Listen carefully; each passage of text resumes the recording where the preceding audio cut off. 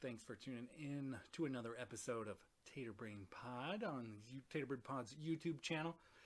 We've got another session in the books for you again today for sure. A little bit different setup this time. After 13 weeks of consecutive grouply sessions. Grouply? Anyways, we finally ran into a scheduling conflict, so I actually get to take the rare place as a PC rather than the DM, and yeah, I assume doing this before I've actually played, but I assume it's gonna be fucking epic as it usually is. So a little bit different format, and we'll see about getting back to the campaign next week, or should another scheduling issues arise, we'll probably do another one shot or maybe a mini arc or something. So stay tuned and thanks. Good to go?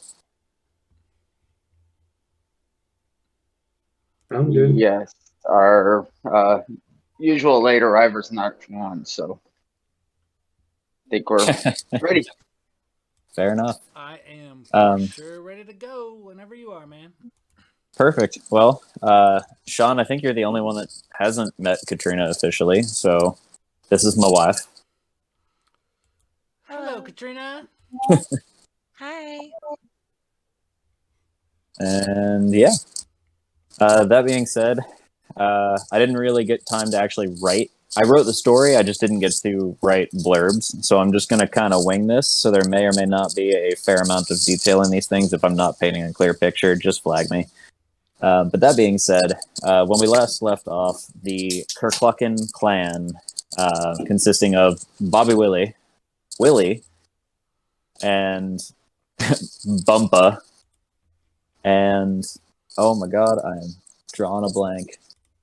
Alec, what was your character's name? Bart. Had helped out the town or village of Welton with a magical wolf problem, and managed to do so by bartering a kind of a weird deal between the town and the wolves to just keep to their own selves, and nobody kills anybody.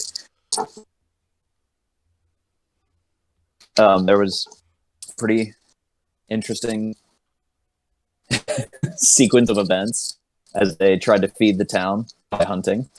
Had combats with some wolves that they dispatched of rather easily, and a magical wolf that they eventually kind of smoothed things over with. But you guys left town because you heard that one of the cousins of the family, Clint, had actually become a rather well-known musician in a town nearby.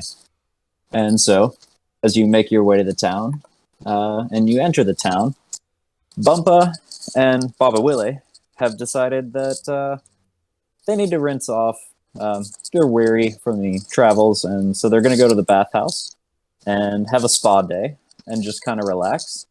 However, the rest of the party wants to go and meet up with Clint, and you were told that he's playing a local bar tonight, or a local tavern, rather. This tavern, however, is a little bit more upscale, absolutely massive. It's attached to a rather large kind of upstairs and side space with a large amount of rooms. And so, naturally, it's quite a party crowd.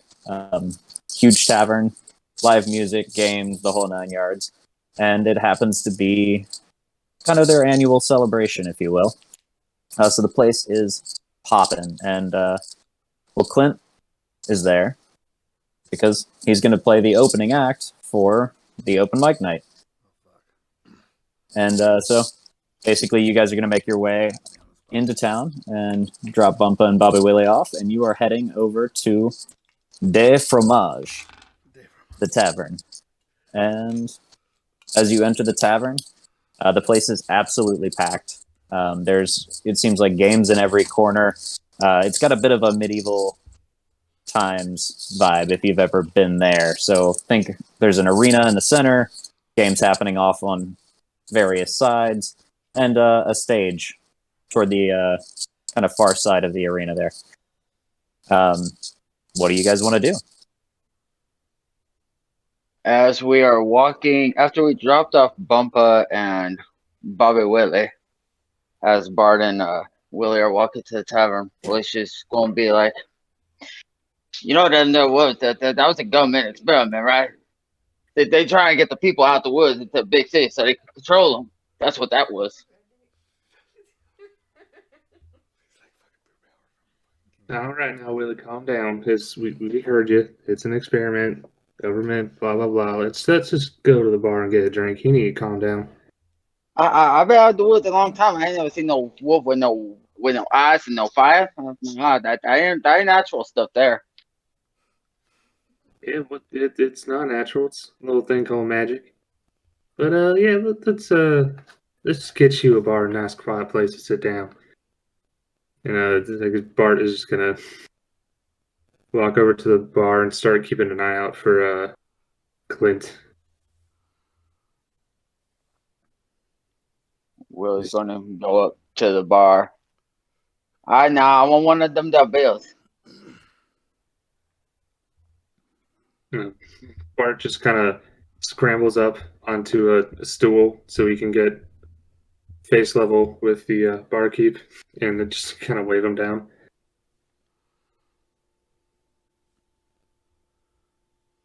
And yeah, as you wave him down, he gives you the 1 sec and finishes with the customer he's tending to, and then he makes his way over, and you see just a rather friendly looking half orc. Big old beer belly, has clearly consumed a fair amount of the delicacy that de fromage is known for. But he kind of muscles his way over and says, "Well, what can I do you for? The name's Otis." Hi there, Otis. Yes, my friend here would like a beer, and I'll take one as well. And just a thought. I don't see any halfling friendly stuff, furniture on this bar. Have you ever thought of maybe getting some stairs to lead up to the bar so we can see, or maybe just a shorter bar off to the side so we can? I don't know. I just had to climb up here on this stool, and it's a health hazard, safety hazard. I could have fallen, and one of my other cousins, I have a lot of cousins, he's a very good lawyer, so wouldn't be good for you. Just saying. Do you have a pen? Well, I guess I've never really thought of it that way, but I've always kind of looked at it like a sobriety test. If the halflings are still able to climb up on top of that stool, well, I can still serve them, and I won't have to worry about them getting too raucous. And he kind of gives you a nice grin, a tusky grin, if you will. I have to press hard. Well, that's a fair point you make. I suppose I see your logic. Well, yes, two of your fine ales here for me and my cousin.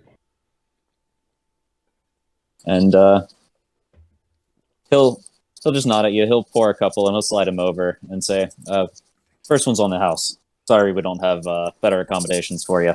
I'll be sure to mention it to management." Oh, well, thank you kindly. That is some fine customer service. And I just hand the beer over to Willie and then hop on down and just continue looking for Clint.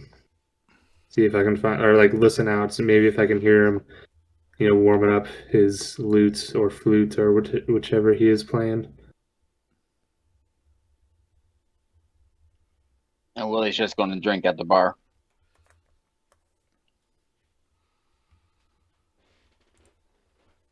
If you guys want, everybody just go ahead and make a perception check for the room, just in general. Perception. Would that include Clint or no? Since we're saying that you and Ma are already there, we'll just leave it up to Willie and Bart. Sounds good. I rolled a 10. 13 for Willie. Got his head on a swivel. All right. Bart, you look around. You see the same things. You kind of notice there's a couple different stations set up for games, given the celebration. There's something going on with animals down, like large animals down in the arena there, and it looks like they are finishing setting up the stage right now. Willie, you're gonna basically see all of that. You're also gonna notice that there's somebody who seems to just barely stick out as the crowd passes by every now and then. Seems about half their height, off toward the side of the stage there. Willie will hop down and walk over there.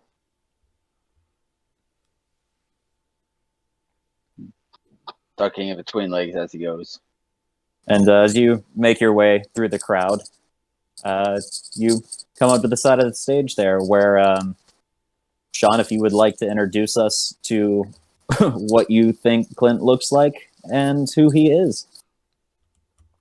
Setting up to open up the open mic night. So Clint probably has like a roadie or somebody like setting up everything for him. He's got his lute around his neck, as well as he looks to be clad in mostly leather. He's got a wool cap upon his head, but you could see long flowing hair. It kind of rolls back behind him, and he's got his shirt is obviously unbuttoned and completely open, revealing a wee tuft of chest hair, and not so much the physique you would expect from a rock star. Might be a little on the chubbier side, but you could definitely tell by the way he waves to the crowd and shakes hands and is just kind of absorbing all of the love the crowd has for him, that he's very kind of looks to be a little bit vain, revealing his halfling tuft of chest hair and wearing a very rock star style open shirt, and clearly not being in that great of shape, but he is blowing kisses to the crowd and shaking hands and stuff and whatnot while his roadies set up the stage.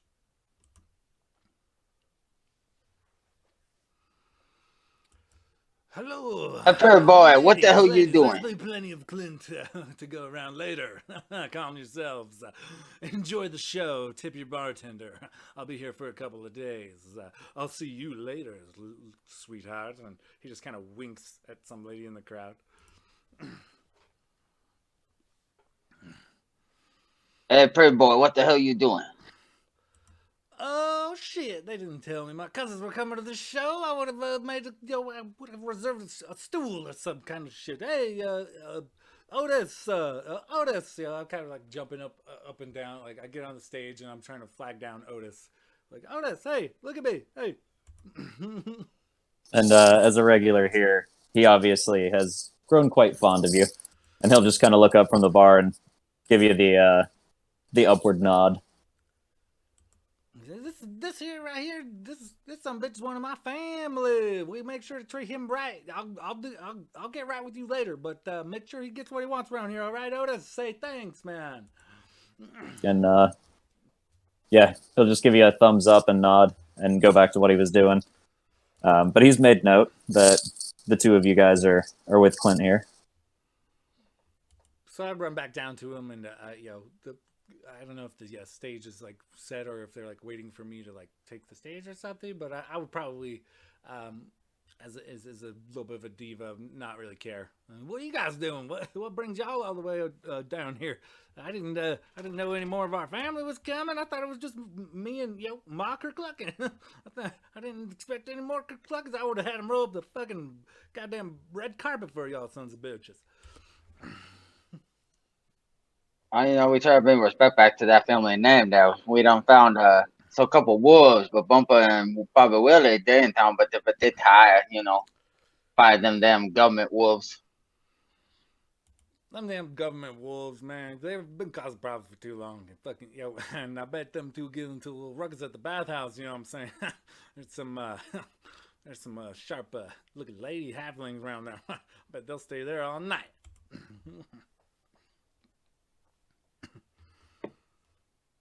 I think Bart finally wanders up after wandering around the bar trying to find where they're at.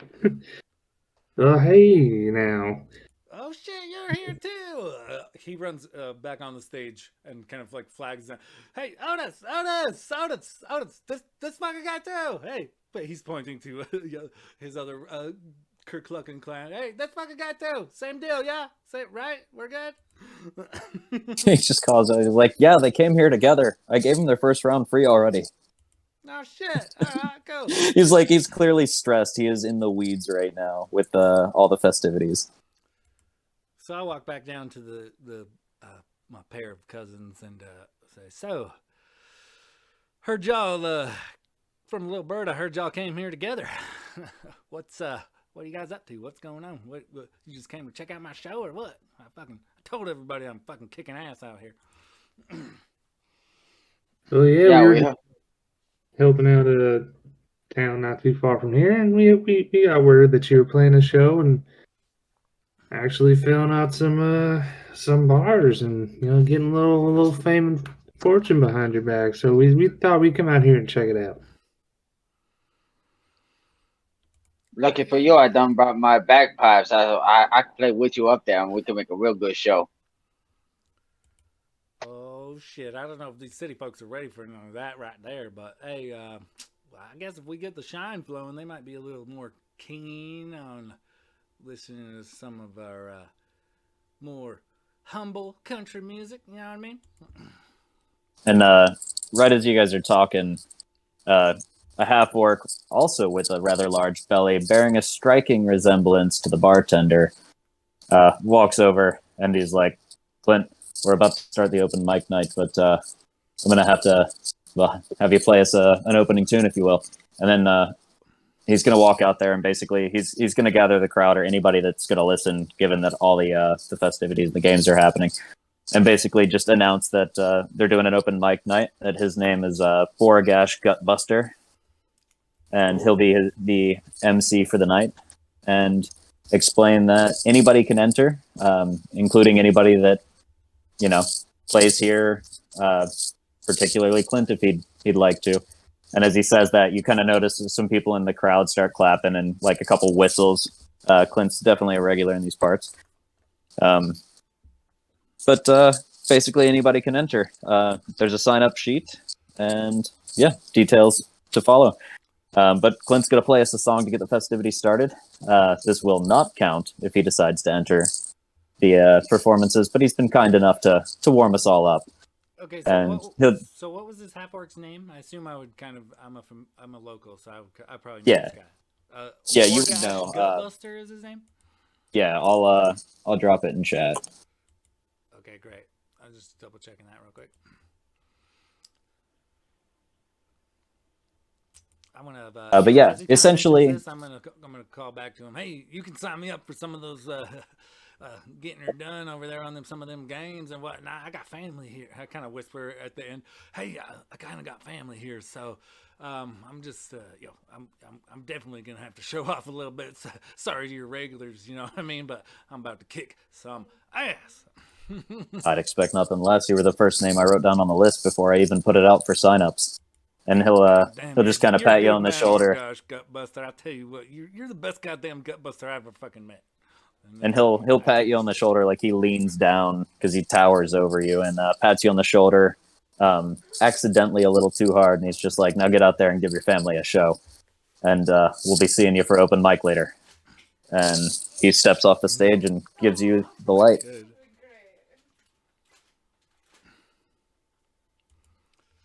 Okay, yeah. So I like saunter out on stage, and kind of like wave to the crowd and whatnot, and kind of try to calm them so they'll listen to my jam. And I would say something obnoxious along the lines of, "This goes out to some of my good old folk, my good old kin that I didn't even know was coming. They came and surprised me, and so I'm gonna put on an extra good show for each and every one of y'all for just so I could do a little showing off to my cousins. Everybody say hi, And I kind of point them out in the crowd. And when he says that, go ahead and give me a perception check, Willie and Bart. You listening to me? 19. 12. So with a 12, you're having a hard time seeing everybody. As people are kind of moving about the place, you can see bits and pieces of Clint up on stage announcing. However, Willie, you, through the crowd, catch a glimpse of somebody sitting off in the corner that looks rather familiar and about your size. And she's clapping and cheering and, singing praise to Clint as he's about to perform for him to open the festivities. Clint, you can continue.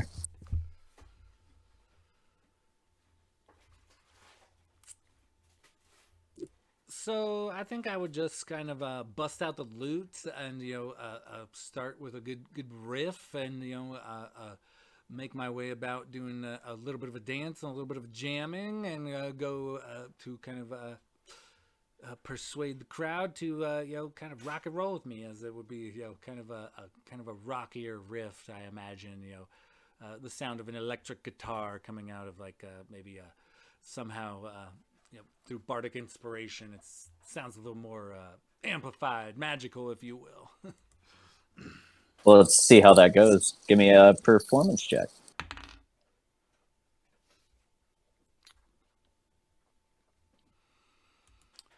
It comes out to a 10. Okay. So you're definitely getting the crowd moving a little bit. You're a regular, so you're kind of in fair favor with them already. Maybe you're playing and you're not quite in tune. Maybe your roadie fucked up one of the strings, so it sounds just a little off, but not too bad. Everybody's still tapping along to it, and we'll see if you're singing along. Your voice is saving it, but they can tell that you might have to tweak your instrument a little bit before you return for open mic. But as you finish your song up and bid the crowd adieu, Borogash steps back out and sets a sign-up sheet on the stage there, and he says, "I'm going to leave this here, and we'll return to it later, and I'll start calling names." And from there, Clint, you'll exit the stage back over, I assume, to Willie and Bart. And what do you guys want to do? There's a bunch of stuff happening around the room. Willie had noticed another halfling across the tavern there that seemed to be fond of Clint. And yeah, you saw animals in the arena there, a couple different games kind of flirting around in the area. And of course, Otis is just running around behind the bar at this point. Somebody called out today. He's short-staffed in the weeds. Somebody busted glass, and now they have to drain the ice well. All hell is breaking loose. Willie's gonna go up to the stage and sign.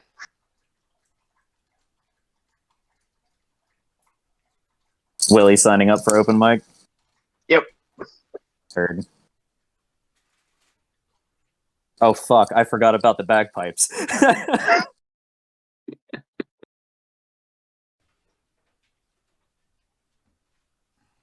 So Ma Kerklucken finally leaves her corner to join the rest of the group.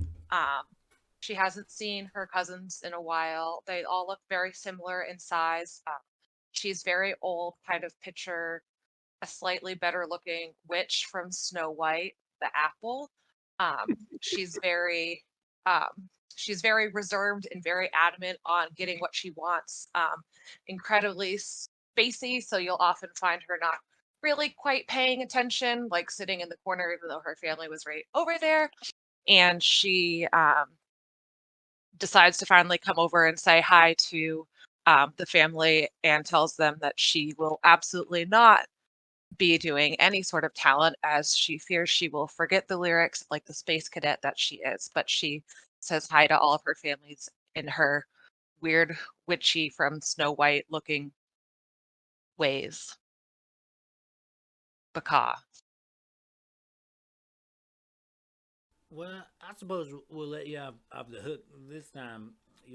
Well, hi there. Mark or You Clucking, sure you but don't I want to tell go you up there? what, I if feel like you could I mean, it'll be real really great if put you on a take the show for these fine folks here. I think you would do just right, just fine. I mean, I'm trying to show off, and we I both think know like you're a I'll little have we'll play smoother, some but games and I'll see if I discover a new skill that I want to show off in front of the group. And as you can see in my meme, that's what I look like, but not quite as ugly. Or a GIF. Hi, Mom. You still making that there apple pie? Oh, Ba can make a mean apple pie. Her best pie is strawberry rhubarb, though. Mm. I don't know. I heard from them dwarves that you was making good pie. Especially the maple variety. They do know what they're talking about. But I'm modest, so I'll take their word on it.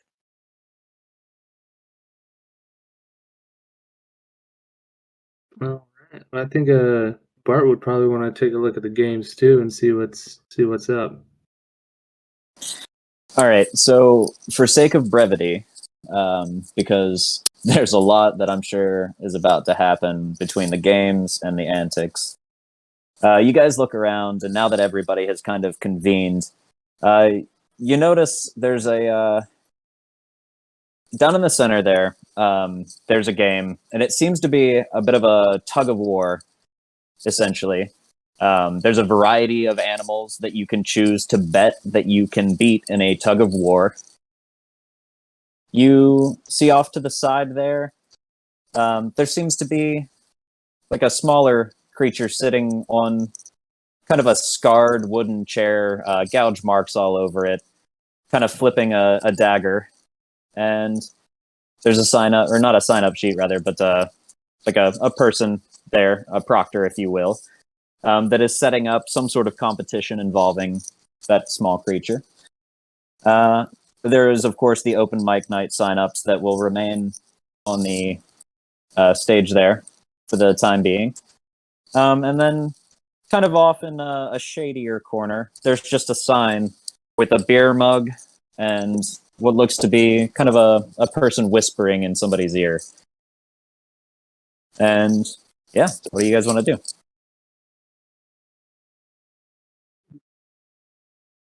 Willie wants to check out the tug of war contest. Ma would be down for that as well.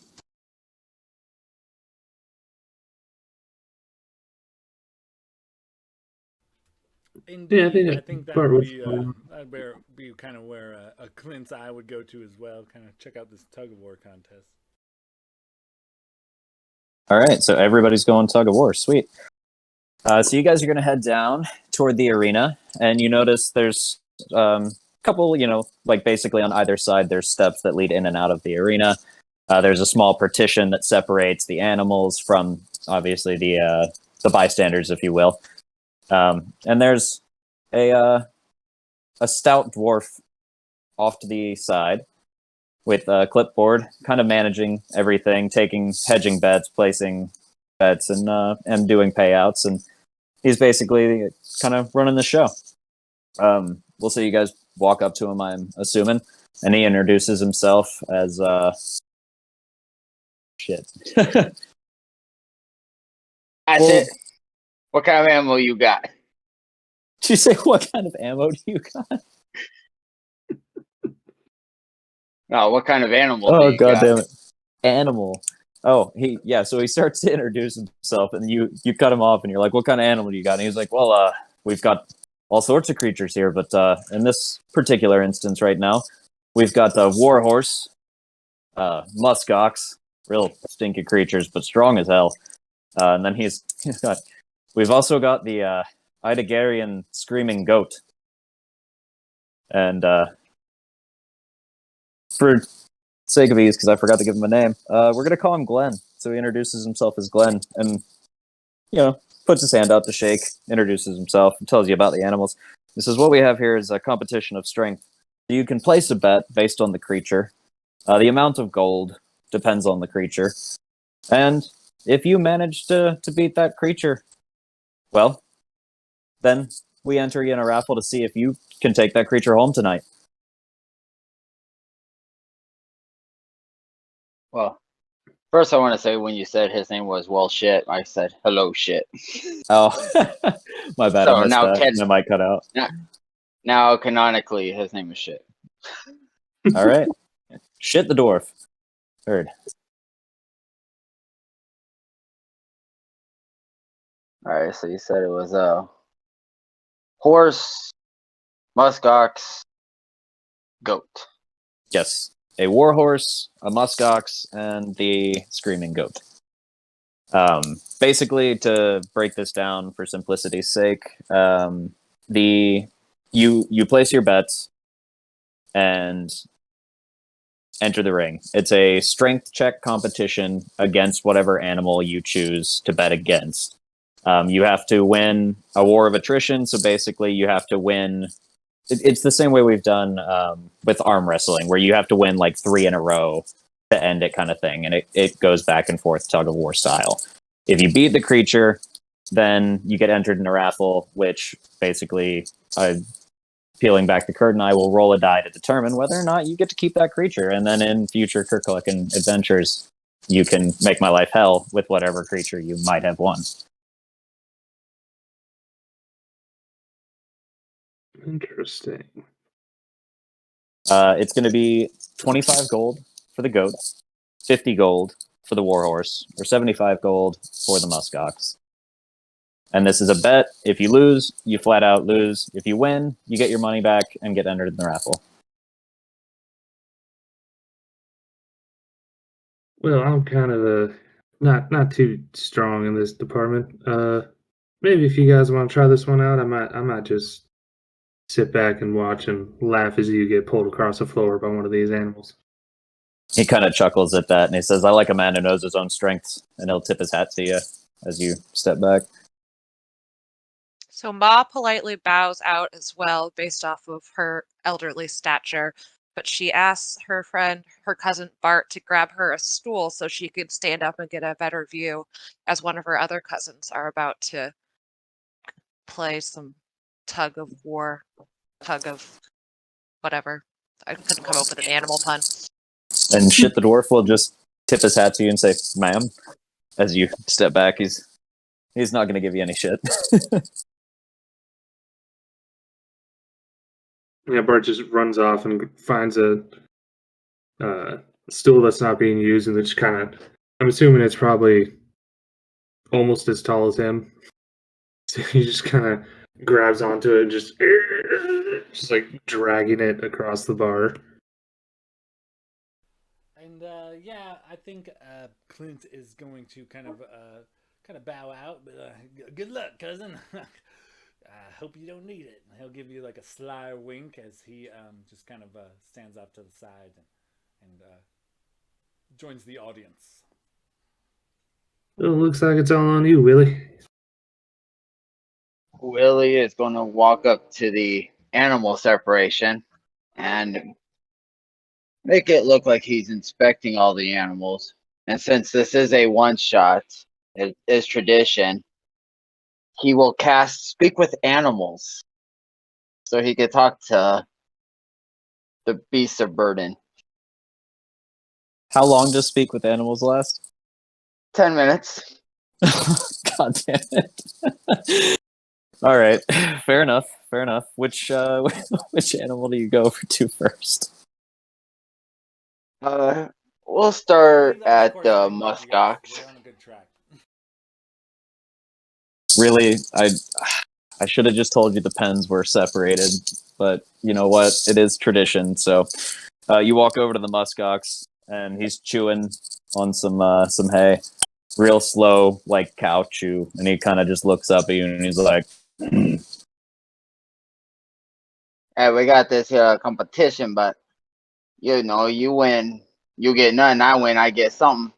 How about you help me win? I give you something.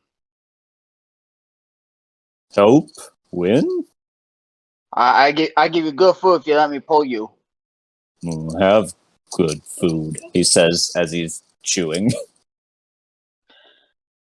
On that bad food. And that ain't good. I come from the nature. I know good grass. I know good plants. I get you good food. Have food here. And he just kind of puts his head back down, and keeps chewing. All right, then he'll go to the goat and use the same approach. And as you walk up, this goat is rather large. Its horns curl up about 1.5 feet off its head vertically, and it's almost like the size of a deer. I mean, this is a ripped fucking goat, and it just looks at you as you're walking up and goes,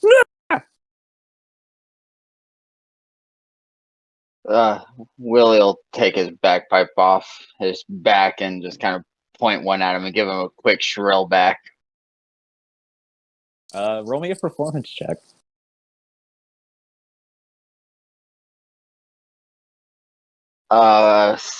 6 minus 1 for a 5. A 5. It just screams back at you, and basically it's just a choir of off-pitch bagpipes and screams. It's awful. Everybody's watching at this point.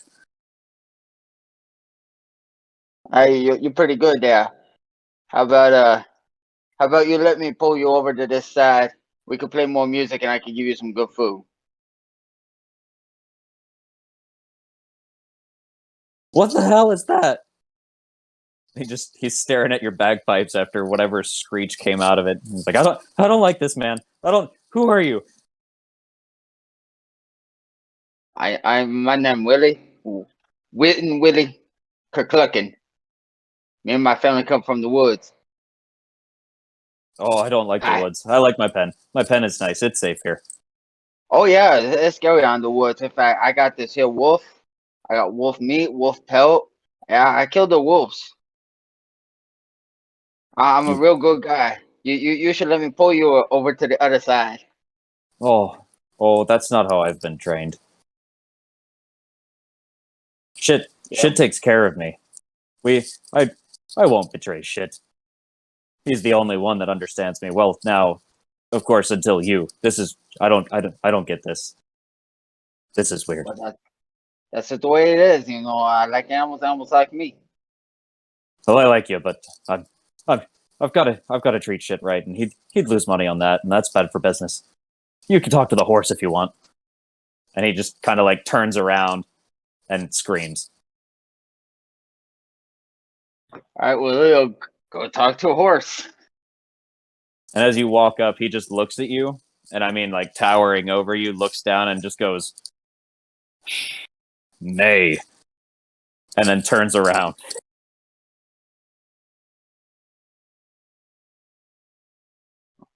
Willie's going to. He won't do that. Never mind. All right, he'll walk away. And I gotta see if I even have gold. Oh, there we go. He'll try.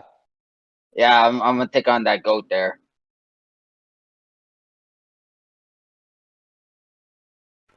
So before this goes down, can I like maybe make like a perception check or something? Like what's this arena look like? Like are there people? Is it like people all the way surrounded, like a circumference around this like tug of war match, or It's not like a full blown arena, but it's a rather large kind of sandy pit with like 3 or 4 foot tall walls around the edges to kind of separate the crowd from any animals that might get a little too rambunctious. It's probably, I'd say, 50 yards long tops, walls included and everything, long enough to have like a pretty sizable kind of like competition. You know, obviously it's like a multi-purpose kind of performance area, but tonight it is reserved for the animals and the tug of war. okay? My next question would be about like how's the lighting in this room? Are we talking like chandeliers, like sconces, candles on tables, like? Yeah, Essentially, there's I'm kind of looking out for future spell casting options, but I'm looking for open flame. It's a warm tavern vibe, like upscale tavern though. So it's got some light fixtures hanging from the ceiling that are made out of kind of like ornate antlers and horns of various beasts, and candles lit. There's a handful of warm hearths around the room, chimney or like fireplaces and whatnot. And even in like around the arena itself, a handful of extra torches to make sure it's really brightly lit, so you could see it from pretty much anywhere in the room. But there's a fair amount of open flame around and available, I would say, between the candles, the fireplaces, and whatnot. Duly noted. I try to make as best eye contact as I can with Willie, and I give him a thumbs up and a fucking big old wink and a cheeky smile, and I just kind of post up to watch. And all right, well, Willie, he shakes your hand, takes your gold, shit that is, places your bet on the Idagarian screaming goat. You each enter the arena, and there's a harness that's been fastened to the chest of the goat with a small chain that leads to a loop that is connected to the rope. In the center of the arena, there's a kind of like a dividing line they've drawn, and shit gets the crowd gathered and announces that we have a challenger who's decided to take on the Idagari screaming goat. And he kind of motions over to the goat, which promptly goes, "Ah!" And the crowd starts clapping and laughing. Clearly a crowd favorite here. But he sits still as he screams, as he is pretty well trained by shit. And then he motions over and he says, "And here we have Willie, our new friend in town.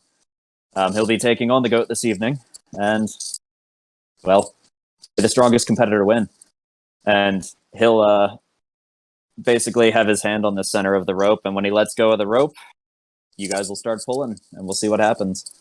But he lets go of the rope, and he steps back. Before he lets go of the rope, can I make a perception check to kind of size up this goat versus my cousin? Like, is this like a chonky ass goat that's gonna drag this halfling across the room? Are we talking like a ram kind of a goat, or are we talking like your average goat type of a goat? It's like the muscularity of a ram. Like, this is a jacked goat. It is bigger than the average goat, and I would say the size of like a deer, basically. So it kind of towers over Willie. I mean, it's got a good probably 1.5 to 2 feet in terms of height, and it's pretty built. But big things come in small packages, so you never know. Okay, I would like to put a 25 gold piece bet on Willie to win, and I want to kind of before he lets go of the rope, All right, yeah, Shit'll take that bet and shake your hand, take your 25 gold, and say, "Well, I'll give you twice that if he pulls this off." Sweet. But when he pulls it off, that goat's pretty wily. When he pulls it off, get it right. Well, I've always admired that confidence. Before heading out, Willie's gonna position myself in the crowd where I could get a good view of this, spectacle kind of go down. Whether I have to be up front because I'm kind of a halfling, or like on a stool or whatnot. It's not a problem, but I'm gonna try to have as clear a view as I can of this spectacle before it cracks off, if that's possible. Roll me a luck check, just a flat d20. We are looking at a 3. A 3? So you find a pretty decent spot where you can kind of get a pretty decent view, and just as you're getting settled in, a minotaur sits down in front of you, and between his hulking form and his horns, you're having a hard time. You're seeing about a third of what you'd like to be seeing right now, and you're just kind of poking around left and right and in between his horns, just trying to get a good view. Could Ma call him over for her front row center stool that she got earlier? Be a good cousin? I suppose you could. So yeah, Come on down. Clint, I guess Ma's gonna call you down to the spot that she secured earlier. Well, howdy do. Haven't seen you in a bit since we got here. Hello, Ma. It's been a minute. Hello. Front row Step seating, into I my see. office. Well, We both can fit on the stool at the same time. well, that is absolutely wonderful. I've got a couple bucks on Willie to win, and as usual, kind of whispers to you. I aim to make sure I get paid. Ma gives you a wink, a little elbow, and says that she'll be watching you and wishes you the best of luck. Before heading out, Willie's going to take the wolf pelt out of his bag and put it on over his head. Oh, I like this. All right. If only you had entrance music. But you enter the ring and in your wolf pelt and walk to the center. You pick up your side of the rope. You nod at Shit. Shit nods at you. Shit nods at the goat. The goat nods back at Shit. And he takes his hand off that rope and roll me a strength check. So as these guys are kind of rolling this out, I want to I want to prepare an action, I guess, to where if it looks like this goat is about to crush my cousin in tug of war, I'm gonna prepare a spell. But until then, we'll see. Okay. Duly noted. 21 on the strength check. 21. Yes. All right. So immediately, Shit takes his hand off the rope, steps back, and the rope goes taunt. And the goat, since it's fastened to a harness, can still scream. So this entire time, it is just screaming and bucking and kicking, and dust is getting kicked up. But somehow, this halfling locks in, maybe wraps the rope around his forearm, and then sort of like an anchor, just leans back, takes a couple good steps. And roll me another strength check.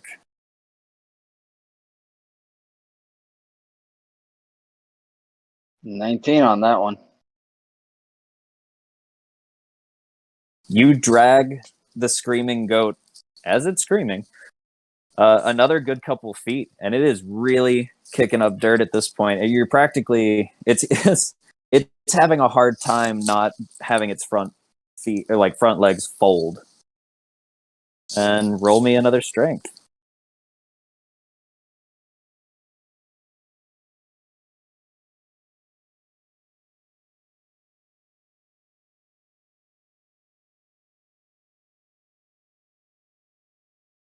$22.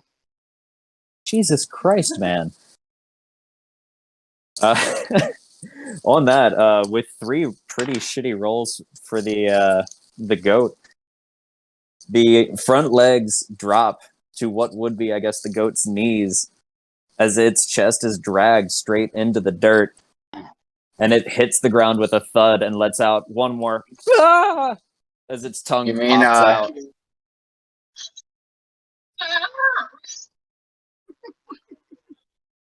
one of those? Pretty much, yeah. And its tongue pops out, its chest hits the ground, and it hits with a rather large, surprising thud. Dust kicks up, and the crowd loses its fucking mind as this 3-ish foot tall halfling just drugged the shit out of a jacked Idarian screaming goat. And Shit walks out with this look of astonishment as it seems like the goat didn't even try at all. I mean, you just destroyed that. And he hands you a kind of like a certificate for beating the goat and says, "Well, we'll find out toward the end of the night if you're taking this beautiful, albeit weak, specimen home with you." And kind of kicks the dirt as he's walking away to go give Clint his winnings. So Clint, take 50 gold. That's including the 25 you gave him initially. Willie, you have your certificate to potentially get a screaming goat later in the evening. And yeah, you'll make your way back out, I assume, to Ma and He's Clint. gonna And We're Bart's gonna walk up to the goat first because I don't think it's been 10 minutes. Just be like, see, you could have been eating real good right about now, but now you about to get ate, and then walk away. And Clint will kind of, being the kind of egotistical bard that he is, he will run out onto the, onto the stage and like kind of throw up one of Willie's arms, like hold it up for him, and be like, "That's my cousin! Yeah, my cousin did that shit." When the crowd sees that Clint is related to this person, that Clint is endorsing this person, they start cheering even louder as you're immediately welcomed by the community if you're a friend of Clint.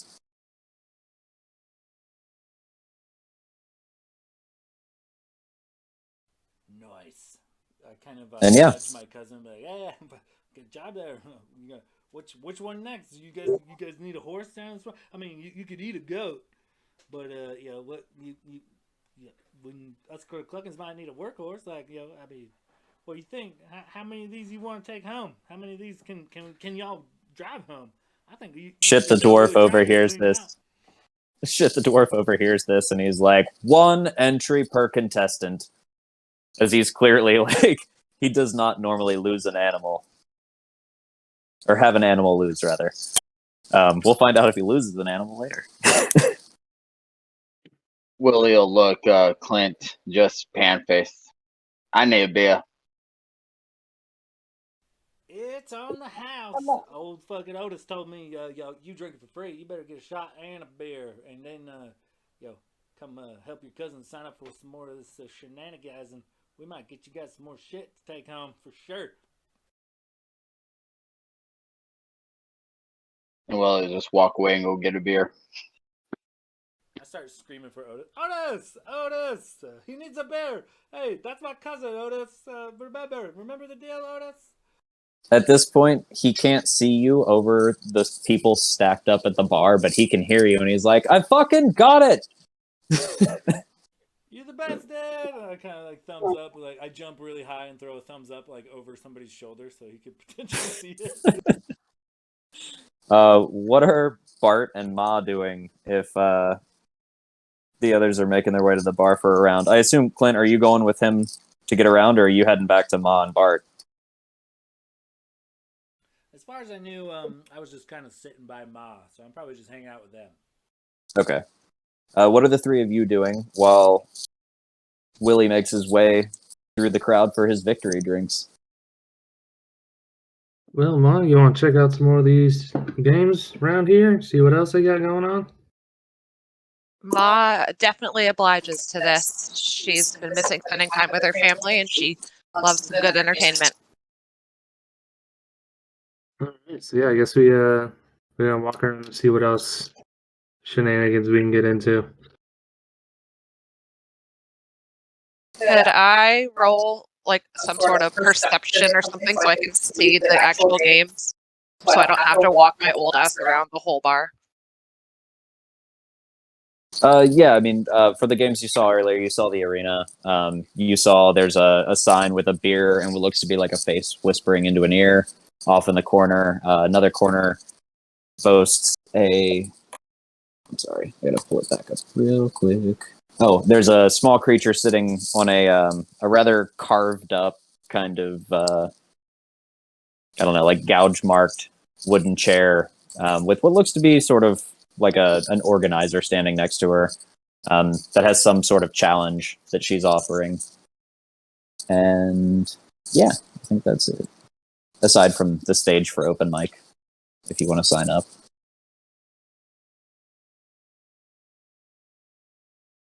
I don't think I want to sign up for a game, but it would be fun to go walk around and watch my cousins flex their shit while we wait on the group to get back together. Yeah, Bart would like to go over to the weird creature on the clawed up table stool thing. Okay. And I'm assuming Ma's going with you, Clint. Is that where you're heading, or are you heading somewhere else? Oh yeah, I'm supporting them all the way. Yeah, and I'm like, as we're going through the crowd, I'm like high fiving people. Like, yeah, that was my cousin. That's pretty cool. High five. Like shaking people. Say, yeah, I know that guy. Pretty good. Yeah. I'm just kind of making my way. All right, Clint, roll me an insight check as you guys make your way up to this figure.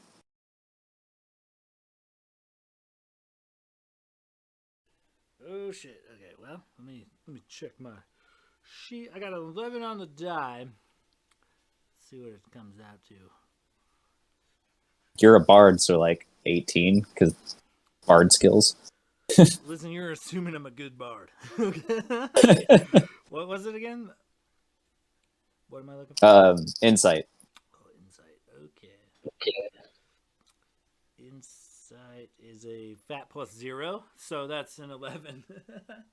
All right, so as you walk up, this person looks, I will say person, but creature looks vaguely familiar, but you can't quite put your finger on it. You've seen him around the bar, but I don't think you've ever really crossed paths. You never said anything. You might have shared a glance here and there. But as you guys walk up, you see a goblin sitting on a chair. Deep gouge marks carved all throughout the chair. It looks like various weapons had just been sunken into the chair as if it was the scabbard that they were meant for. But on that chair sits a goblin. Quite a few scars all over, some big, some small, some rather jagged. And kind of wearing patchwork, leather armor, gritty, if you will. Just a cigar in the side of the mouth and kicked back, lounging in his chair. And next to him stands a tiefling. And kind of, I'd say, rather bulky, strong silent type that just kind of looks down and says, "Did you want to challenge Gerg on this night?" And kind of motions over to the goblin that's looking off in the distance, smoking his cigar. Well, what's the challenge entail? Well, it's a challenge of skill and dexterity, and a game of chance. Yeah, there's definitely injuries that have happened in the past, and you kind of glance over and see all the scars all over Gerg. I'm interested. You have my attention. Now, what do I have to do here? Well, we call it the boss toss, since Gerg here is the boss. But essentially, you'll each stand a handful of feet apart, and you'll toss a weapon back and forth. And each time that you each successfully catch the weapon, you'll take a step back. And you'll throw it harder. And you'll do so until somebody either drops it or gets stuck with it. First to draw blood or have the other person drop the weapon wins. Okay, I'm intrigued. Sure, why not? I'll try this out. I'm not afraid of a little blood. All right. Well, As my cousin agrees to go ahead and go out, I take Ma's leave. Yeah, I'm kind of standing by Mom, like, Ma, it'd be pretty cool if you escorted some front row seats to this. Be pretty sweet. I give her a wink, and then I saunter off to my cousin and very loudly introduce him to the crowd. And just so you guys are aware, we got another one of my cousins from the Kerklucken hat clan here for your entertainment. Watch this guy do the thing. And I fucking point to my cousin about to enter this tournament. And with that, I will also give you some bardic inspiration, which you can use for up to the next 10 minutes. I do believe at this level it is a D8. So there you go. Do not fuck it up. All right. So Ma jumps in and really pulls that old woman card and says, "What's an old lady got to do to have a young gentleman give her a front row seat to see her cousin draw some blood to see if anyone around her will pull her up in a chair, even though they're booked to the brim?"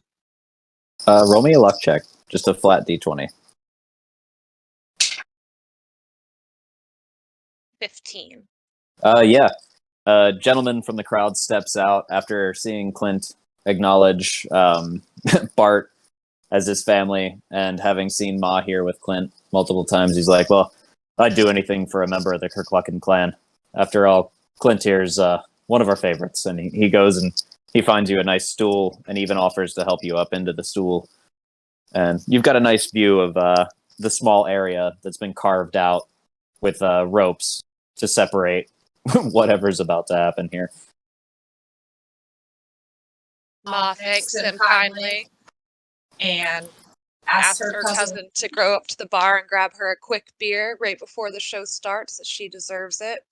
And she'll be saving him a seat right next to her little Fanny.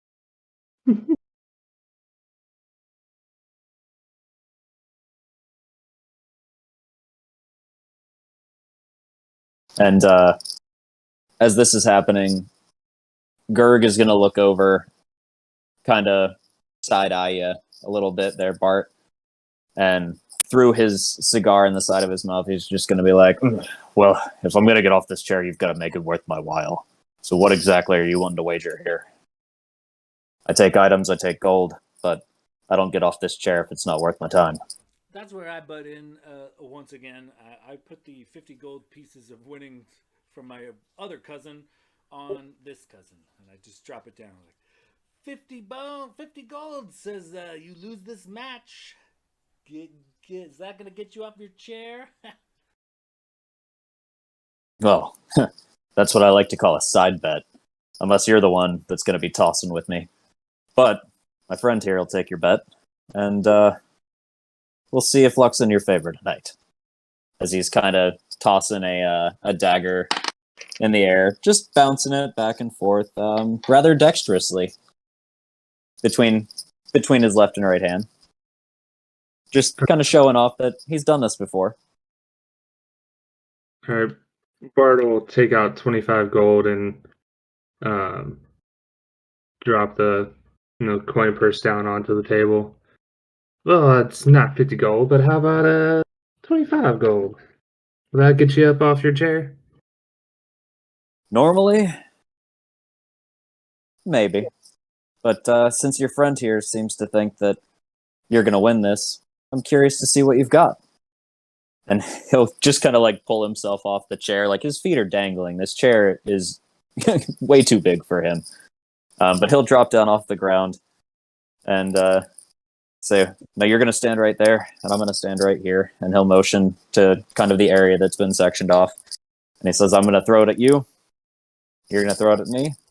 We're going to go back and forth. And if I draw blood or you draw blood, or one of us drops it, the competition ends, and we see where the gold falls. But, that being said, we're not tossing daggers. And he takes his dagger and sheathes it, and looks over to his friend, and he says, give me Old Faithful. And the tiefling just pulls out a rather ornate hand axe. And you guys line up. As this is happening, we'll say that between the crowd that is gathered around the bar and Clint being able to bypass the crowd oftentimes because he's a regular here, that Willie and he meet up at the bar and manage to push their way through the crowd, partially with the help of Clint, to get another round from Otis. Otis is going to serve you whatever you'd like. It's on the house tonight. Clint opened up, so, open tab and whatnot. But as this is happening, you're noticing, obviously, Otis has been busy all night. The kitchen doors that stand behind the bar open up, and a human in a chef's hat and chef robe steps out, clearly agitated at this point, and looks over at Otis, and he calls back, and he's like, what the absolute fuck is going on? And he was like, I don't know, man. Like, the guy was complaining. It's just, he didn't like it. He said it was too cold. It was oversalted. It was too much. I had to comp it. Like, it's just, I'm too busy for this shit. And the chef just throws his hands up, just furious, like slams something down, knocks a bunch of shit off the bar as he's walking back to the kitchen, kicks open the doors, flies into the kitchen. And Otis turns around and he's like, no, it's the last fucking thing I needed right now, as he's looking at all the shit the chef just knocked over in anger. And, slides you your drinks and then moves on to the next customers. And we'll go back over to Bart as you're lining up for the boss toss. All right. One question first. Hand axe, is that considered a simple weapon? I believe a hand axe is considered a simple weapon. Okay, I just want to make sure I'm Yes. doing the correct. It is confirmed a simple weapon. Okay, cool. And then also, so I'm assuming this is going to be like a ranged attack type deal, and then catch. Basically, yeah. You're gonna throw the axe, and we'll say based on how well you throw it is how hard it is to catch. Okay. And then that person, the receiving end, will make a dex check to see if they can catch it. All right. And then from there, I'll determine how that goes. Wait, oh, actually, no, I'm sorry. You're tossing it. There's no attack roll needed. It's just a simply dexterity base check to see whether you can catch it. We assume both of you guys can throw at each other and hit. It's a pretty short distance to start. The DC for the dex check will increase every time that you each pass it and take a step back to throw it further. Gotcha. Okay. Sorry, I did have that preset. I totally spaced. I was looking at the wrong notes. But that being said, you guys line up, and Old Faithful, the fancy hand axe, is now in Gerg's hand. And he says, well, I'm not going to take the home field advantage. Would you like to throw first, or shall I? I'm pretty confident in my abilities. I like to see what you've got going on. Why don't you throw first? And almost like a half second before you finish saying that, he just tosses it to you to see what happens. Roll me a dex check. Just straight dexterity? Yep, just straight dexterity.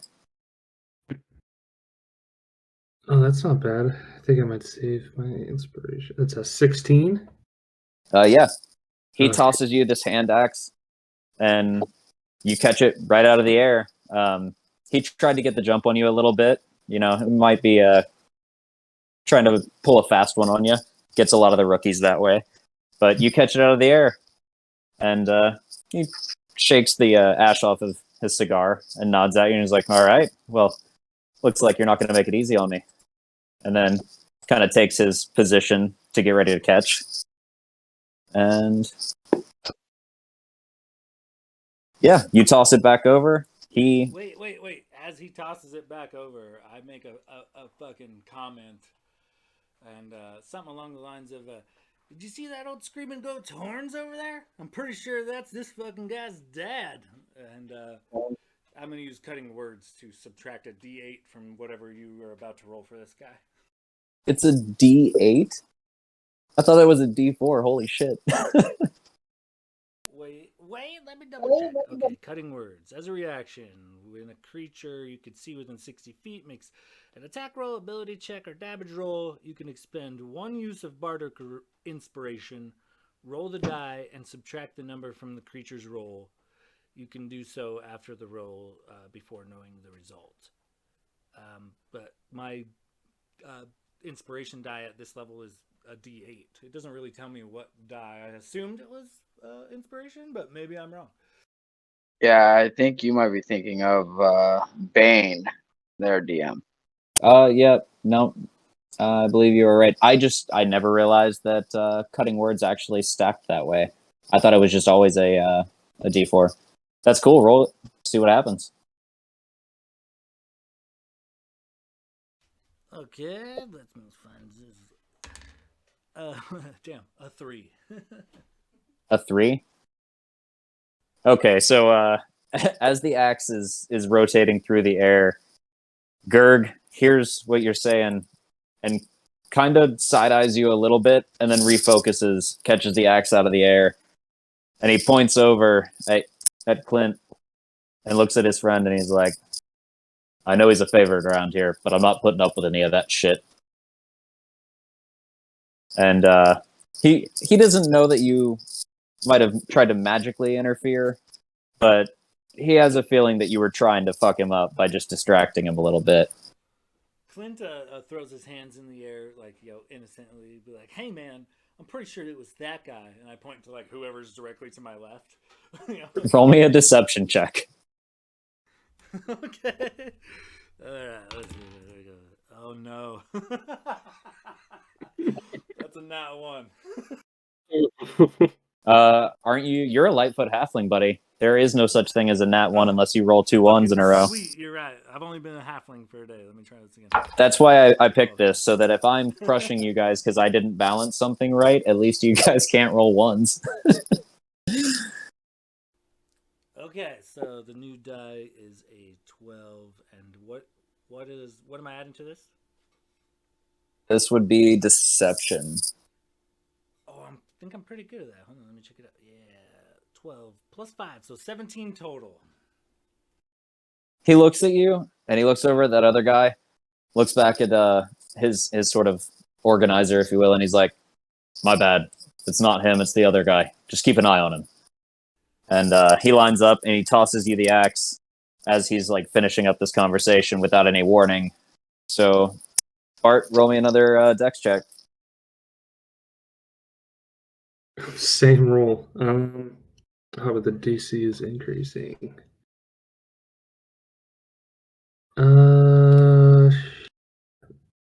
I'm still gonna save my inspiration. That's a 16 again.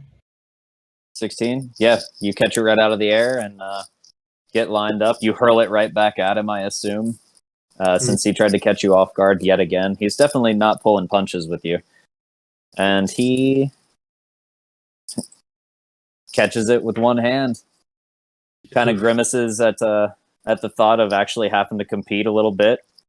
You see him roll his shoulders back, and he puts a little extra mustard on this one and just hurls it at you. Roll me a dex check. And this whole time, every time each of you make a catch, you're taking another good step back. So the distance is increasing. You have to throw it harder to get it to the person. Well, that wasn't a good roll, so I'm gonna use my inspiration. Oh, that's an 8. Okay, that's better. That is a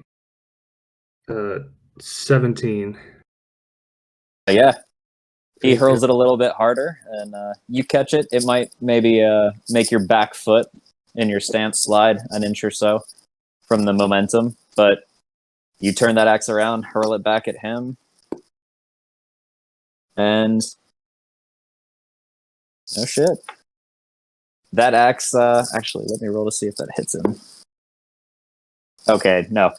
He goes to catch that axe, and with the momentum that you hurled it back with, he goes to reach for it, and it goes in between his two hands and just narrowly passes over his head as it slams into the chair he was sitting in earlier. It sinks deeply in, and the surrounding tavern goers lose their mind, as it is uncommon for Gerg to lose in a competition like this. And oh, go ahead. I just give like a very flourished bow and give him a smirk. He takes a cigar and flicks it at you. What's your AC? 16. All right, yeah. He flicks it at you, and it lands at your feet. And he says, "Ugh, fucking showboat." And he just goes and pulls the axe out of his chair and hands it back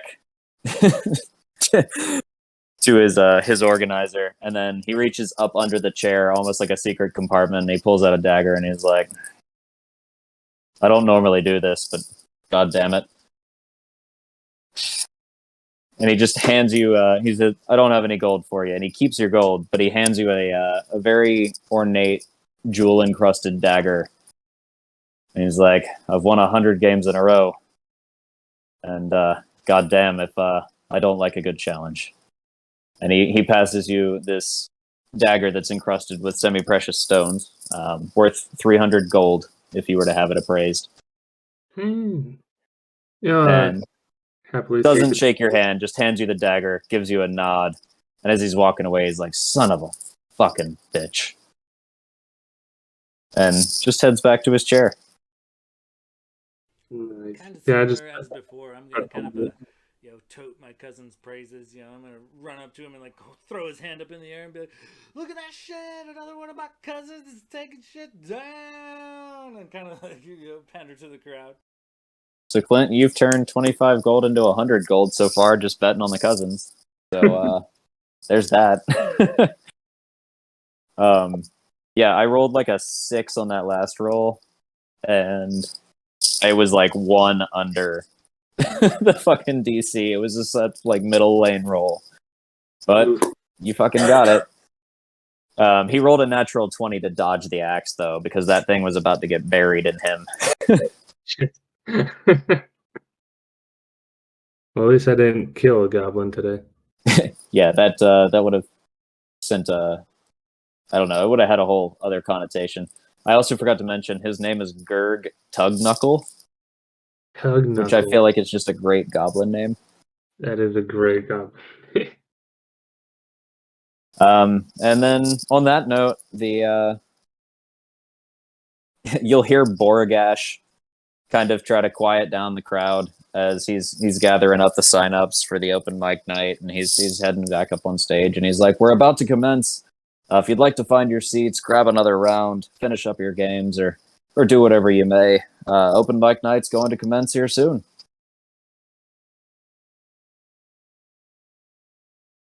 So it seems very obvious that Ma is going to immediately march her ass up into the front row, take a seat, because she's in the splash zone for this VIP treatment. It's like the reserve signs at a funeral. That's how entitled she feels about this. When she's adamant, she gets what she wants. And Boragash, knowing Clint and knowing that Ma hangs around when Clint's playing, already has a seat reserved right at the front with her name on it.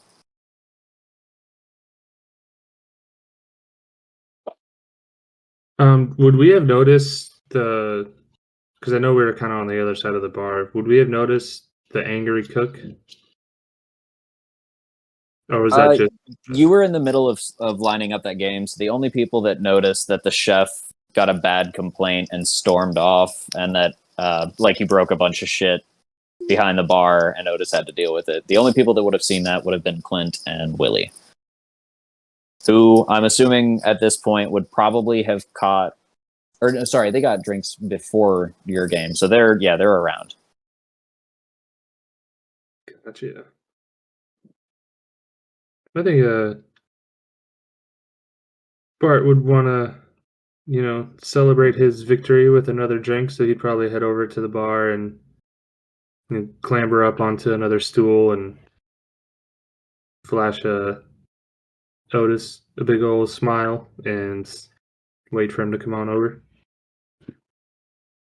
And he'll, as he's passing by from one patron to another, he pours an extra beer in the midst and just kind of like drops it wordlessly as he's passing by you. Like I said, deep in the weeds. Oh, thank you, Otis. And I'm gonna see. I'd flip him a silver piece, just kind of like leave it there behind, like by the bar, kind of like towards the back of the bar, so like nobody else like takes it.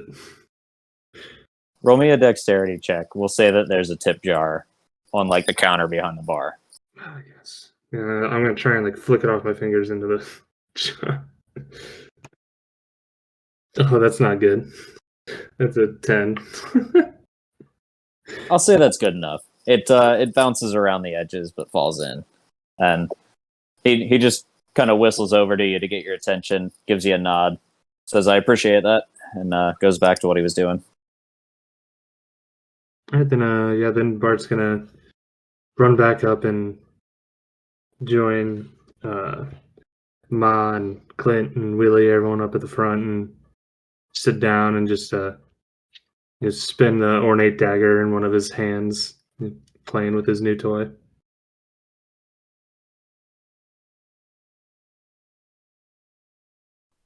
Boy, I'll tell you what, y'all coming down here is just like a blessing of some kind, I wouldn't I wouldn't exactly being 100%, we'll say, clear, see-through with how the music's game has been treating me up here. But hey, a gig's a gig's a gig.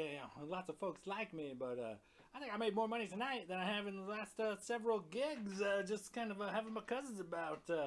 I'm really into this, fellas. Yeah, we're happy to help, and I don't mind celebrating my winnings either. Got this nice dagger here. I think I might fetch a hefty price at some market.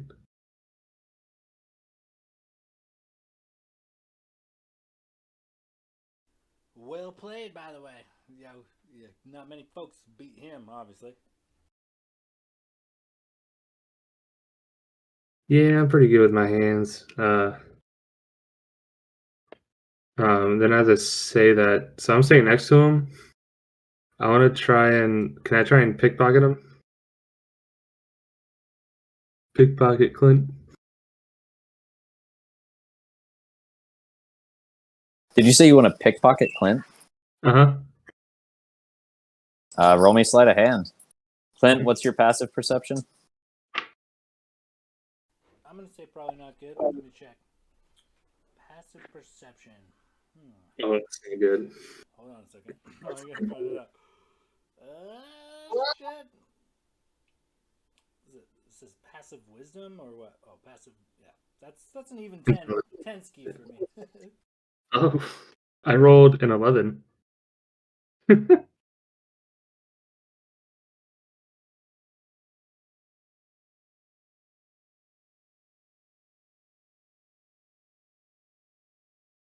you say your passive is 10? Correct. Yeah. I mean, he slips into your pocket and he pulls a couple coin out without you noticing. It kind of feels like somebody bumped you, so maybe you turn around and he looks the other way. So you're like, oh well, there's a big crowd here, and you don't really think much of it. And we'll say you were able to slip about 10 gold out of that wad of gold he's won tonight. And then I just kind of place it into his hand and be like, "Told you I'm pretty good with my hands." Well, I don't want to take advantage of you, but if you're just giving it away, I mean, there's worse people you could be giving it to. Yeah, like not Kerkluckens, I guess. And he takes the gold and puts it back into his pocket and kind of oblivious. Okay, Clint. You just why don't you get up there and play your music for us? All right, for you guys, anything. And he kind of just stormed the stage. If there's an act going on, he just kind of like shows up and starts shin kicking and shoos him off the stage so he can take over.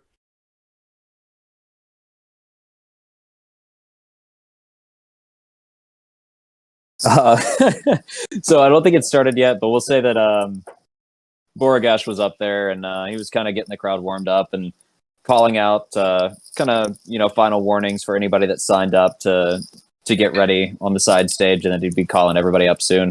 As you start to enter the stage and kind of run him off, he literally just picks you up by the back of your like whatever clothes you're wearing, and he says, "Now, Clint, I like you a lot, but I won't have you stealing my spotlight, not quite yet, anyway." And he just sets you down, and he's like, "Looks like some of us are pretty amped to get started. So that being said, why don't we get the open mic going? Actually, I vaguely remember there's a raffle going on tonight, and well, somebody here might be going home with that beautiful screaming goat over there." And then in the distance of the arena, you just hear a "Ah!" As after what you said to that goat, everybody only hears screams. What that goat said was, "He's gonna eat me." And Clint will be definitely absolutely devastated temporarily at being told no. He doesn't handle it well. Yeah, he just kind of gawks, and the quiver lip and the teary eyed comes up, and then right before like full on meltdown, he's kind of like sidetracked by the scream of the goat, and he's like, "Oh yeah, fuck yeah, we wanted a goat." He's kind of, Saunters off to the party. And let's see. I'm gonna pick a number 1 through 20 for this raffle, and if you somehow roll within one of that number, so if I say 15, you get a 14, 15, or 16, then we'll say that you take home that Itarian screaming goat tonight. They will, of course, board it for you while you're staying at the tavern, and when you leave, they will send it with you with basic supplies, like a couple days worth of food and a harness. So I have picked my number. Go for it.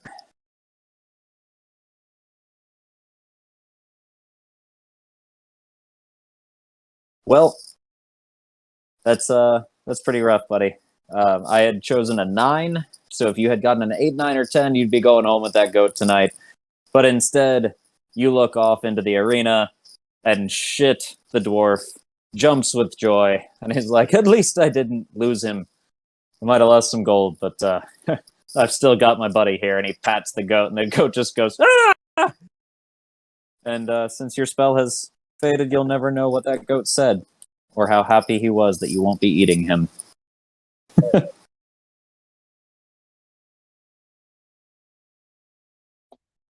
course, Avery had to give me one of the numbers that you can't get above or below. I was dead convinced you were going to get lucky and fucking win that goat, and I was going to have to deal with that in the future. After you rolled 3 consecutive rolls back to back, there was no tug of war. There was just tug. I tried to bribe. It's not my fault they didn't go for it. I really didn't expect you to try to bribe the fucking animals, man. Well, let's not count anything out there yet, Mr. Narrator. Oh, God. Upon seeing the sad, defeated ways of my cousin Bart, I kind of go to console him with a brew and, drinking myself, and just kind of pass him a beer and find maybe a little more private place to have a casual conversation. And I'm thinking, well, where exactly did y'all come here from, and where's y'all going to? You have any particular destinations, or? And as you're trying to talk to them, Borgash has been quieting down the crowd, getting everything going for this open mic, kind of announcing the raffle, and unfortunately, Willie not taking home that goat tonight. But as the crowd is quieting down, the tavern is slowly simmering off of these games and focusing more on this open mic night. Everybody in the group, roll me a perception check.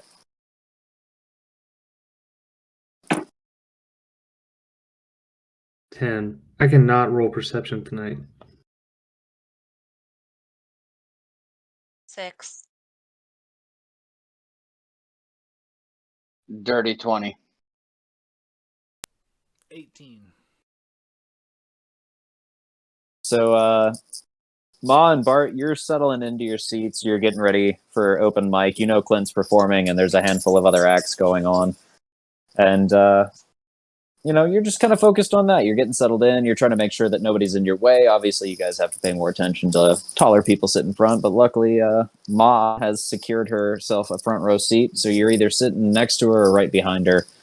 Got a great view, but you're not paying attention to anything at this point. However, Clint, whether it's nerves before you have to go on stage and hopefully outperform people that you should be outperforming since you're a regular on the stage here, or Willie, who just is just saddened deeply by the loss of whether it would have been his next companion or dinner tomorrow night.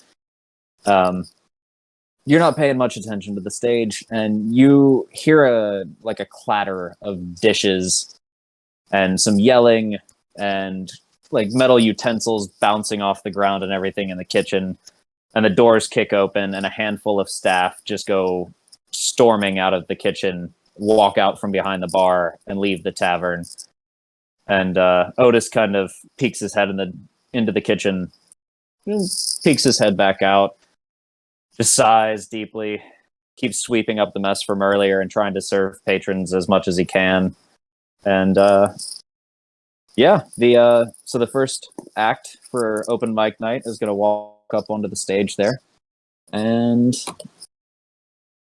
according to this, what you guys hear is almost like a light clopping, like the sound of hooves on a stage, as a rather thin, dark-haired satyr makes his way, adorned with a we'll call it a hipster scarf, and nice curly dark hair as well. Makes his way to the stage with his pan flute and tries to serenade them. But whether it's nerves or just a pan flute with too many holes, he's not really striking much of a chord with the audience. It falls flat.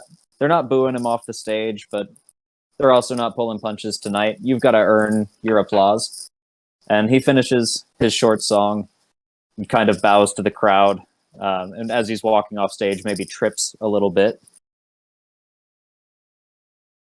And next up, I believe we had Willie sign up for this. Willie, what do you do for your open mic night? Now, open mic night, I should have said, can be anything from singing, stand-up comedy, dagger juggling. It could be whatever you consider a performance. Although this is a family establishment, keep it rated R or less. Well, he's gonna walk up carrying his bagpipes. Here we go. I'll walk up to the center stage, just yeah, my cousin ain't the only one in the family here that got that music. No, I got that good music. I call this one. Lawman ain't gonna take my bow from me. And then he starts to play. Roll with advantage for that fucking name alone. You definitely caught the crowd's attention just by the title of your song.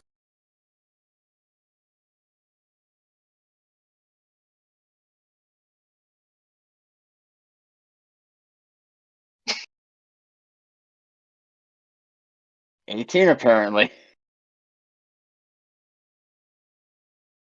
You play those bagpipes in a way that crowd has never heard before. Instead of an obnoxious screaming being squeezed out of those bags, you play a melodic tune that's somehow upbeat, and you really charge the crowd. Here's the song I see being played.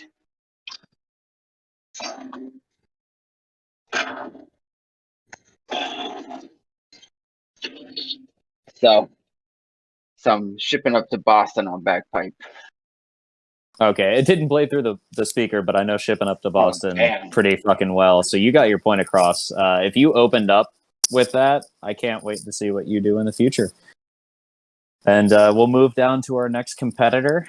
You see a fire genasi walk up on stage, long, billowing red hair, that red tinted skin, and wearing a bit of a more tribal outfit, even body paint, just really trying to sell it, and walks out on stage, opens up without a single word, and just breathes fire, and then immediately begins to do a fire spinning routine. And absolutely kills it. Takes a staff with fire on either end, throwing it in the air, dancing while tossing this around seamlessly, clearly not scared of the fire at all. And we'll move on to Clint.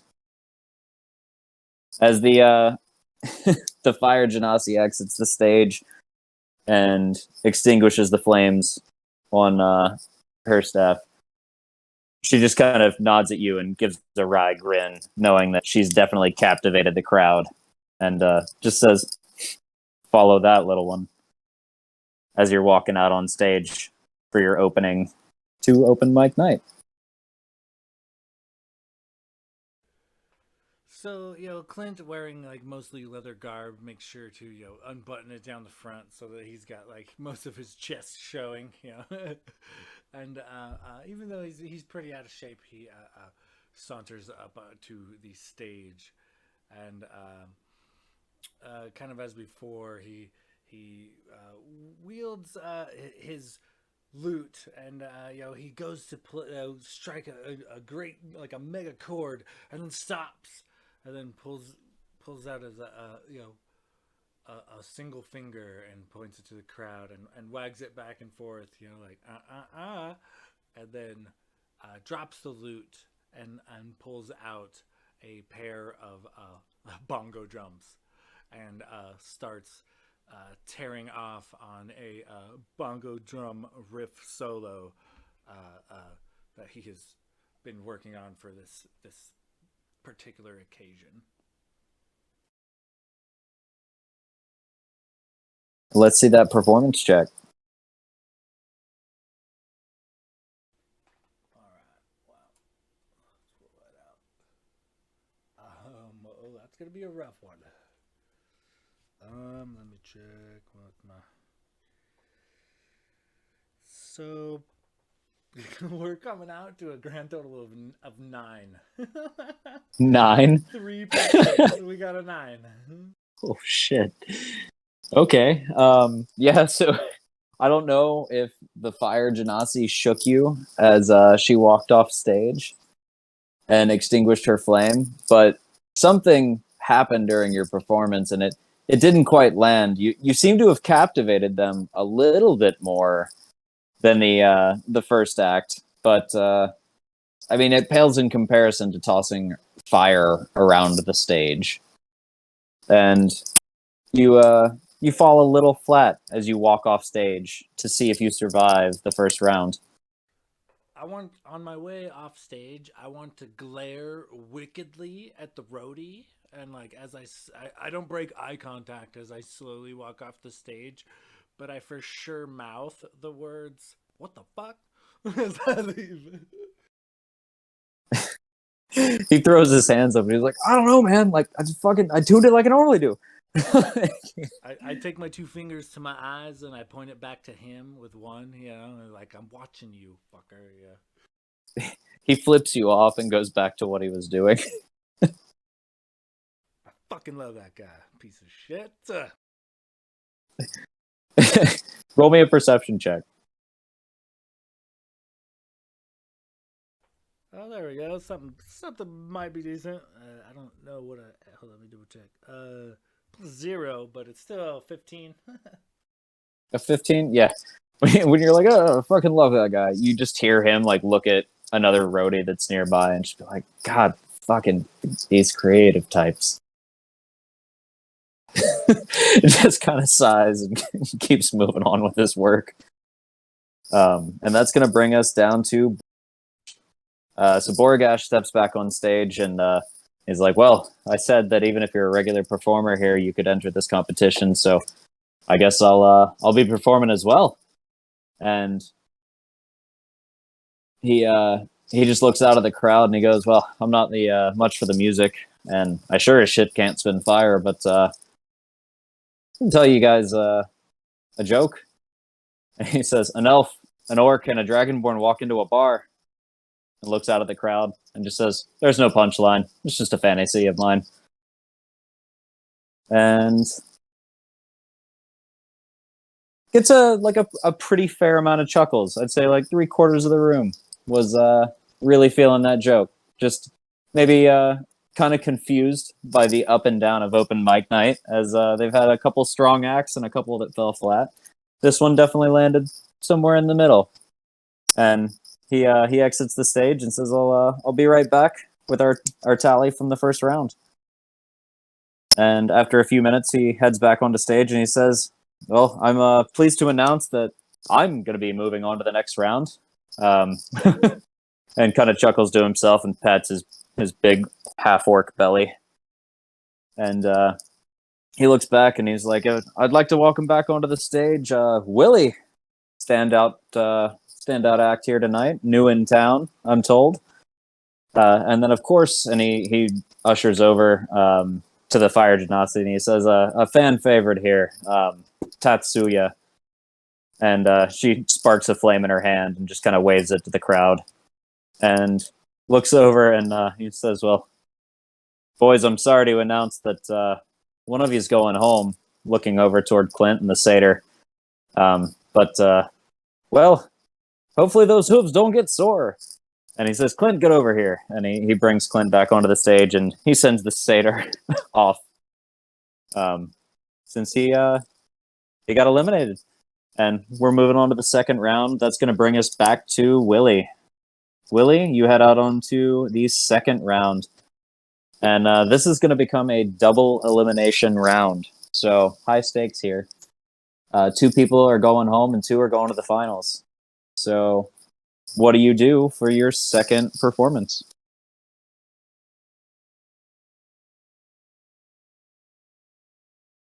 Well, Willie's going to come out, and he's still going to have his bagpipes.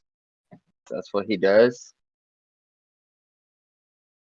And he'll walk out on stage and say, this one here, this one here goes out to all my homies out there. I call it, wish I was a little bit taller.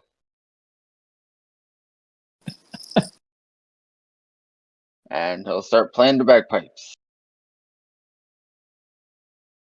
Got an audible laugh from Katrina and I both, so well done there.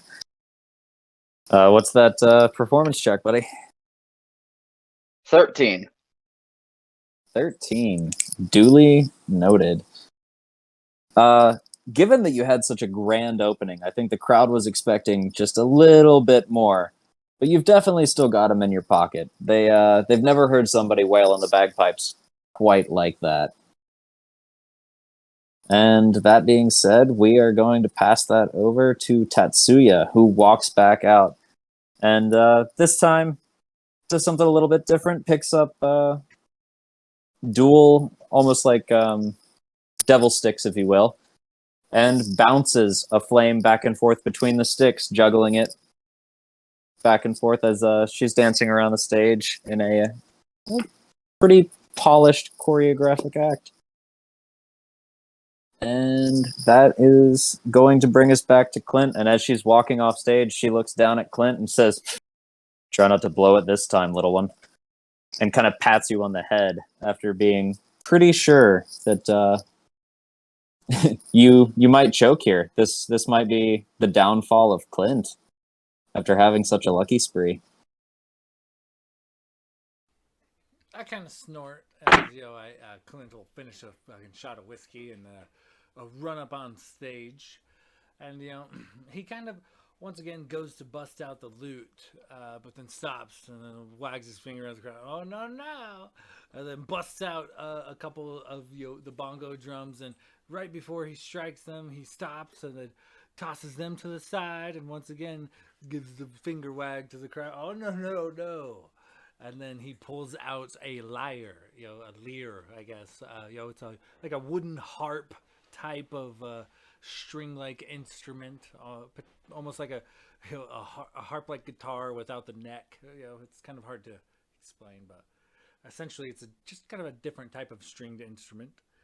And we're looking at an 18. 18. For shits and giggles, roll with advantage, because I really like the whole teasing the crowd, switching instruments there. 17. No, so 18. 18 heard. The crowd is feeling it. You see people tapping feet, bobbing heads along. There's a couple people that start slamming their tankards down on the table to the beat of the bongos. It might be messy, but at this point, everybody's a little buzzed and they're really enjoying open mic. And Clint, you seem to have won the crowd back a little bit there. And that being said, as you get ushered off stage after your performance there, Boragash makes his way back out. And he says, well, I've somehow survived another round, so we'll see if you guys like me enough to keep me around for the finals. And he looks out at the crowd and kind of tips his head a little bit and says, why do killer whales never make friends with other species? Looks around, waits for an answer, and then leans in a little bit and says, "They're too awkward." And that falls super flat on the crowd. There's like 2 drunken patrons in the back that are cackling, but everybody else was just like, like Boragash got Buster's a regular stand-up around here. They know he can do better than that. Clint is for sure one of the 2 people in the back cackling. And while this is all going on, we're about, give or take, we're about to enter the finals and find out which 2 performers are moving on. What are Bart and Ma doing out in the crowd as they're watching all this? Just out of curiosity. So Ma, as you know, is very shy and reserved, but also very adamant. So she is really judging these characters without saying too much. She's hoping to garner up some courage, perhaps, in the final round if she needs to pump up the crowd, perhaps, for her favorite contender. She's trying to get mentally prepared for that. But for the most part, she's just sitting there and really whaley wishing that they made a better whale joke. Thank you. Thanks. I'm here all night. I'm going to take my mic off mute just to say fuck you for that. Bart has been enjoying his time. Jokes didn't land too well for him, but everyone else, he especially liked the fire displays. But he's also been running back and forth between the bar and his seat, making sure that him and Ma's beverages stay full and flowing. Oh, is that so? So Clint, Bart, and Ma have all been drinking throughout the evening. What has Whitley been drinking through this whole endeavor? Like, Clint seems to be taking drinks in between rounds and whatnot. Is everybody drinking? Well, of course. Okay, just making sure. Everybody roll me a con save real quick. David. 20. Yeah. It's a roll a 20 and then add the con modifier at the top of your sheet. What is my constitution? Oh, that's... Yeah. It's a con save, so in the top left of your sheet where it says saves. Not check. Oh, it's the same. Okay. I have advantage. Oh, that's to maintain concentration, not... yeah, that's a 13 then. Here, roll this for me. I got a guest roller. 2. Oh no. Good job. Nice roll. So everybody seems to be doing okay except Willie, who seems to be staggering just a little bit. Maybe it was the nerves, and maybe he drank a little bit too much to compensate with those nerves, but he's definitely feeling it right now. But we'll go back and head toward the final round as Boragash walks on stage to announce the finals. He steps up and looks out at the crowd, and he's like, "Well, I know y'all know that I can do better than that." And he pats his belly and he's like, "Hey, I apologize. It wasn't my best. So I guess you can tell that I'm not in the finals. And I'm sad to announce that there's one other that won't be carrying on with me." And he looks back at the 3 of you. He says, "Well, he came out of the gate strong, but unfortunately those bagpipes fell flat. Maybe he should have blown some more wind into them. I don't know." And he motions over to Willie and says, "Willie, come out and take a bow, but you're not moving any further." And then he looks back at Clint and Tatsuya and says, "Well, we've got a hell of a final round coming up, so I hope you 2 are prepared." And gives Willie a chance to bow to the crowd, make a final word if you'd like, or just bow off. It's up to you. And then we'll move on to our finals. Well, he'll just blow into his bagpipe one more time and start grumbling away. Goddamn people got no respect for no goddamn music. They don't know shit.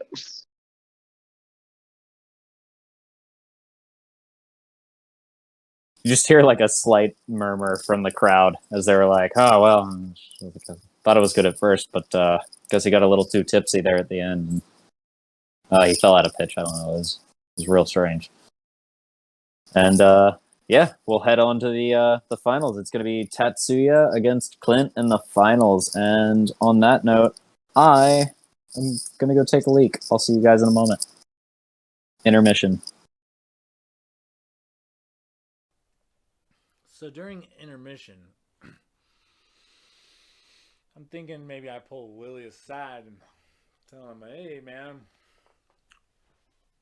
it's awful rough, how they've been treating you around here, and that's not how they're supposed to do my kinfolk. That ain't right, And it's an awful shame of that, dwarf shit Glenn to fuck us over out of a decent goat. I don't know where you guys are coming from or where we're maybe going to, but I think when I get on stage, I will literally light the show up so epically it burns the fucking house down. And Willie, I think you need to steal that fucking goat. That should be your goat. You earned it. I think he did you dirty. I don't know if there really was a raffle. I think he just lied about that shit. I don't know, that did go.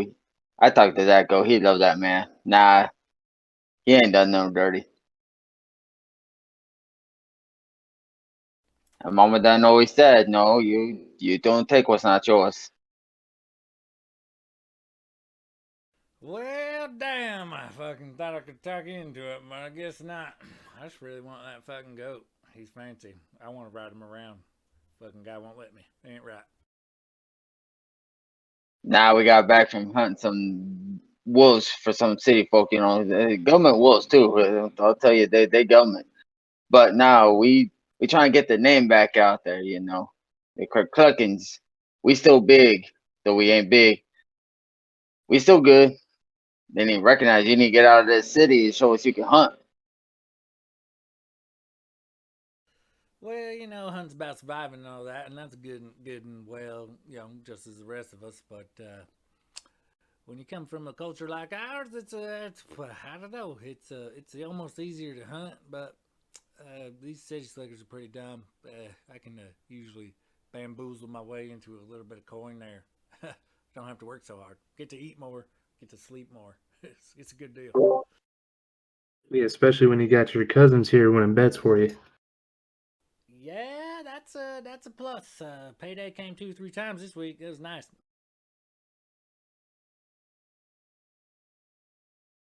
So the joys of having my headset in is that I can just mute myself and go take a leak. So I got to hear all of that. Were you really willing to burn down like a pretty nice tavern just to attempt to steal a goat? Listen, it's a Kerklucken way. You don't fuck with our family. A tavern that you play at regularly where everybody knows you. I would potentially be a criminal on the run to appease my cousin's hurt feelings if we had to steal a goat and potentially commit arson. I'm committed to the family.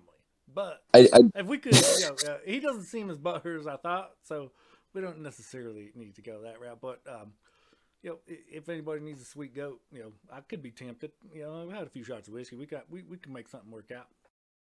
Maybe it's my fault for asking for colorful roleplay.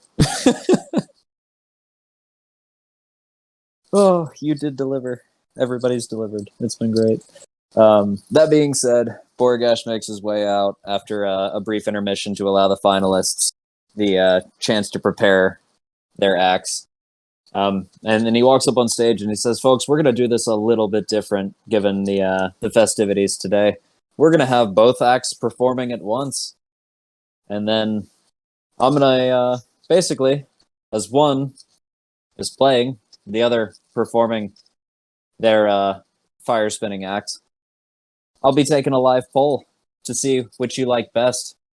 And after a few short segments, I'll declare a winner based on the crowd's applause. And as he says that, he ushers the two of you onto either side of the stage and basically says, no, do what you will to win that crowd over. For when I call out your name, whoever the crowd's chanting for hardest, they'll be the ones taking home the prize tonight.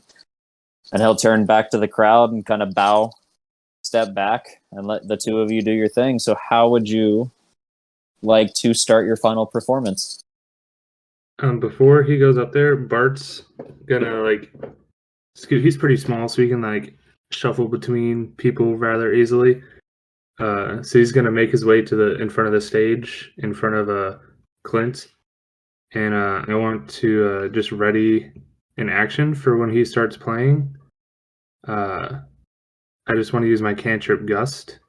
So it says I can create a harmless sensory effect using air, such as causing leaves to rustle, windows slam shut or shut, or clothing to ripple in a breeze. So I just want to like aim the gust up at Clint as he's playing, so it looks like his like hair and clothes are like flowing in the wind as he like jams out. Roll me a sleight of hand just to see if anybody notices you're trying to help from the crowd. Okay. Sleight of hand. Okay, +3. Oh, why am I rolling right in the middle every single time? It's a 12.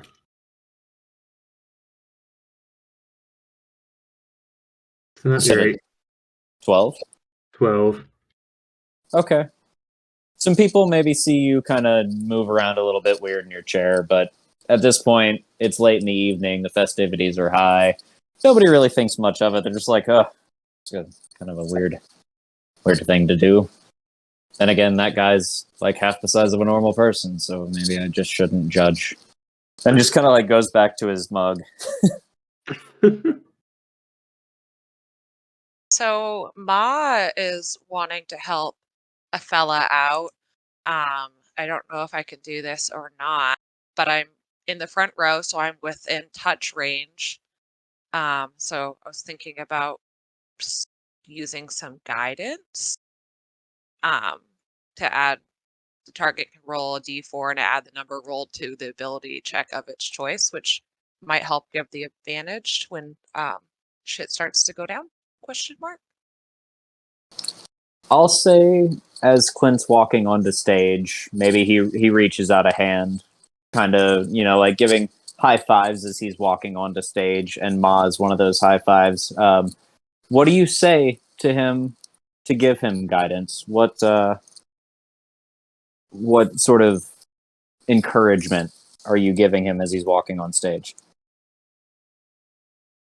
I just remind him that we're family and we're very proud of him, and he knows he's better than them, and he has family that's willing to burn the place down for a goat. So only imagine what we're going to do for him if this doesn't go his way. All right. Yeah. So Clint, just remember to add that nice +1 from guidance to your performance check. But what are you doing for your performance there, bud? So I would kind of base my performance, I guess, around hers to an extent. We're doing this same time, correct?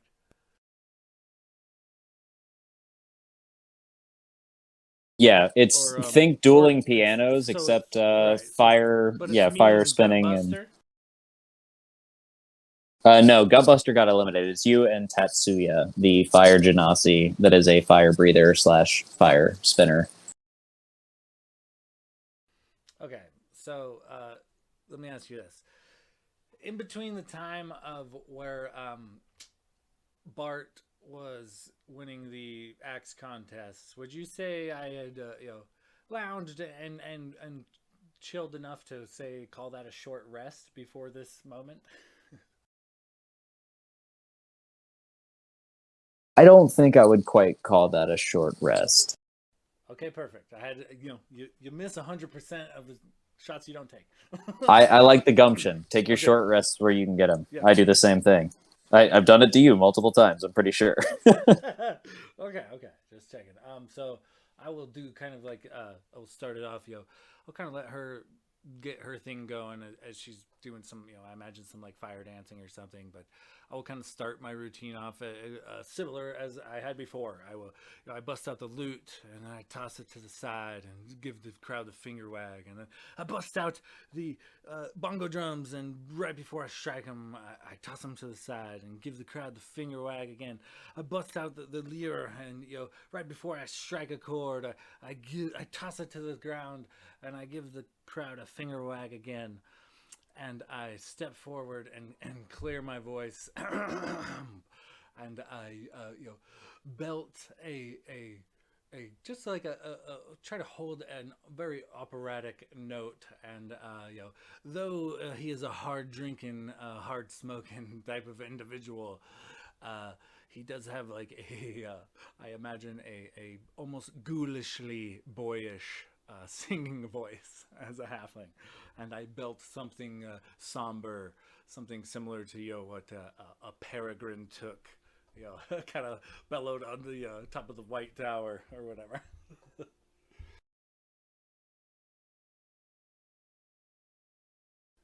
That's a natty 20. Sorry.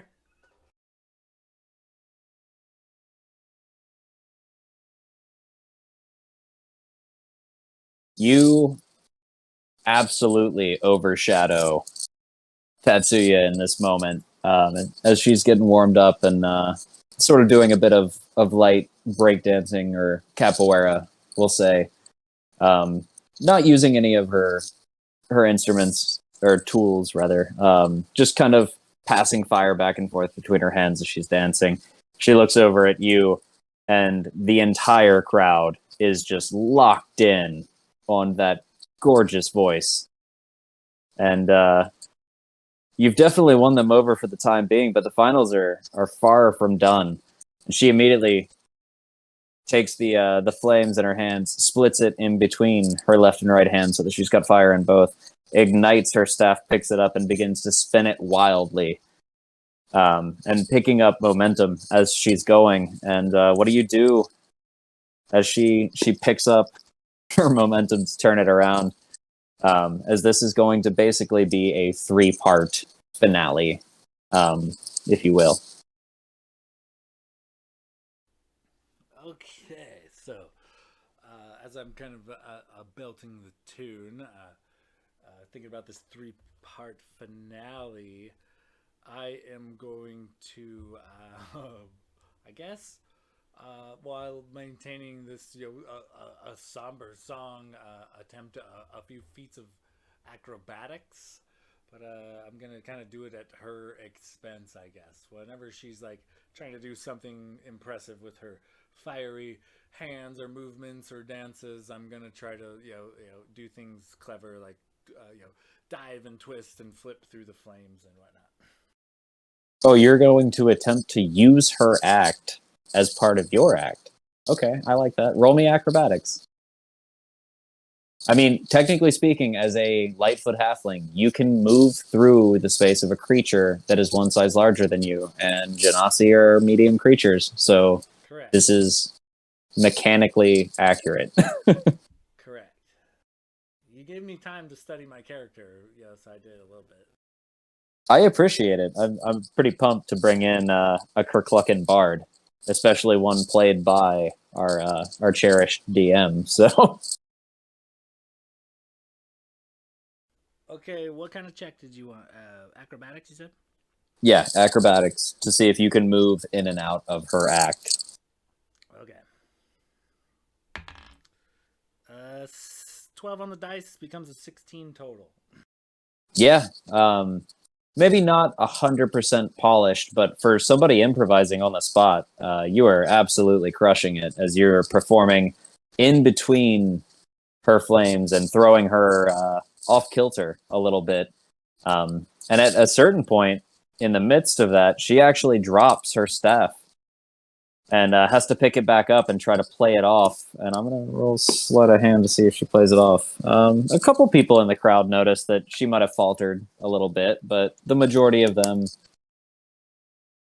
are pretty convinced that, it was part of the act, almost as if the two of you had planned it. But everybody's locked in on you. You've definitely stolen the show at this point. Roll me one more performance chat and explain to me what you want to do for your big finish.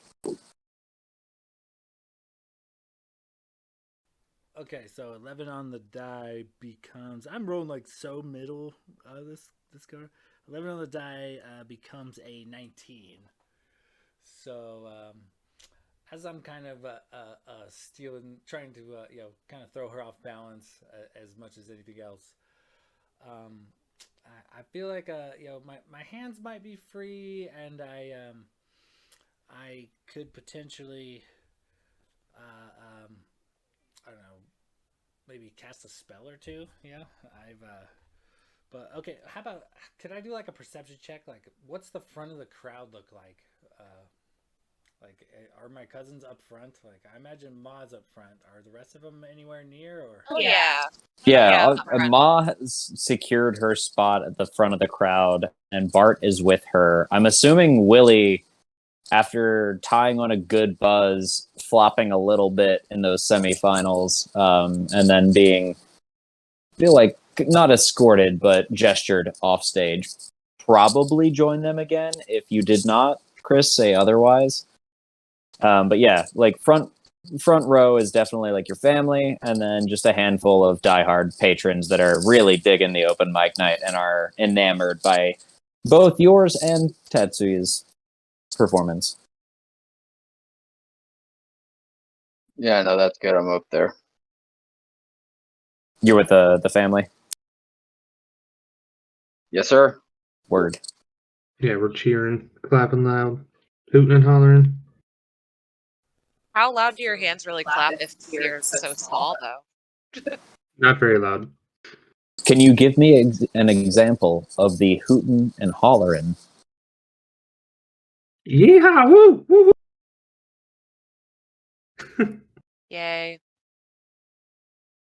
I'm just picturing the witch from Snow White going, yay, and then going back into the floor. well, since while I'm kind of dipping and dodging, if I could look out and see the fam is in the front row, I'd kind of like to casually kind of maybe do a little jig on my way over and extend a hand and pull them on stage with me, all of them, and kind of introduce them, maybe with a little bow and be like, to the crowd, give it up one more time for my cousins, kind of letting the evening's events kind of play out, as a couple of kind of I hope well-liked patrons, kind of came in and made some impressions, and maybe that will affect my overall outcome, but I think I would attempt to cast a spell as the final act. Continuing with the song and the dance, I would cast the bardic spell Pyrotechnics, and I would have to essentially choose an area of non-magical flame that I can see. So it would have to be like a torch on the wall, or like a chandelier, or a lit candle somewhere. But essentially, the spell language is: the target explodes with a dazzling display of colors. Each creature within 10 feet of the target must succeed on a Constitution saving throw or become blinded until the end of your next turn. But I'm not necessarily like trying to blind the crowd. I'm trying to just make like a big flash, or like a flashy kind of like a light show, firework situation. Okay, so you are attempting to do a light show, but potentially blinding the crowd. Roll me a luck check to see how high above the crowd we'll say like the chandeliers are, since that seems like the safest point for you to center this spell. That's a solid deuce. A 2? All right. Okay, all right. So you rolled a 2, and peeling back the curtain, I rolled a 4, and in my head, that was the percentage of the crowd that is blinded by your fireworks. So we'll say, given your fantastic 3 rounds in the finale performance, you let off this just absolute stunner of a finale. You pull your family on stage. You're playing just something nobody's ever heard before. The flames on the chandeliers above the tavern, in the ceiling of the tavern, the flames begin to swell and grow, and they almost launch off, creating this fireworks spectacle. But a few drunken patrons in the crowd never learned not to stare directly into the sun and are enamored by this, and are temporarily blinded. But it's a handful of them. They are very drunk at this point. Nobody's paying them much mind. And the crowd is just going wild. You have absolutely destroyed this show.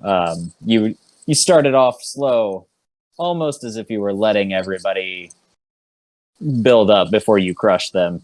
And you solidified your name as Clint Kerklucken, one of the town favorites around here, albeit temporarily blinding a few people in the process. And as you exit the stage, you're just exiting the stage to people shaking your hands, patting you on the back, asking for autographs. Fans are, just the crowd is swelling. They're blown away by your performance. But as this happens, Otis comes flying out of the kitchen, and he says, "Oh God, it's not a staff walkout. It's so much worse than I thought. Everybody vacate the building." And he goes flying out, just trying to usher every living creature out of this building. And he just screams at Clint. He's like, "You've got to get out of here! Like, everybody, get away, get away!"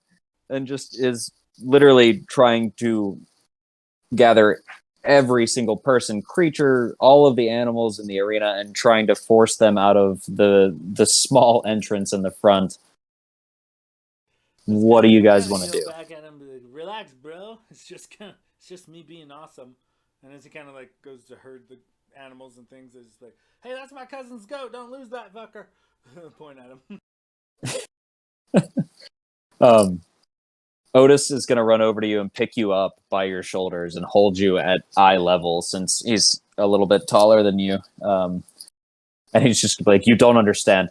He used to be part of the Mages College nearby. He's disgraced. He did something there. They kicked him out, and he took a chef job here, and he was pretty good at it. But he's lost it. He got one complaint tonight, and it set him off the rest of the evening. He's doing something evil in there." And he said, we've got to get him out of here. It's not safe." And he sets you down and just keeps ushering people out. Clint looks up to him a little bit buzzed, and he'd be like, "The goat? Son of a bitch." And he goes to catch up with the party.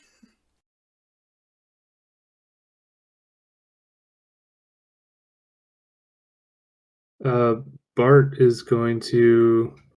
Was I close enough to hear what Otis said to Clint? Yeah, you guys were all the whole family was clustered up because you were front stage. So if Clint came off the stage, you would have been there, and Otis kind of ran over trying to usher people out of the building. Gotcha. So anybody in the family would have heard that. I would say without even a roll.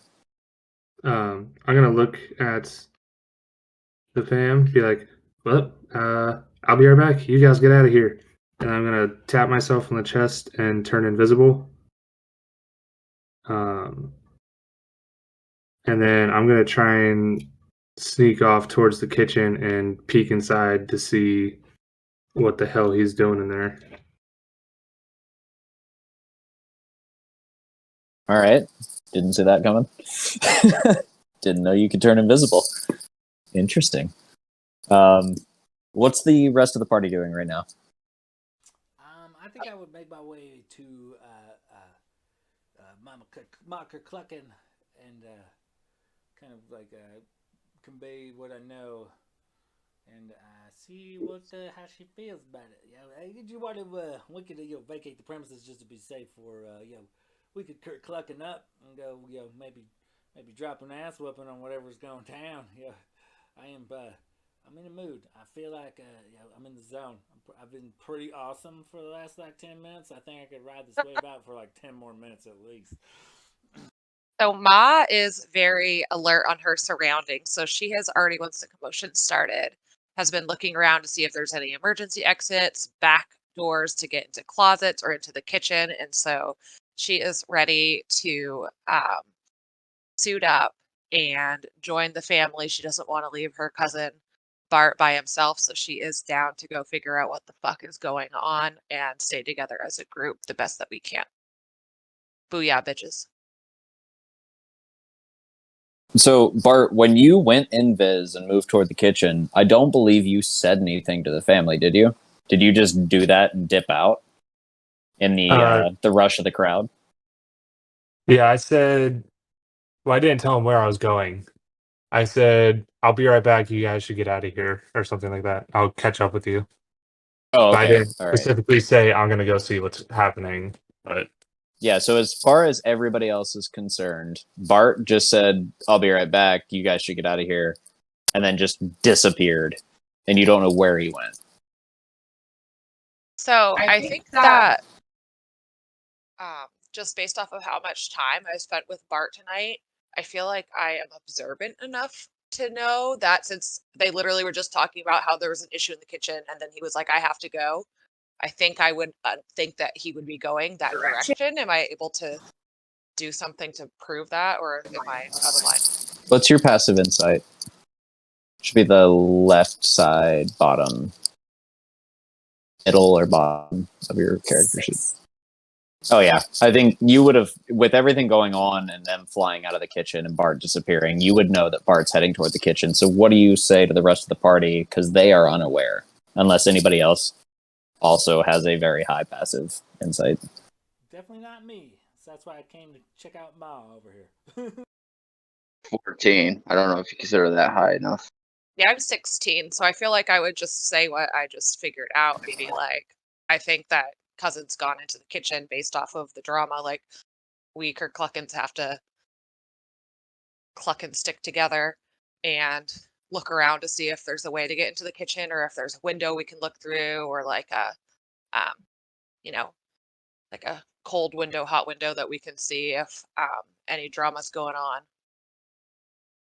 Bok bok, playboy.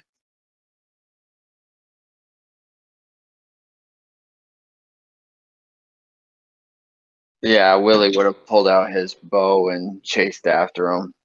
And being a hunter, would at least be able to, figure out, especially after she said kitchen, where the hell to go.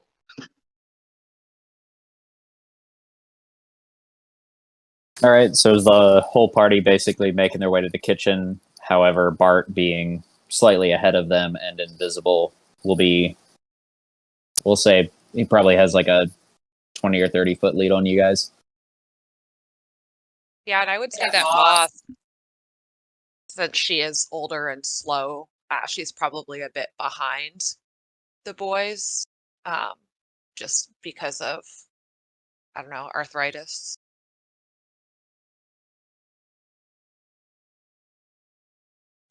Yeah, I feel that even though he's kind of like boastful and whatnot, having kind of arrived here with Ma, Clint's not going to let her, fall behind or anything. He's just going to casually kind of talk to her and travel at her pace, kind of, maybe posing questions to her curiously as they kind of slowly move along. Like, so what do you think's in there? Is something fucking crazy in there, or what? We're gonna have to go fight somebody? What? Yeah. Do you think they got some sushi or what? Can we raid the fridge after? Is that wrong? So Ma is definitely down for some food, but she's definitely concerned about her family. So I don't think that I know that we have so many cousins. I don't know if all the cousins are aware, but I am a healer. I think that's how I describe it. And so I'm just putting on my grandma pants and I'm worried about the crew, but I'm also worried about poor Clint being so hungry. So I am looking around a little bit for some, quick table peanuts while, sticking together with the group the best I can. Roll me a perception check. Mm-hmm.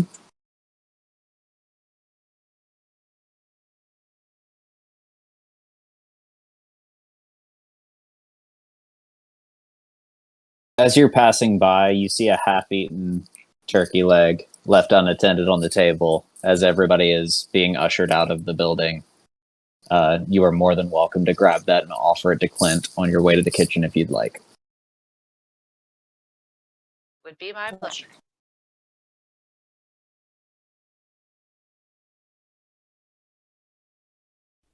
Clint accepts. Yeah. Oh, nice. Road snack. And he just he places the turkey leg firmly within his jowls, and then you know continues marching confidently forward, but being mindful of his elderly companion, and making sure to keep pace. But yeah, stuffs his face with the turkey leg.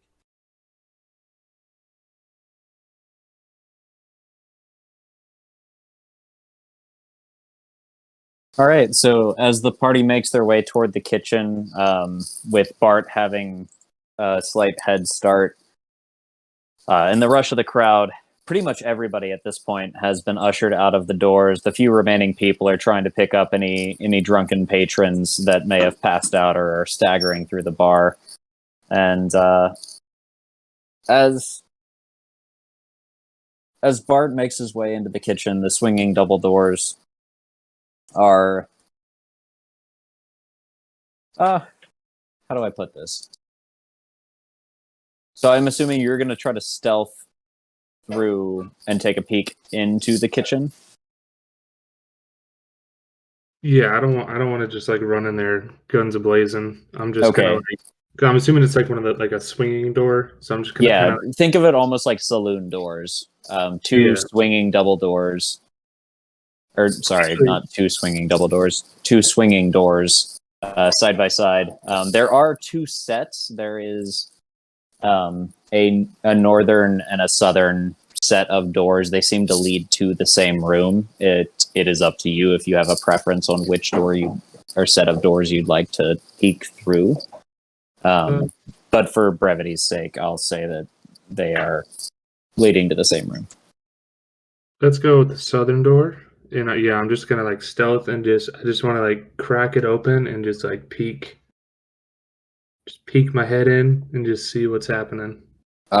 With invisibility, roll me a stealth check with advantage. 80. Shit, fuck. Fell out of my hand. What is my stealth?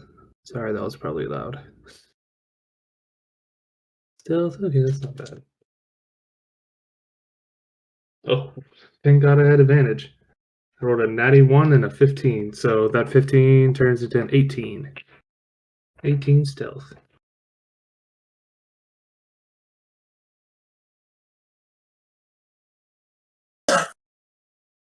You slowly push open one of the doors and just peek your head through, opening the door almost like you put a hand on the bottom of that door as you're opening it and lift it a little bit so the hinge doesn't creak.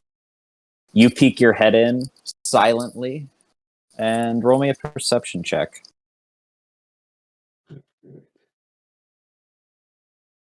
Fuck me sideways. That's a 5. God damn it. Actually, no, I'm sorry. That's a 4.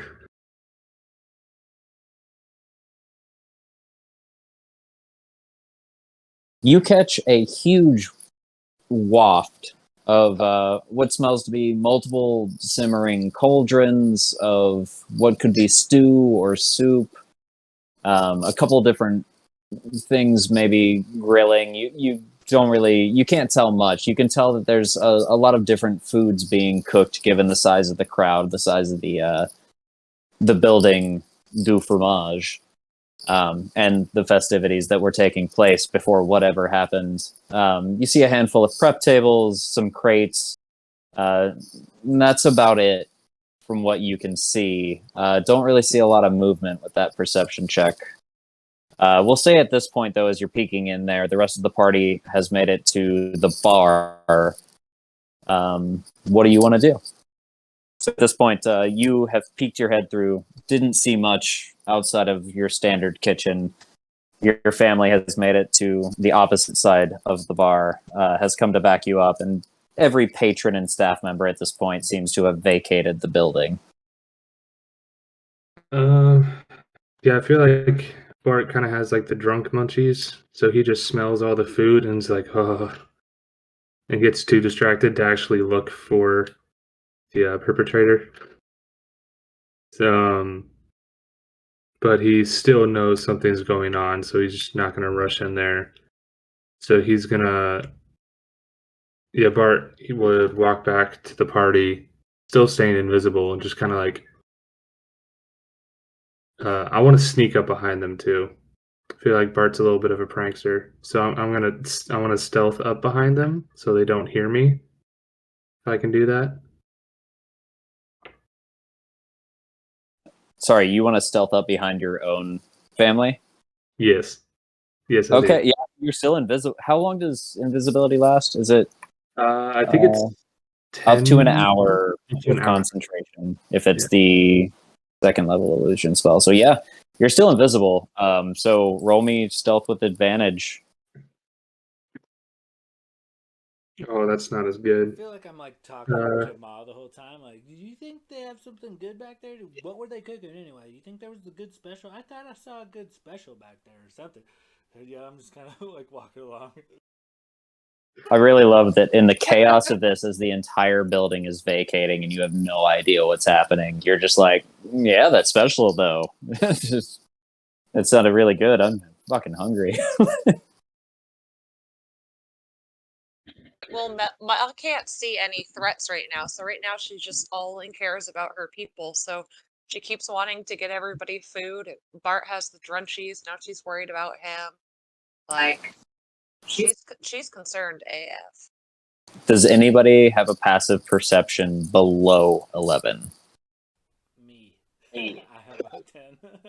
All right, so you were talking about food and did not notice as Bart snuck up invisible to the crowd. However, Willie and Ma, you notice you don't see anything, but you see the door, the swinging door of the sorry, the swinging door going into the kitchen close by itself, and then you hear a scuffling nearby. So you suspect that it might have been your family member that had recently disappeared out of nowhere. And yeah, what do you guys want to do? I feel like being a gentleman, like Clint, kind of like a southern gentleman style, slightly oblivious that there may be danger, sees Ma like kind of heading for the kitchen, and he would while kind of casually engaging her in conversation about the menu, see to it that he absolutely holds the door open for her. So with kind of like a loud bang. As Clint kind of sees Ma heading towards the kitchen, he would be the first to, potentially open the door and hold it for the party. So Ma's gonna move her way right into the kitchen, but she's wicked alert. She's trying to see what's going on. She is looking around for signs of any people, for missing cousin, and is kind of falling back the advice of her group while still trying to be, you know, caring for everyone, but also just very curious what is going on, kind of how she. So you guys basically, you're just storming straight into the kitchen. I just want to make sure that I understand what you guys are doing. I feel like I would abruptly enter the kitchen and hold the door. So whether it was a slam or like me putting my boot to it, even because it was like a dual door or whatever. I feel like I would abruptly enter it and unhold the door while I'm casually talking to Ma about various menu items. What time Otis, he told me they were out of honey mead, but I clearly then heard somebody else order honey mead and he was cool with it. So that's kind of bullshit. So maybe we should keep an eye out for some honey mead because I don't know if Otis is on the up and up always. So in the midst of all this chaos, you basically just gingerly walk into the kitchen, hold the door open for Ma Kerklucken, who then steps into the kitchen. Is this the north or south door that you went through? Previously, you had seen the southern door close on itself before realizing that it was probably your invisible family member. I think that would be up to Ma because I would be holding whatever door she was trying to enter. I would go through the southern door because I would fall because I believe like my whatever passive perception was letting me see that I could kind of figure out what he was. So I assume I would go through the same thing. Okay, and Bart, what did you do as you approached the family? It seems like a couple of them noticed you were there. One of them is completely oblivious to you having invisibly walked back up to them. Well, he probably wouldn't. My passive insight is shit, so I probably wouldn't have realized that 2/3 of the group noticed that I was there. So like he was gonna try and sneak up and scare him. So he just kind of like walked up to the guard, be like, "Hey guys, yeah. See, I kind of got distracted. I went to see what's going on, and I just got distracted by the food. But I didn't see any mage or wizard or anything in there. But I did hear a little bit of a ruckus, and lots of stuff cooking, lots of food. It smelled real good. Um, but Otis said someone was going crazy back there. The cook was going crazy. So, should we check it out? And I guess he's saying it like right as Clint just swings the door open and is talking about his food. Roll me intimidation, and Okay. we'll see what happens there. Because Willie and Ma definitely noticed you. Although invisible, they picked up enough signs to know that you're nearby. Yeah, and they saw me disappear, so it probably wouldn't have caught them off guard too much. It's a 16.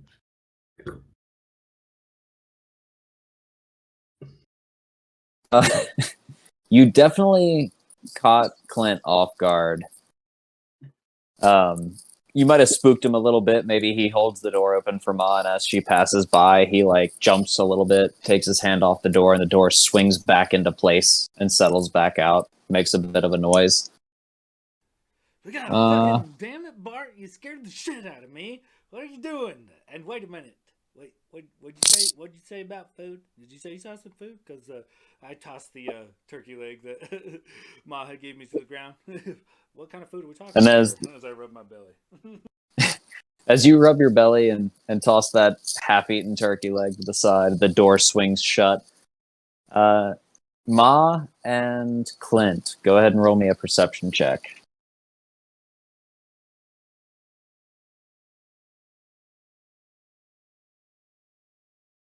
And Willie, I'm assuming were you following Ma and Clint into the kitchen? What are you doing? I know that Bart's nearby, the two of them. Well, I was just going to yell at Bart, "Boy, quit playing. What you done seen in there?" And then he told us, and yeah, I probably would have been about 10 feet behind him after that.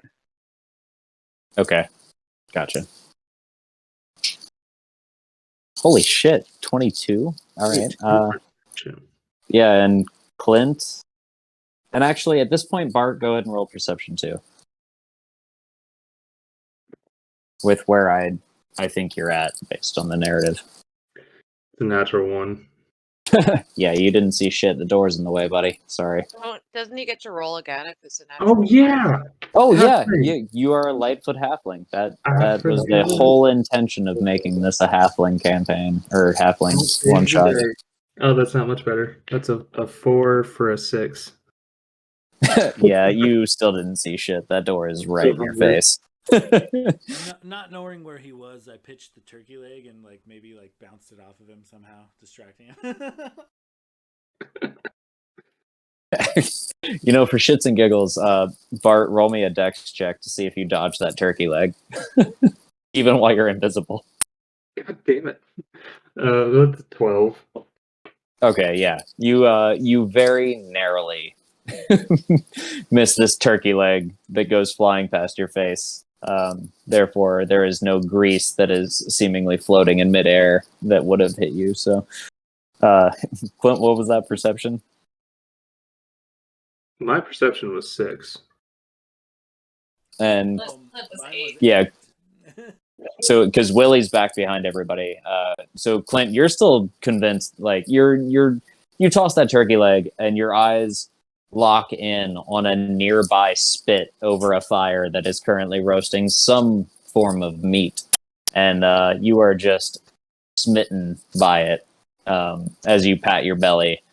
However, Ma, you look across the room, and you basically gaze across a rather large kitchen, one built specifically to be able to serve a crowd as large as Du Fromage and the tavern attached normally boasts. On the far side of the room, you see a massive cauldron, approximately 15 feet in height. It's got a wooden stand built around it. It is so large because you cannot cook from it from the floor. On that, with a fucking 22, you see the chef who you have not seen before, but others might recognize, behind the pot on the far side of the stand,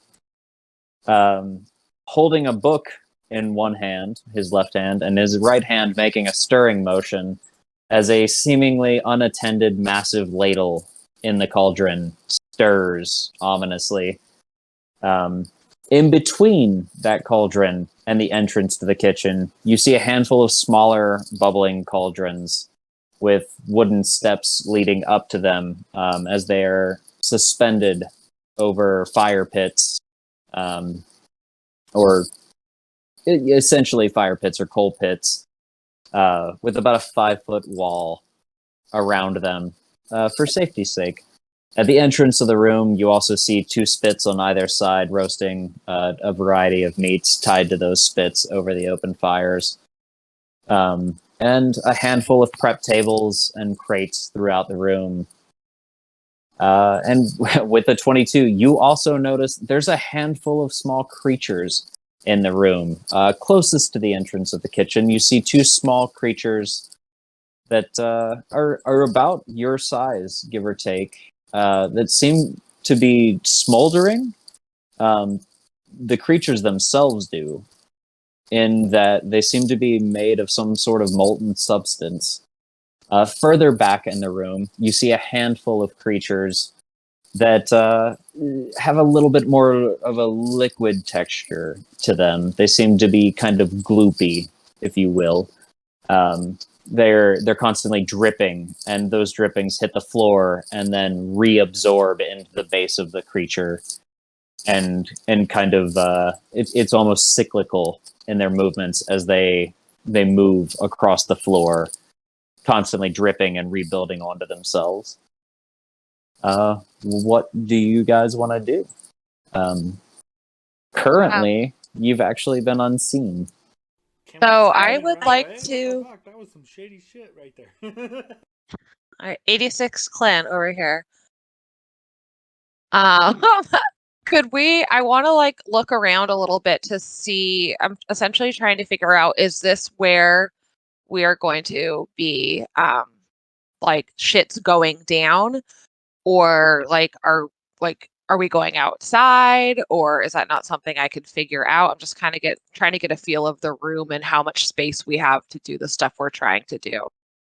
With a passive insight that high, you can tell that whatever disturbance caused the entire tavern and inn to vacate is definitely centered in this room.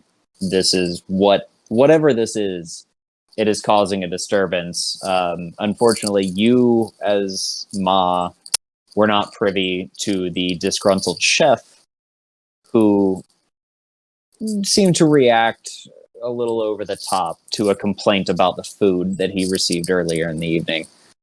So you don't know why it's happening, but whatever is happening, you can tell it is sourced here. So I think I have something, and I can't find it now, but I thought I had something that was like you can see the intentions of somebody like within like a certain distance of you. So I could like of like a couple of creatures or a creature, but I guess I can't figure out if I have. So never mind, somebody else.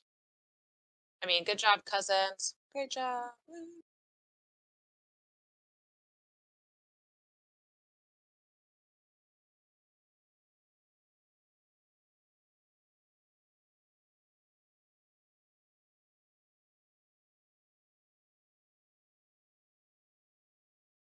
Wait, what was the distance on that?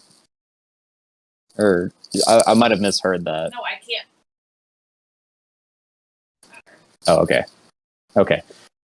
So I'm assuming that Ma relays the layout of the room to the party, given that you guys are actually pretty clustered up on the southern entrance to the kitchen, correct?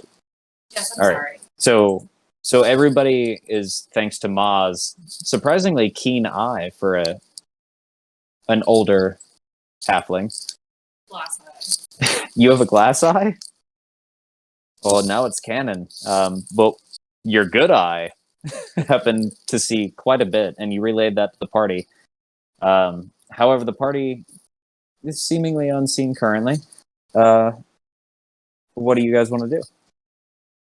Ma has relayed that there are a handful of creatures across the room, boiling cauldrons, prep tables. You're basically your standard kitchen setup for something meant to serve a crowd this large, and a massive boiling cauldron with what I assume she is unaware of, but a disgruntled person on the far side of the room. I think I can tell they're disgruntled, just based off of my perception. Oh yeah, you know they're disgruntled. You just don't know it's the chef. You weren't at the bar when he had his tantrum earlier. Well, should we? There's somebody besides monsters in the room, is what you're telling me? Like there's a disgruntled employee across the way? Yeah, so what I see is a bunch of small monsters and then like a giant 15-foot tall, excuse me, cauldron with a guy that I don't know who he is, but he's huge and he's like essentially standing behind the cauldron very ominously. And then like the little tiny creatures are kind of like, if my perception, like little like protectors of that side of the kitchen, essentially. Well, should we? Maybe knock this guy out and see what he's all disgruntled about, and maybe stop his shenanigans. Says the disembodied voice. Yes, I'm still invisible. Clint flinches again. God damn it, Bart! He throws the piece of meat he was snacking on in a random direction too. You gotta fucking quit doing that shit to me. What the fuck? Anyway, I think How'd you knew I was here? we need to get going on some of these fire creatures. That's a little weird. What do y'all think? I mean, technically Otis is not around. I mean, we could come upon a couple of good steaks and maybe some of that honey mead he's been hiding from me, that son of a bitch. Oh yeah, Clint, you done been around these here city folks. You go talk to them. Tell them to quit the business. Hey, Willie, what do you think about getting a rope and tugging war in that big old son of a bitch up there, huh? Why don't you ever just talk to nobody? should we try just talking to him first, or? I mean, I'm gonna have to recommend that I mean, I'm pretty sure Willie has the most firm grasp on the common tongue here. We ought to send Willie up there to talk to him first, see what's going on. Willie will walk up to him. And as I see him start to walk up, I'm gonna stealth along like the side of the kitchen, kind of like Okay, so let me stop you there. So I'm going to send you guys a photo of the map now that we've actually reached this part of the evening, just so you get a scale for the kitchen itself. I'm sorry, I should have already done that. No, you're good. Try to make it. I'm playing off of my huge ass grid paper, so hopefully.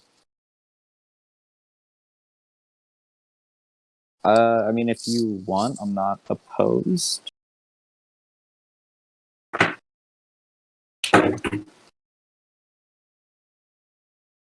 All right, so I dropped it in chat. Hopefully, unless it didn't send.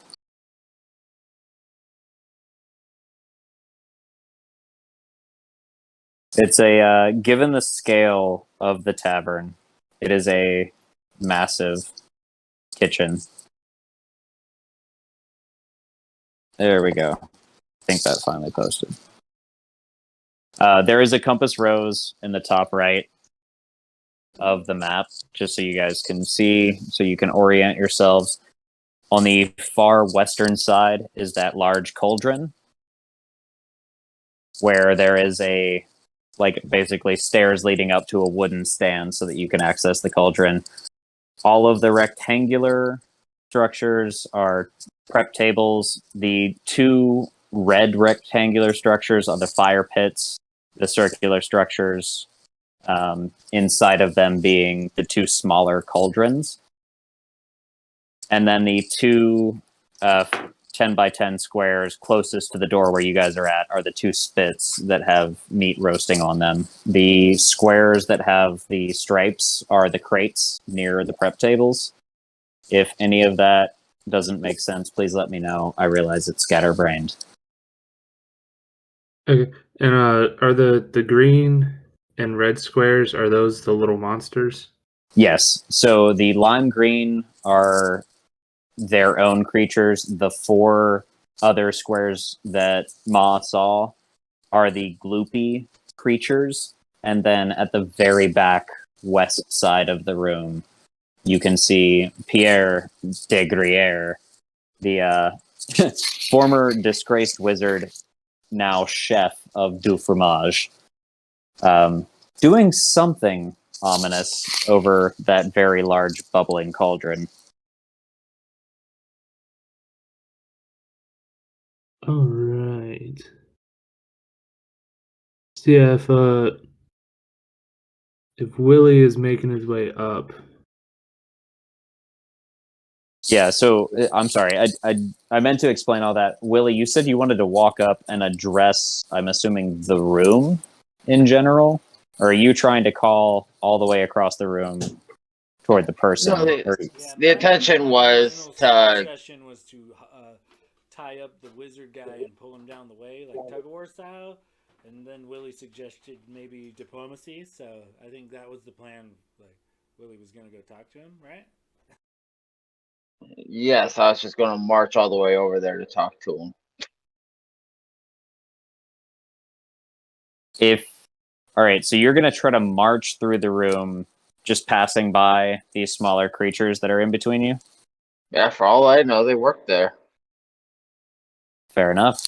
and Bart is going to be stealthing, still invisible, along the south wall, just kind of like moving, like keeping pace with Willie, just moving up. So you're going along the very far south of the map, but keeping like parallel to Willie. So you're approximately like 35 feet away from him, but just keeping parallel. Yes. Yeah. And Willie, roll me an insight check as you pass by this first spit that has the meat on it. You're approximately 15 to 20 feet away from this first creature. You said insight. It's dirty 20. Dirty 20. With a dirty 20, you would see this creature react to you entering the room, kind of chuckling, and then immediately bursting into flames, but maintaining its form.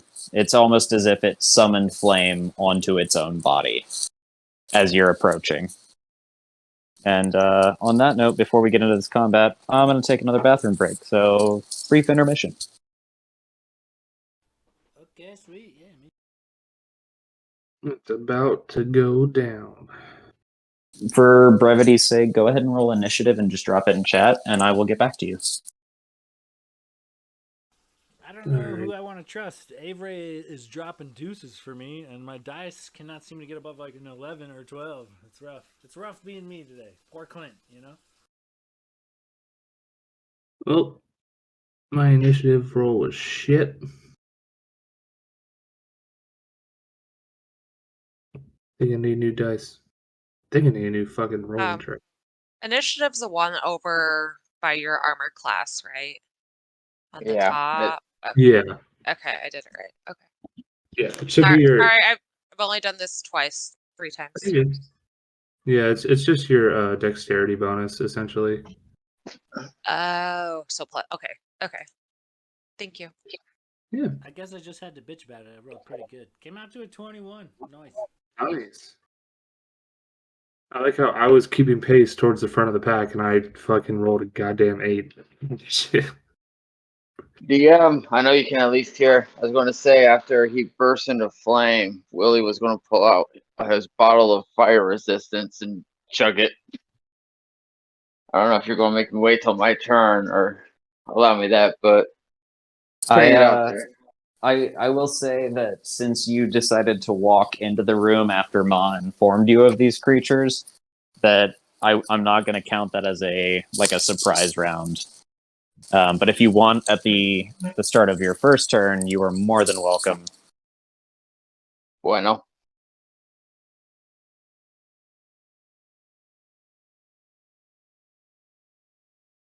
I just keep getting distracted by the food. Bart's just hungry. That's fair. Just give me a moment to sort out initiative, and I will explain what the fuck's going on here. I'm sorry if it is scatterbrained up until this point. What the fuck is up with that?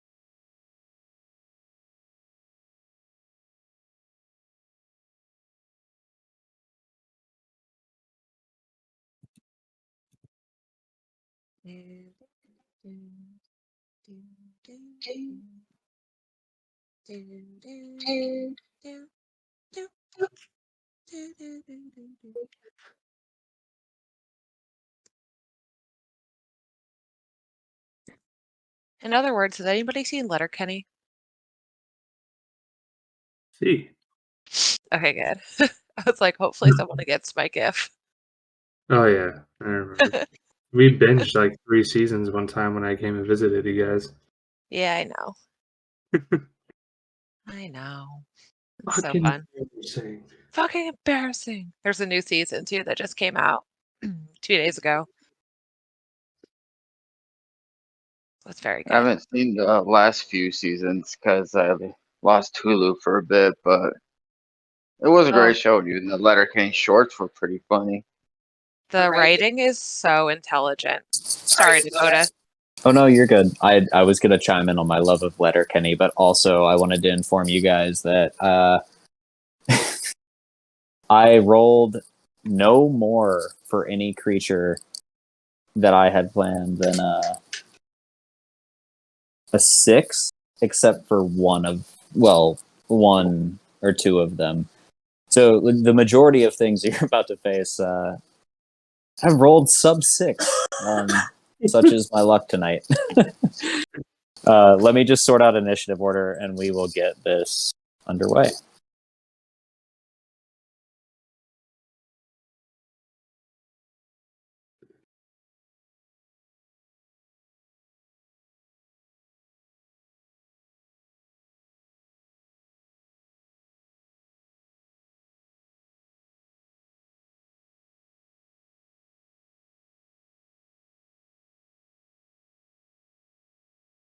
Okay, so I know that you guys, a lot of you guys are into Letterkenny, or not Letterkenny, my God, I just said that. Sorry, Time Suck, but they just announced that like their reunion thing, whatever it's called, their summer camp is more than likely going to be in upstate New York next year. Just if anyone was wondering, tickles anyone's fancy, just let you know. It's only 4 hours from here, give or take, depending on where they actually do it. Yeah, I saw pictures from the one this past summer. It looks pretty dope. It really does. That would I be feel like it's a awesome. lot of I'd love to go socializing. out there and shit because I think the What'd you say, north. Sean? I think that would be awesome. I'd love to go out there and see what's going on. But yeah, I think the northeast of the United States is the one portion I have not really visited. As far as the East Coast goes, I think I went up as far as Virginia. And I've been to the Great Lakes area, but I don't think I've been any more east than that. I've never been to the like New York or anywhere like that. It'd be cool to come out there and see. Where do you live now? I live in the middle of nowhere, Idaho. I live on a mountainside in the middle of fucking forest town. What town is it called? I only know any town names Salmon. because of Time Suck and Coeur d'Alene. So Salmon. Salmon is roughly 5.5 hours or so, we'll say, southeast of Coeur d'Alene. The way Idaho's shaped, if I was to go in a straight line, I would cut across just a smidge of Montana to go straight to Coeur d'Alene. Oh, buddy. That doesn't sound great. It's pretty awesome if you're an outdoorsy kind of person. I like to go fuck around in the mountains and stuff, but I don't know. It's kind of a fun place, but it definitely gets old, man. Like, there's the same 3,000 people around here, and let me just go ahead and say that Idaho doesn't spend a whole lot of time on things that are important like education. We got a real bunch of special kind of fuckers over here. Yeah, I will say I like being ocean and mountains because like we're really into whitewater rafting, but I also really like the ocean. But yeah, I grew up in a small town, so I get what you're saying. It gets very old very fast, like trying to go to Walmart and just running into 14 people that you don't want to make eye contact with. Yeah, pretty similar. Or the fact that Walmart is not even an option. We're such a small town. Walmart was like, nah, it's not worth it. Oh, well, Walmart's the biggest thing in my town for 3 hours. It takes like me there's 3 hours to drive in any direction to even get to a Walmart. yeah. Yeah, we only have a Walmart because of this whole military base thing they used to have that they closed down, but they have to keep certain things open because the retired Air Force base is technically the closest location in the United States to Europe. So if there's ever a like a global emergency or whatever, they need to be able to access that airport base even though it's closed. And so they keep like a couple of small things open in town as like oh shit, if something happens, we need to have like product, I guess, for lack of a better word.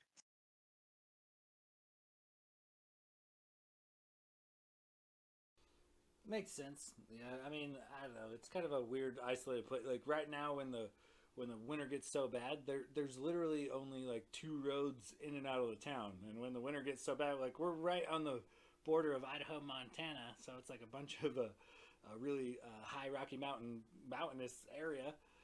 And we kind of get locked in sometimes because you literally cannot leave my town sometimes without a helicopter. It's so crazy. And it's kind of wild, but at the same time, this small little county of people produces a lot of natural resources for like the whole state. Like we produce in 12 months enough like beef to feed the whole state for like several years.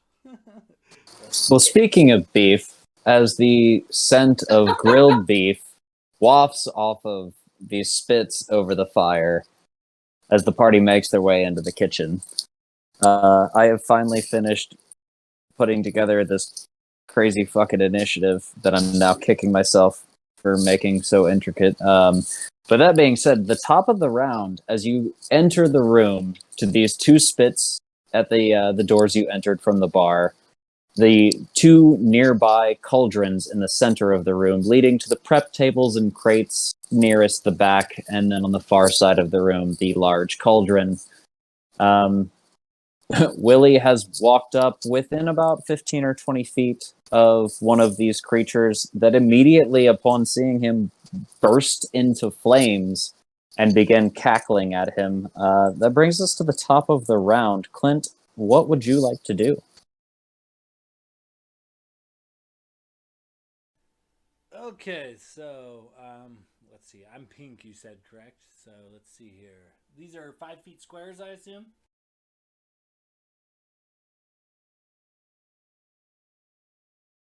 Yes, these are 5-foot squares. Okay. And also, my map is, I know it's hard to see. For reference, the lime green are the magmin things that I dropped in the chat. The pink are the cheese mephits. Although in the chat they appear as magma mephits. And then in the far west side, that lime green square is Pierre de Gruyere. They are labeled, but I'm sure with my camera, unless you zoom in super close, you probably can't see them at all. Okay, so the magmin are they have wings, correct? The magmen do not. They appear as humanoid creatures that are approximately the same size as a halfling that are seemingly made of some sort of smoldering, like char and magma, almost like they were like animated fire or animated coals per se. Okay, so the mephits then were the winged like fire creature. Yes, the mephits are the kind of oozing creatures that as they ooze, the drippings kind of reabsorb into them as they move around. Those are closer to the back of the room. And they are airborne, correct? I'm going to say, for sake of ease, they are planted firmly on the ground. They might appear to have wings, but that is just their stringy nature. They are firmly planted on the ground. Okay, good. I am probably gonna have to move up towards this the meat cooking in front of me a little bit, and the mephit directly kind of in front of that particular meat spigot.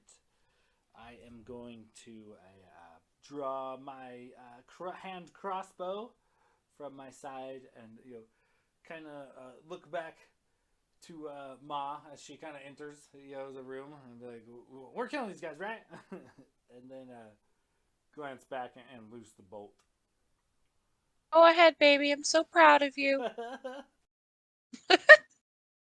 And you said you wanted to move up to that, like by the spit. You have, I think, halflings are 25 feet of movement. Right. I'd like to get as close to it as I can because a lot of my spells are like 30 feet. So I'd like to get within 30 feet or so before I loose the bolt. But I'll have to. So with 25 feet of movement, you could either get right next to Ma or 5 feet diagonally in front of her. Dealer's choice. You will be in between Ma and the spit. Let's go diagonally in front of. Okay. So you step forward, fire that hand crossbow, roll to hit. So 18 on the dice, and I get like I think a +5 or something. I'll double check real quick. No, that definitely hits with a natty 18. So roll damage. Okay, D6 plus 3. That's a 1 on the die, so 4. 4 damage. Yeah, you sink a bolt right into this thing, but as that bolt lands, after about a half a second, that bolt catches fire and slowly turns to ash and falls away.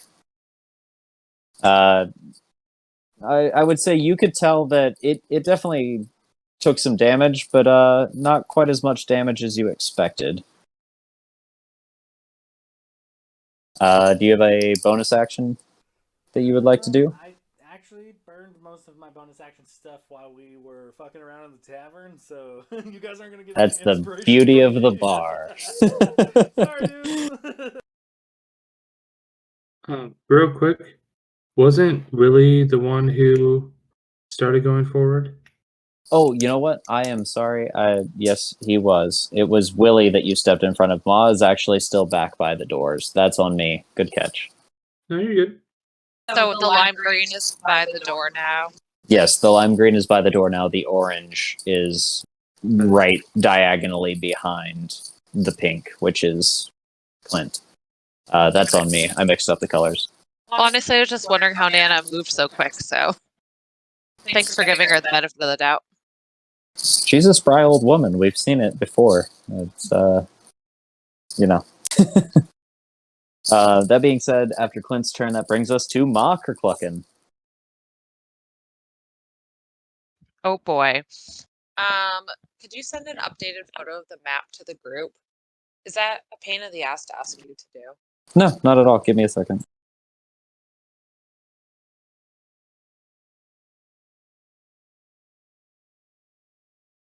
His job is to be there for us to be a pain in the ass too.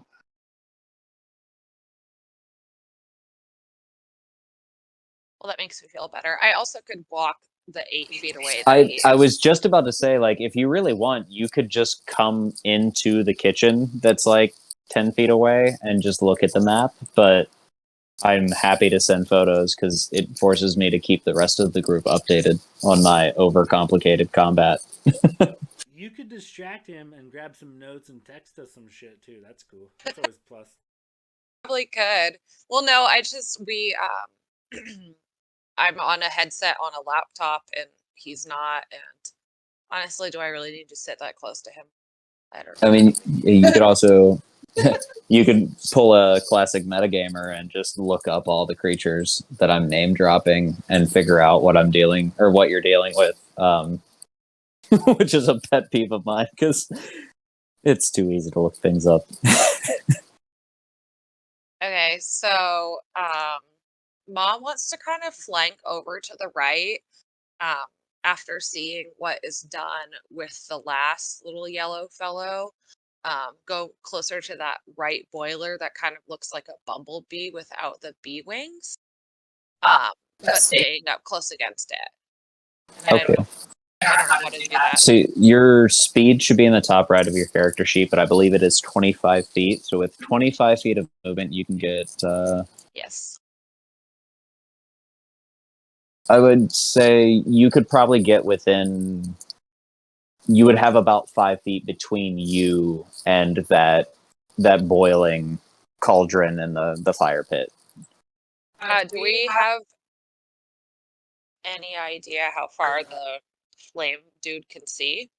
Like, am I in the line of fire? It's a well lit room. I mean, it's a bustling kitchen for a tavern, so there's no obscuring of vision in this room. The creatures in the room are now fully aware of the party. Okay, so I'm going to keep my crossbow. Bro, you guys are my crossbows. I'm going to keep my crossbow at the ready and just kind of chill and observe what's happening. So you want to move 25 feet forward, closer, like basically almost in between the fire pit, and you're readying an action with your crossbow, But not doing anything. but not doing. Do you? So if something moves forward, do you want to ready an action to fire at it, or are you just readying your crossbow for your next turn? See, so you can ready an action. Yeah, do that. So all right. So if something moves to attack, you're gonna pull the bolt or like the trigger on your crossbow. Nana is. Okay, so Nana has moved forward, backing up the rest of the fam, and is ready to pull the trigger if anything moves to attack. Heard.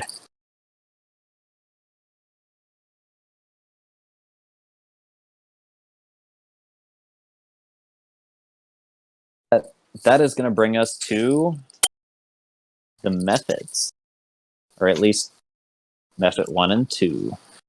So 2 of the creatures in the back the very far back, closest to the cauldron, are simply going to move forward. They're going to jump up onto the nearest prep table to the cauldron in the center. I'm sorry, my cat just stole my chair because I stood up for a split second to move some things around on the map. These methods jump up onto the table, and they're going to ready an action.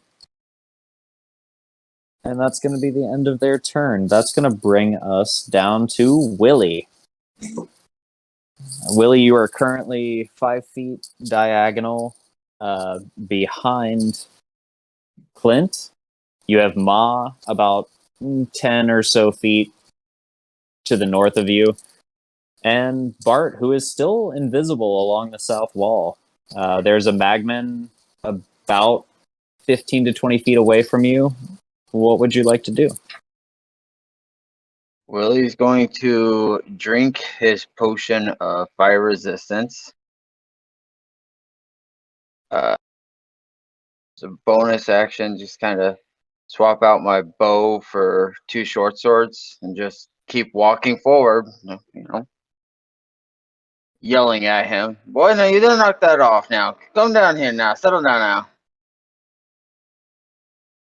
now. With your movement speed, you could get within melee range. Is that what you're trying to do? Well, I'm not looking to attack him. I'm trying to get up there to talk to. To the Magman? All right. You are... No, not the Magman. He's trying to get to the other guy, so he's kind of ignoring all the other creatures. Oh, you're ignoring the creatures, calling out to the guy across the room. All right. What do you say? Just, boy, now settle down now. Come. Now talk. Come here now. What's going on?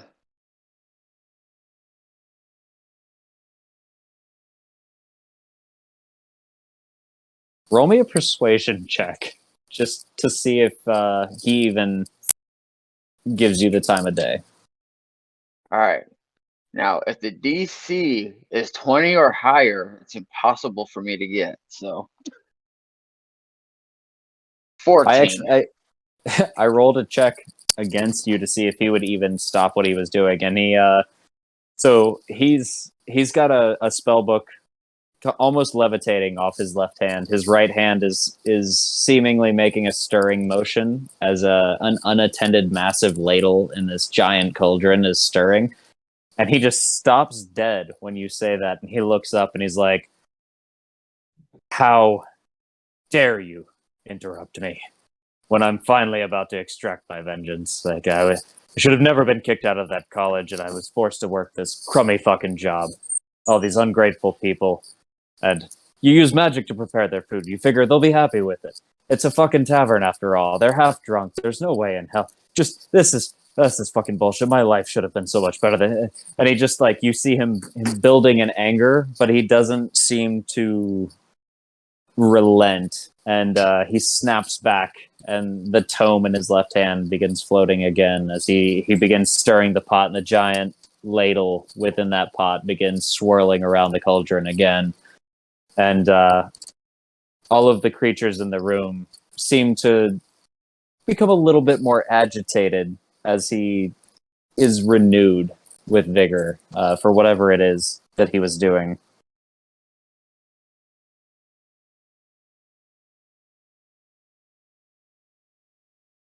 Well, that ends my turn.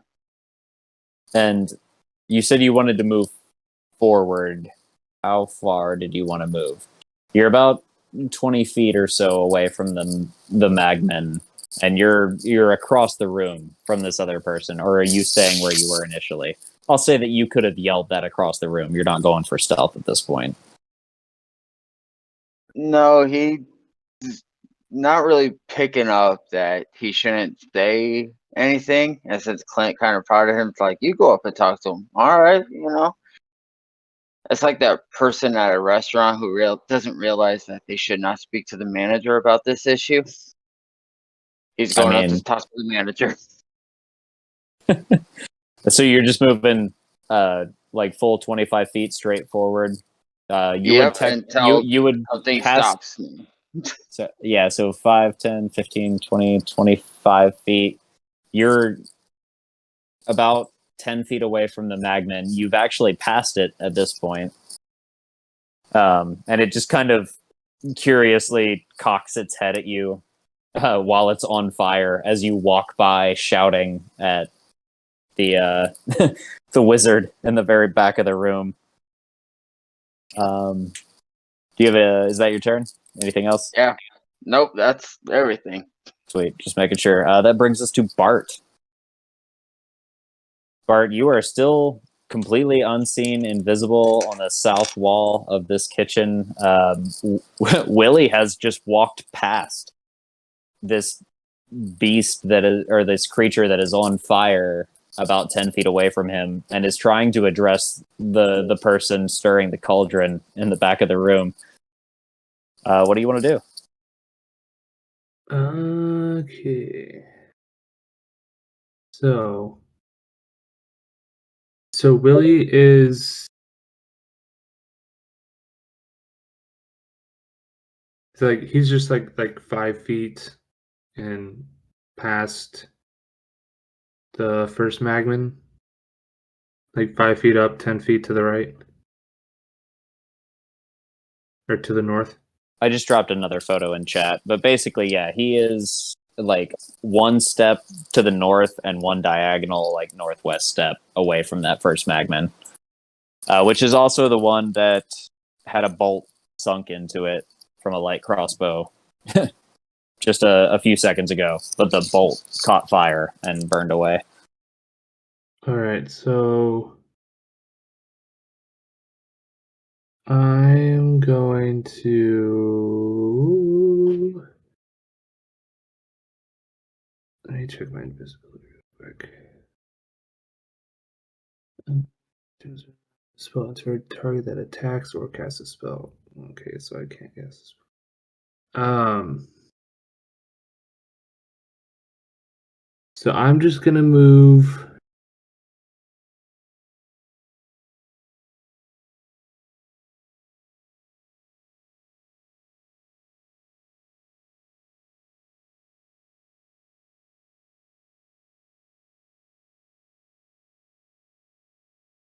So I'm gonna move diagonally 10 feet toward, like, diagonally towards the north 10 feet, like northwest, and then up west. So I Sorry. think you can only do one diagonal movement. So it would be diagonal northwest, but then you're trying to head northwest, so you'd still have 20 feet of movement. Oh, okay. I might be confusing movement rules, but I think that's right.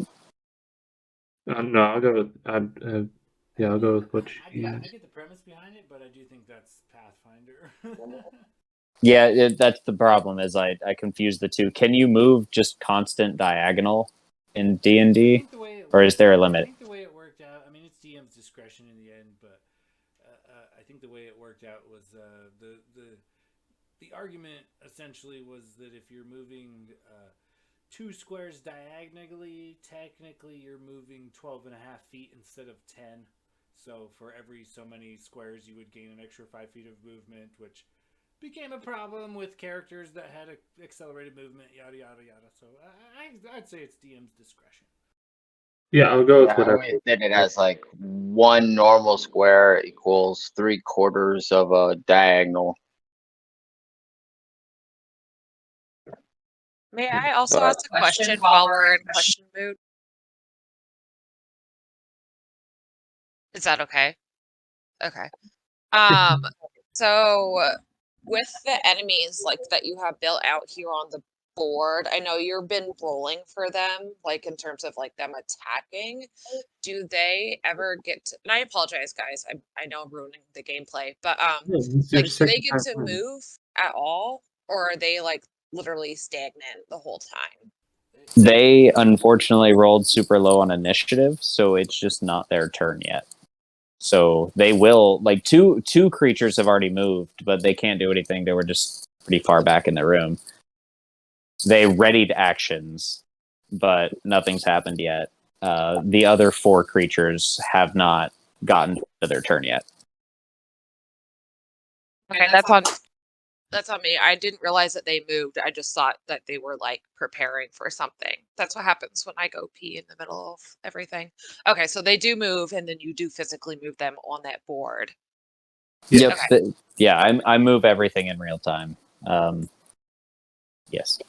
Okay, I'm sorry, guys. Thank you. No need to apologize. Yeah, It's I your like how second she game. apologized multiple times for like a legit question where like half the time we don't apologize and we're asking like stupid ass shit to like DM. What exactly is the aerodynamic trajectory of a thrown cow? You know? So I'm Can I sorry. roll a perception sorry. check to see what type of cheese is bubbling in the cauldron? Like, I'm sorry that I'm so sorry about being sorry, guys. I'm sorry. I'd like to roll to fuck the dragon, please. You know, there's so much worse shit. I'd like to roll for Katrina to shut the fuck up. I understand. I'd like to speak to the pterodon and offer it fish. Exactly. Oh, you just went full Canadian there.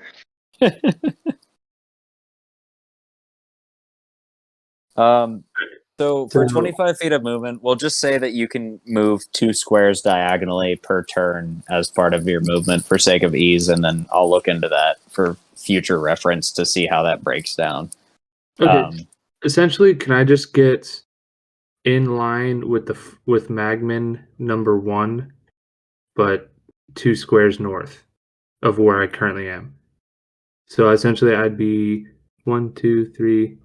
I think I can get 4 squares to the south of Magman number 1. Yes, there would be 3 squares between you. You are currently like 15 feet away from Magman 1. Okay, yeah. So I want to get there, and I want to hold my action. I want to hold an Eldritch Blast for. Let me see if I can. Am I within 60 feet of anyone else? Okay, so I believe I'm within 60 feet of the the Mephit number 4 and Magman number 1. So I want to hold my Eldritch Blast for anyone that attacks Willie that is within my range. Anybody that attacks Willie within range, and you said Yeah, I'm using 60 Eldritch feet? Blast. Yeah, I'm holding Eldritch Blast, so that's Noted. a 60 foot range. Okay, noted. All right. That is my turn.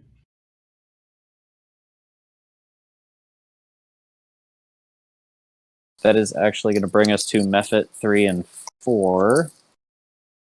Mephit 3 is just going to move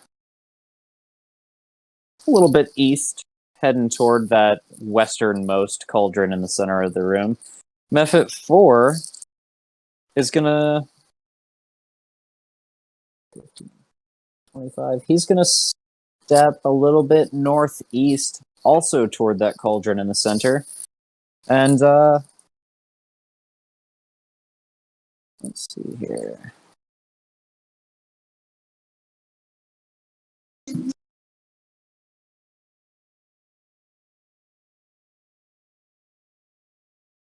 He's going to go ahead and start trying to breathe some fire on old Willie there.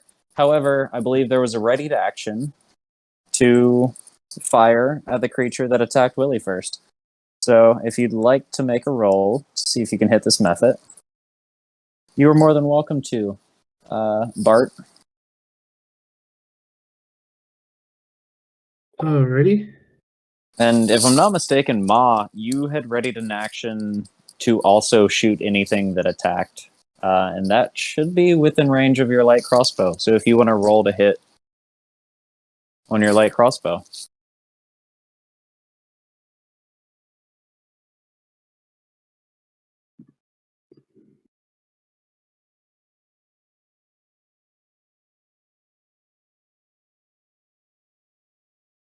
Ooh, nice. Does a 16 hit? I believe a 16 hits, yes. Roll me damage. Hell yeah. So at 5th level, I get 2 blasts per attack. So that's 2d10, 1d10 per blast. That's not great. Wait, did you say blast? Yeah, so it's the Eldritch Do an Blast. Eldritch Blast. It is 2 rays, and you have to roll separate attack rolls for each ray. Oh, that's right. Okay, so if one hits. Let me roll for the other one. Oh, and I lied. It's not 60-foot range. It's 120-foot range, but that doesn't matter. Yeah, no, that just made it more effective, I guess. Yeah. I don't know if the second one hits. The second one was 12 to hit. The second one does not hit. The first one, however, we'll say, how does this Eldritch Blast manifest with Bart? So as he does this, he becomes visible too. So he just kind of my arcane focus is my staff. So I just had this like long, like weathered, like tree branch looking staff with a deep purple stone embedded at the head of it, kind of like almost Gandalf style. um, and he just slams it down on the ground in front of him, and like purple energy radiates from his hand in the center and just explodes up into the stone, and then just bursts out in a deep purple blast of crackling energy just flies forth and smacks the Nephite in the chest for 5 force damage. So as that first pulse comes out of your staff and smacks the Mephit in the chest, the goopiness sort of evaporates, and you punch a hole through this thing, and then the goopy like residual goo kind of reforms right after that second pulse passes through the hole the first one created, the second one missing it slightly.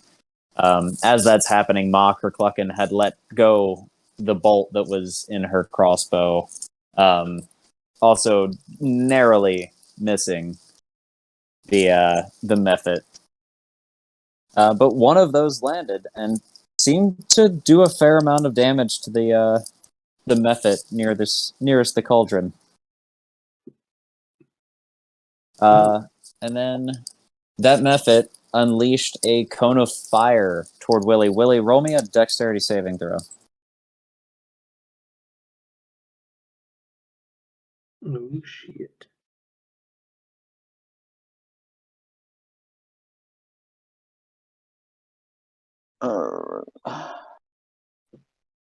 Where's my dex? Nice. 9. Damn it. 9. Unfortunately, that's not gonna cut it. You're gonna take 8 fire damage, but I believe you took a potion of resistance, so call that 4 fire damage, sir.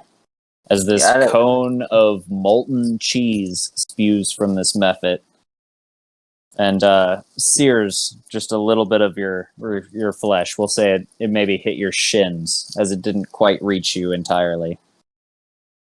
Can I ask you a really quick question, Dakota? Sorry. When you say like fire damage, you just mean regular HP, right? It's not anything like specific, or is it something you're supposed to log in specifically? It'll basically in your health, it'll count for regular damage because you don't have like a weakness or a resistance to fire. If you have resistance, you take half damage. If you have weakness, you typically take double damage or have an alternate effect. But yeah, if that happens, I'll tell you if something outside of the ordinary Sorry, thank you. goes down. But that unleashes its cone attack, and that's going to be its turn. That brings us to Pierre. So as you are fighting his cheesy monstrosities as they charge the room, he begins stirring the pot even more, and he looks out and realizes that perhaps you are going to put a wrench in his plans. And you see him kind of place his right hand to his chest, his spell book still levitating over his left hand, and almost aura-like shell begins to form across him as he casts mage armor and continues to stir the pot, calling out that he will exact his revenge on the college and the tavern and all those who have ever wronged him. Clearly a little disgruntled and, quite frankly, a little pompous. And that's going to bring us down to Magman 1 and 2. I believe the ready to actions have already gone off. Magman 1, after, I believe your invisibility would have lifted when you launched that Eldritch Blast. So Magman 1, upon seeing this rather strange figure appear out of nowhere and launch a purple blast across and nail one of his fellow creatures, is going to rush south toward Bart and on flames take a swing at him and see what happens. Does a natty 18. Yeah, that hits. Yeah, 22 to hit. So that's gonna be shit. One off the table. That's gonna be 6 fire damage. And because the Magman was already ignited, you now are on fire. You can take an action to douse the fire on each of your turns, or a creature, or sorry, like a party member can douse the flames with an action on their turn. But basically, every turn you will take 1d6 fire damage until the flames are doused, and this creature is right up on you. Shit.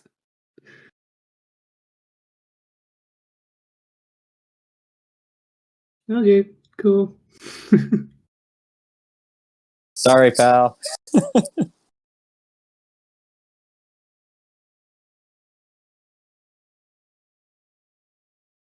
Burn, baby, burn. Into the night. Oh, sorry.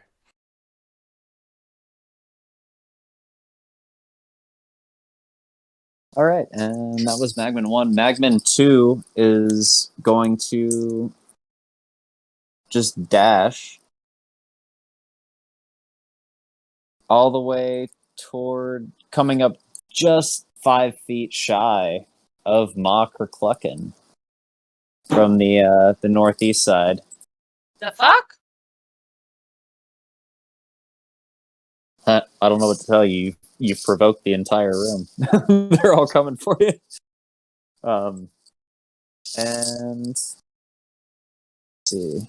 There's no bonus actions there. That's going to bring us back to the top of the round. I will drop a I can't go? photo in chat. You can go on your turn, but it was this creature's turn, and it moved closest to you, or closer to you. I didn't get what you meant by that.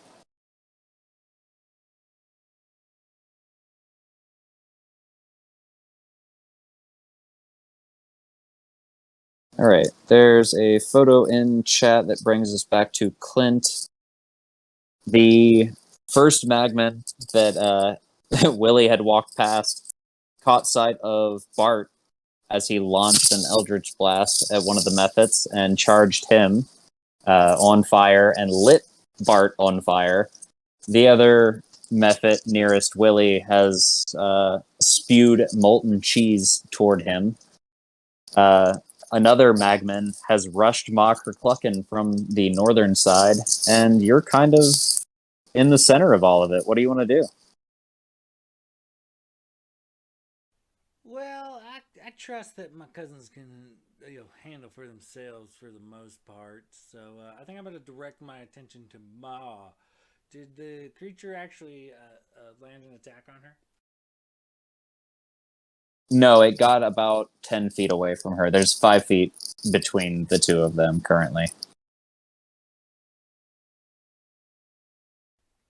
Okay. I'm going to cast. I'm going to burn another second level spell. I'm going to cast Suggestion on the critter coming at Ma. And I'm going to suggest, I'm going to point over to Pierre El Ducho. And I'm gonna tell him, hey, why you coming at a little old leg like some kind of crazy asshole, man? That guy's a real bad guy, don't you see it? Kind of suggest to him So to go attack that guy. you're suggesting who? Pierre. Pierre is on the far side of the room, so he is well outside of that 30-foot range of suggestion. Correct. I'm suggesting to the attacker of Ma, the method, or Oh, I'm sorry, I misheard that. Okay, you're I'm suggesting the that the method stop attacking Ma. or Magman. Okay. Yeah, Magman, and go ahead and attack Pierre instead. So yeah, I imagine I reach into my pocket and I pull something out and I blow it into the air in that creature's direction, and it turns out to be like a bunch of glitter, and it just kind of wafts through the air and then like finds its way into his face, and as it sparkles, it kind of the suggestion takes place. That other guy over there is the asshole. You stop trying to beat up this old lady and you go fight that fucker, huh? Let's see, it rolled.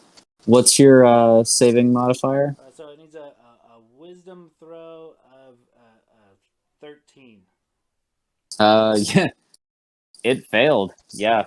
That Magman seems to inhale that dust a little bit, and you see this kind of weird molten coal-like creature kind of sniffle a little bit and shake its head and look at Ma, and then just cock its head toward Pierre in the very back of the room and kind of right itself like it's changing directions.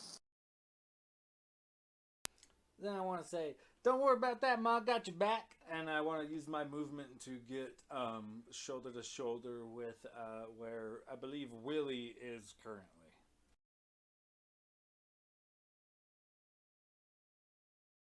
Side by side to Willie. Willie is. So that's like straight ahead, like 20 feet, right? You would be about 5 feet behind him, but you could basically be right next to him.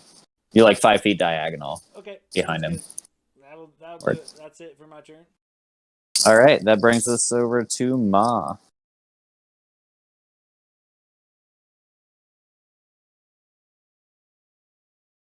Oh, jeepers. Okay, so Ma is getting very antsy about her boys getting up closer and trying to protect her. And so, like I said, she's a healer, but she also has a couple of like shield types of actions, which I'm still learning to play. So, surprise, surprise, I'm going to say I apologize. But if there's any recommendations on a shield I can give one of my boys, if not, I'm just going to kind of step forward and try to shoot somebody.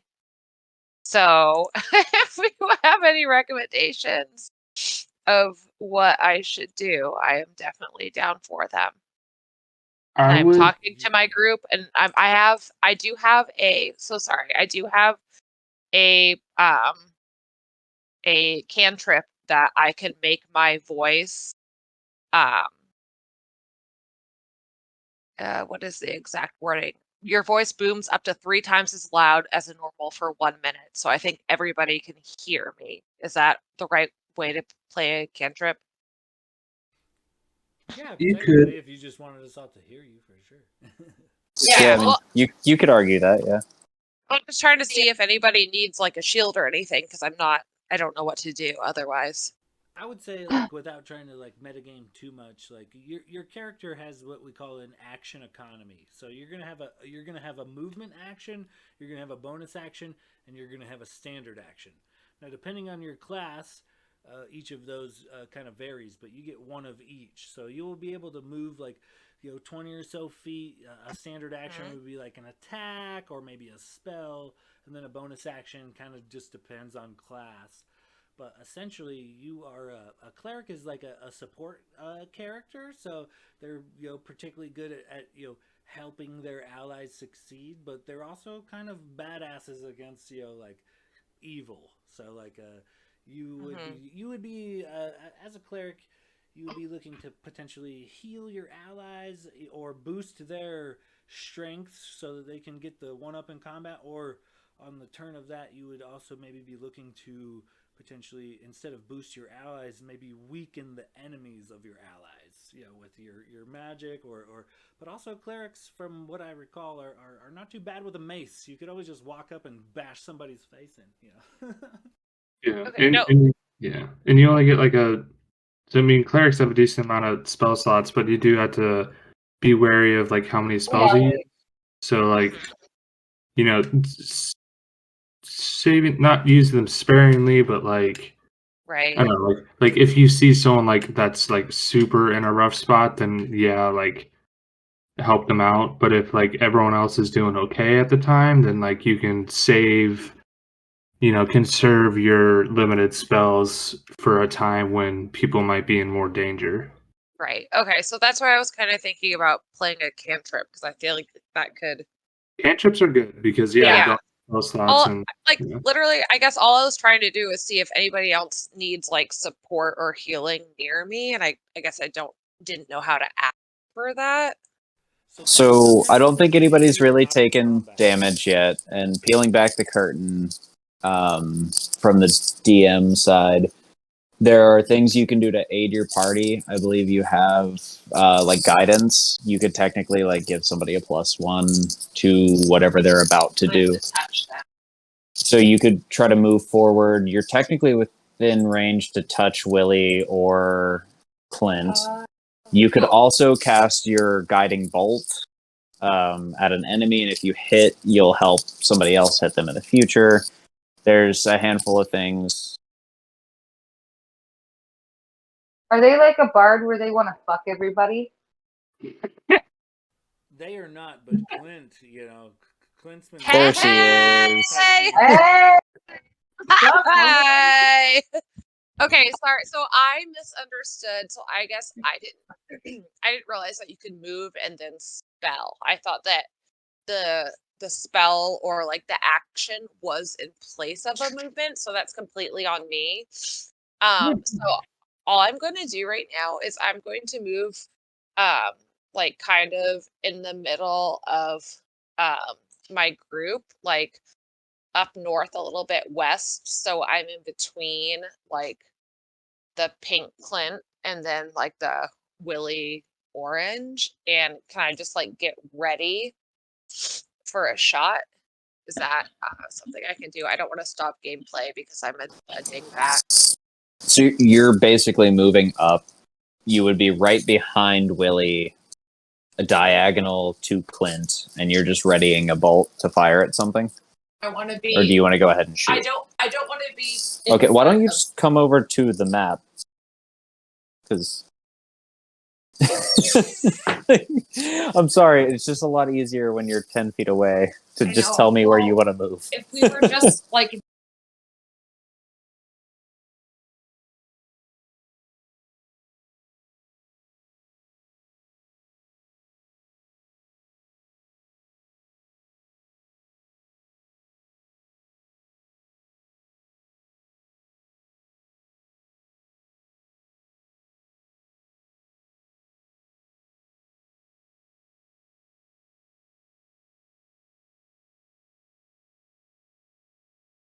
All right, so you've moved. Do you want to fire at the Mephit or the Magman? The Mephit's the gloopy creature. Oh, the guiding bolt thing? Yeah. Okay, so cast guiding bolt. I think it's like a +6 to hit, if I'm not mistaken.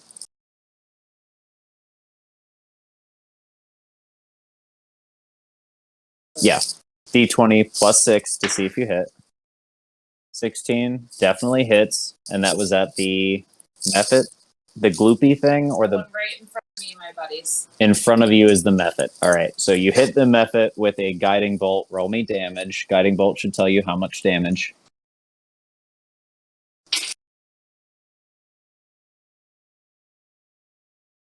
It should say like 1d8 plus something by guiding bolt, like to the side of it.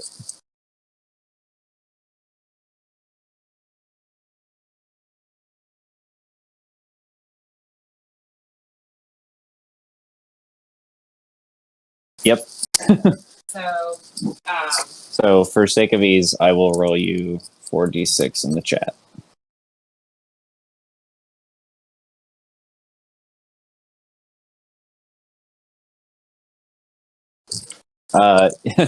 Your guiding bolt obliterates that method.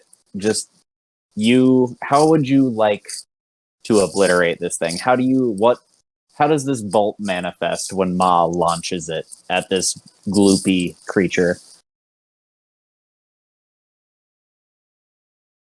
Great question. Since it's a flamey thing, it goes back to its original form of little tiny water droplets, and then it goes into the bitchiest of bitch of snowflakes that as soon as they leave the cloud that they're in, they just dissolve into nothing. So by the time they touch the ground, they're nothing. So it's literally like they think they're starting out so strong, and then they're just the worst precipitation that's ever happened to mankind.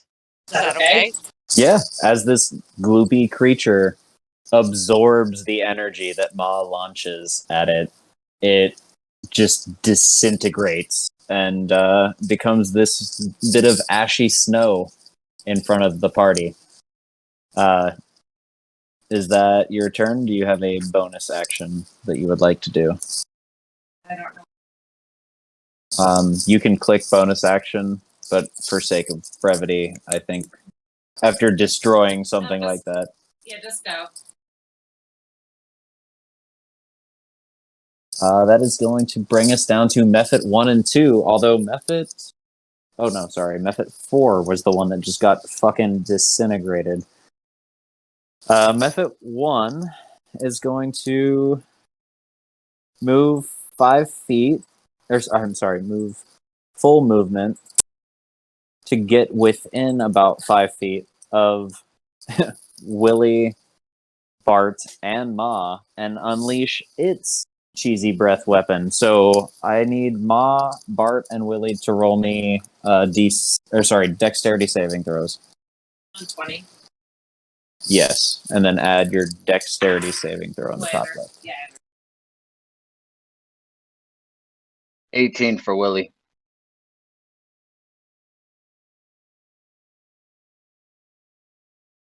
Willie take 3 damage. Ma 15. take 3 damage. Actually, everybody take 3 damage. You all passed. Well done. So some more That's cheesy. 3 rounded down to 1. Oh yeah, you have fire resistance. So yeah, just take 1 point of damage, Willie. Got it. But well done. Yeah, unleashes its breath weapon. Method 2 is going to move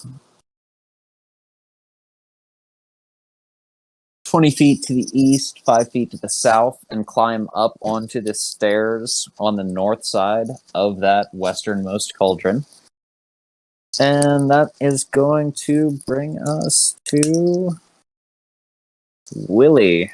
I will drop a photo in the chat because I realize there's a lot of moving parts here. Bear with me.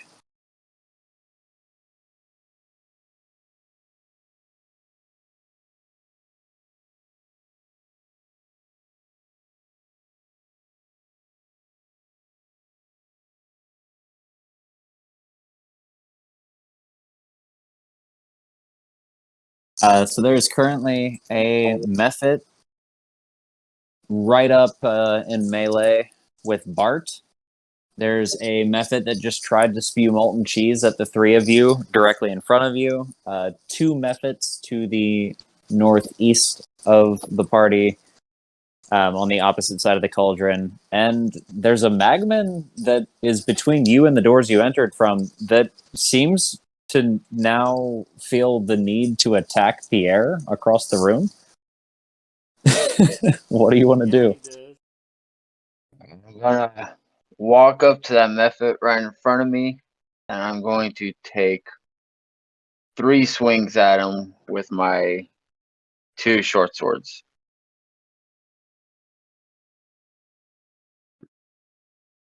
All right, roll 3 attacks, I guess. So is that full attack, like 2 attacks per Attack, action plus extra bonus? attack, and then bonus attack, which I do have dual weapon fighting style. Heard. Yeah. Roll those 3 attacks. Let's see what you land. Natty 20 on the first. All right. Jesus. Nice. Oh, wowie, wow. 6 plus 7, 13 for the second. Nice math. And 9 plus 7, 16 for the third. All 3 hit. Roll me damage. Actually, just roll that crit, and you very well might just wreck this thing in one shot. They're not big 4 creatures. They're doubled.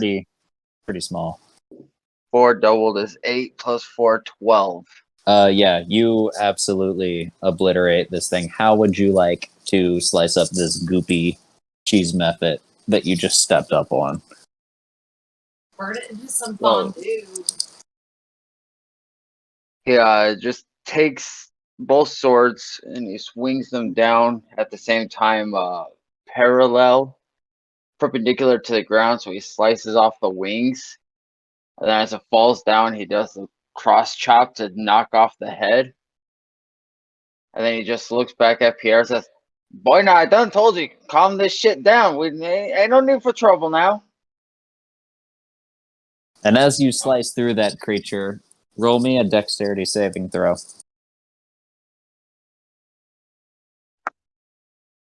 11. 11? Ah, motherfucker. DC 11. As you slice into this creature, bisecting it, and then slicing its head off, it explodes in a burst of molten cheese. But you adeptly manage to dodge out of the way, seemingly splitting this creature and taking no harm from the the collateral ooze that you spread in a 5-foot area where that creature once stood. And then I'll finish my turn by continuing to walk towards Pierre. Full movement, just straight Full forward. movement.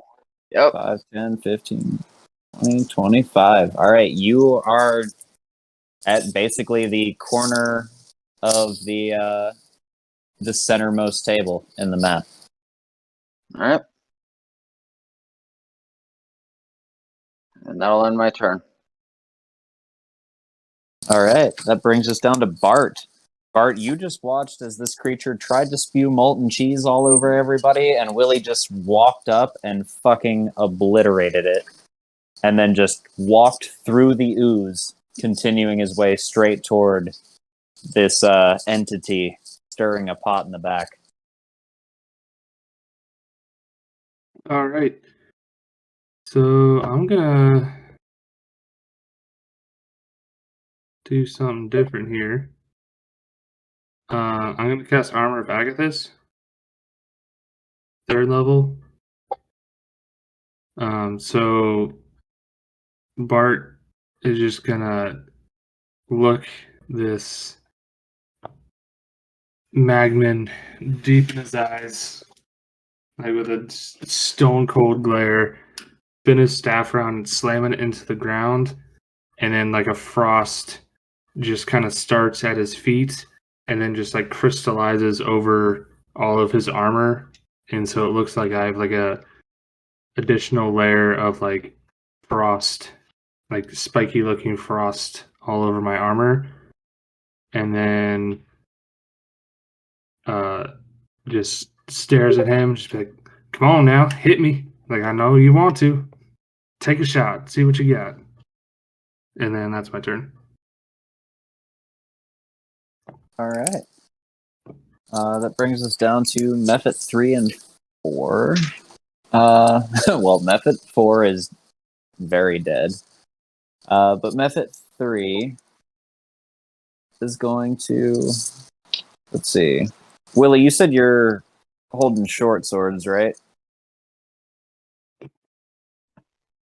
Correct. Sweet. Method 3 is going to move south a couple feet and cast heat metal on your primary short sword. And then finish its turn by hopping into the cauldron of bubbling cheese. The fuck? And so heat metal, I believe you initially take damage. I'm pulling it up right now. I'm sorry, I didn't have that prepared. Choose a manufactured metal object, such as a metal weapon, blah, blah, blah. And you cause it to glow red hot. Any creature in physical contact with the object takes 2d8 fire damage when you cast the spell. Until the spell ends, you can use your bonus action on each of the subsequent turns to cause this damage again. If a creature is holding or wearing that object and takes the damage from it, the creature must succeed on a Constitution saving throw or drop the object if it can. If it doesn't drop the object, it has disadvantage on attack rolls and ability checks until the start of your next turn. So 2d8 damage. That is 8. Holy shit, 8 and 8. 16 damage, but you have fire resistance, so 8 damage. And then roll me a con save to see if you can hold on to your sword. And which method is this attacking him? This is method number 3. It was the northernmost method that moved south and then casted it as it jumped into one of the cauldrons. That's what I thought. I was just double checking. Well, I don't know what the DC is, but sure as hell 7 ain't going to beat it. 7 does not beat it. So you take 8 damage and then drop the short sword in your primary hand as you're walking toward Pierre. And you see this bubbly, cheesy method just kind of ooze its way into the kettle. And you hear a faint giggle as it submerges itself.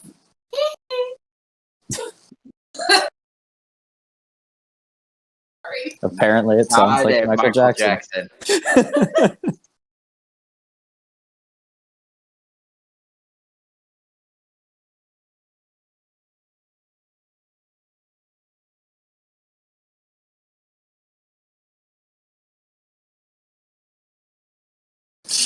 And yeah, Method 4 is dead because you fucking obliterated it. That brings us back to Pierre, who on this turn, he lifts his right hand up above that boiling kettle, and the ladle gets thrown across the room, and all of a sudden this giant gloopy mass begins to rise out of the kettle and almost takes shape.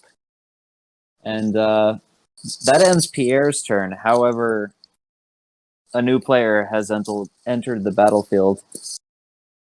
And this giant gloopy mass in this massive kettle takes shape and begins bubbling over the sides of the kettle as you guys see what can only be described as... Oh, I'm trying to find the photo. I'm sorry, I had it prepared. A cheese elemental. Oh, sweet baby Jesus. This massive, just globular mass of boiling cheese bubbles over the kettle and splashes onto the ground in front of the kettle, and then moves about 15 feet forward toward the center of the room, bubbling and oozing, climbing over the ground, kind of reabsorbing itself as it moves forward. And that's going to bring us down to Magman 1 and 2. Magman 2 is convinced that it needs to make its way back across the room currently. So it's gonna just kind of beeline its way. It's about halfway across the room, give or take. Probably about 2 turns away from making its way to Pierre, but it is locked in. Something suggested it go that way, and so. Pierre's for sure a dick, little cheese dude. Let's get him. Yeah, I can picture you just turning this creature and then just coaxing it at this point. Magman 1, however, despite the ice forming around the creature it attacked, is going to take a swing at Bart. Which, Bart, on your turn, did you take the fire damage or did you try to douse yourself? I think you standard action armor. Yeah, taking the damage. Or actually, here, roll me 1d6. I don't want to roll your fire damage for you. Does the spell say it at the end of the turn? It is on your turn. You can take an action to douse it, but used an action to cast your spell. So you would have taken fire damage. That's on me. No, I'm just thinking, so because Armor of Agathis gives me temporary hit points, but if I did the armor before, like, first thing I did was do the armor, so I feel like the fire damage would come out of the temp hit points. It's at the end of each of your turns. Yeah, and so if you had casted that. Yeah. I just want to make sure I was taking it from the right spot. I didn't want to cheat. Oh, wow. Of course I rolled a fucking 6. If it makes you feel any better, I rolled a 6 and then asked you to roll it for yourself because I felt bad. Just so you know, Alec, the Armor of Agathis, those 10 points only are effective if you get hit with a melee attack. Oh, they then are? you can eat from those. Yeah, so if you get hit with like a range attack or a spell, you don't touch those. It's only with a melee attack, and that's why it deals damage back.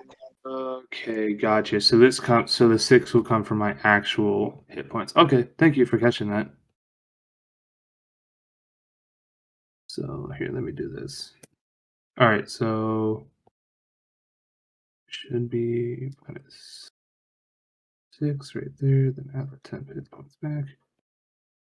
Okay, we're good. So he attacked. Yes, he attacked. That is an 8 to hit, so he definitely missed. God damn it! I want him to hit me. All right, there, forward. Okay. And that was his turn, which brings us back to Clint, top of the round. We'll drop a photo in chat. Also, if anybody hits a time constraint, we can call this whenever. I was trying to time manage, but also bar games and combat. So. Well, Also remember that I asked you about 95 questions. And also, I've been plotting on how to get you to give us that fucking goat for the next time, so.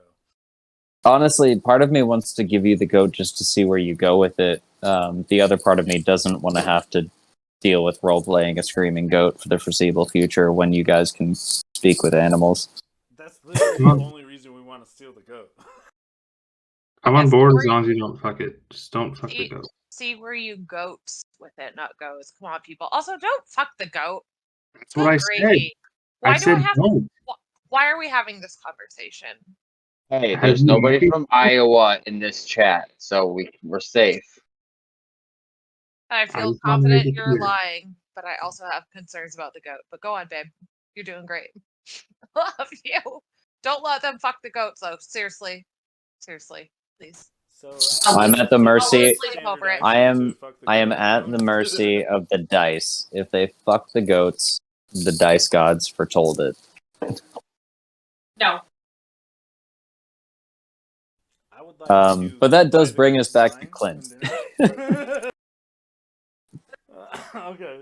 So, did you drop a new battle map recently? I did, but I think it got absorbed in memes, or at least it's showing up in my phone. But here, I resent it. Okay, perfect. So, It's looking like there's like a wee cheese demon on the opposite side of the table, kind of like sitting on the bench almost. On the table directly to my right. So basically, the tables with red and the circles in the center, those are actually fire pits with cauldrons. There is the cheese method that cast heat metal on Willie inside of the cauldron. There's another one on the steps on the opposite side. On the eastern of them is the Magman that is suggested to go attack Pierre. And then in the kind of center west, there's the cheese monster. And in the very far west of the room is Pierre himself. There's also still technically a Magman attacking Bart in the bottom of the map in the south, but it seems like he's doing okay. Okay, well, I think I want to use my movement to see if I can't get shoulder to shoulder with Willie. Go on and like forge ahead a little bit.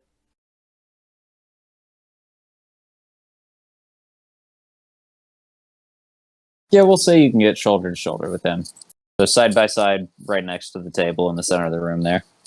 Approximately 20 or so feet from the cheese elemental. Okay, so how far away would you say I am from Pierre?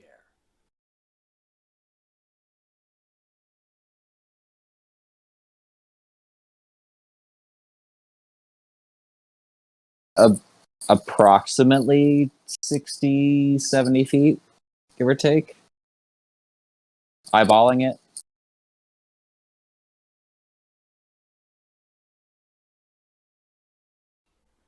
Okay, then well, I think how about the so there's for sure a cheese elemental. How far away am I from that? Like 15, 20 feet, I think. Actually, sorry, probably 20, 25 feet, but like relatively close. So elementals are kind of weird creatures. Can I make a perception check to see if this thing's like, is it using like eyes and ears? Does it have like the basic human senses? Yeah, roll a perception check.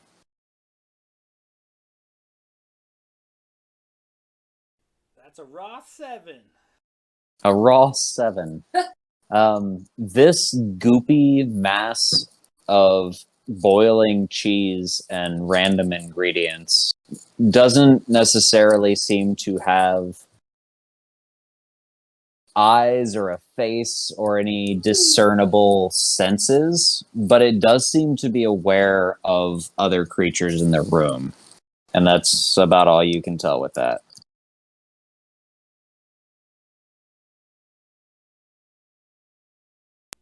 Okay, well, I was gonna try some shenanigans, but if it can't see or hear definitively, that's not gonna work. So you said you said 60 or 70 feet from Pierre. Which one is it? If you've got a spell that's like a 60-foot range, I'm not going to hamstring you right here because, quite frankly, it's 1240. So for sake of brevity, if you've got something that's on the borderline, I'm going to let you cast it for shits and giggles. It's a one-shot. So the spell that I had casted prior in my performance was Pyrotechnics. And so it's a 60-foot range, 5-foot cube. And yeah, it's the con saving throw versus blindness, I believe. Oh, a firework. Target explodes with a display of colors. Each creature within 10 feet of the target must succeed on a Constitution saving throw or become blinded until the end of your next turn. So DC 13 con save as I throw up this like 5-foot cube of like an explosion around this guy. It's a natty 18, buddy. Okay, it also says smoke, like a thick black smoke spreads out from the target in a 20-foot radius, moving around corners. The area of smoke is heavily obscured. The smoke persists for 1 minute or until a strong wind disperses it. So technically, he's surrounded by a thick smoke. I don't know if that obscures his vision or not. But Okay, duly noted.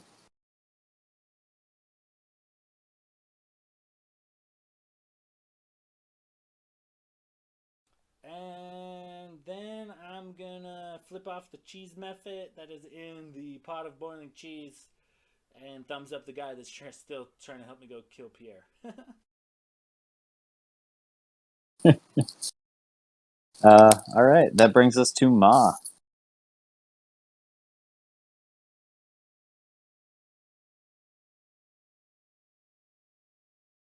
Me. Okay.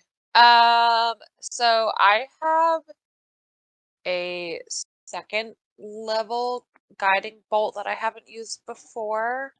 I don't know if this is the right thing to use, but it goes 120 feet, and a flashlight streaks toward the creature of your choice. Obviously, it's a big kahuna. Make a ranged spell attack. Blah blah blah. 46. Blah blah blah.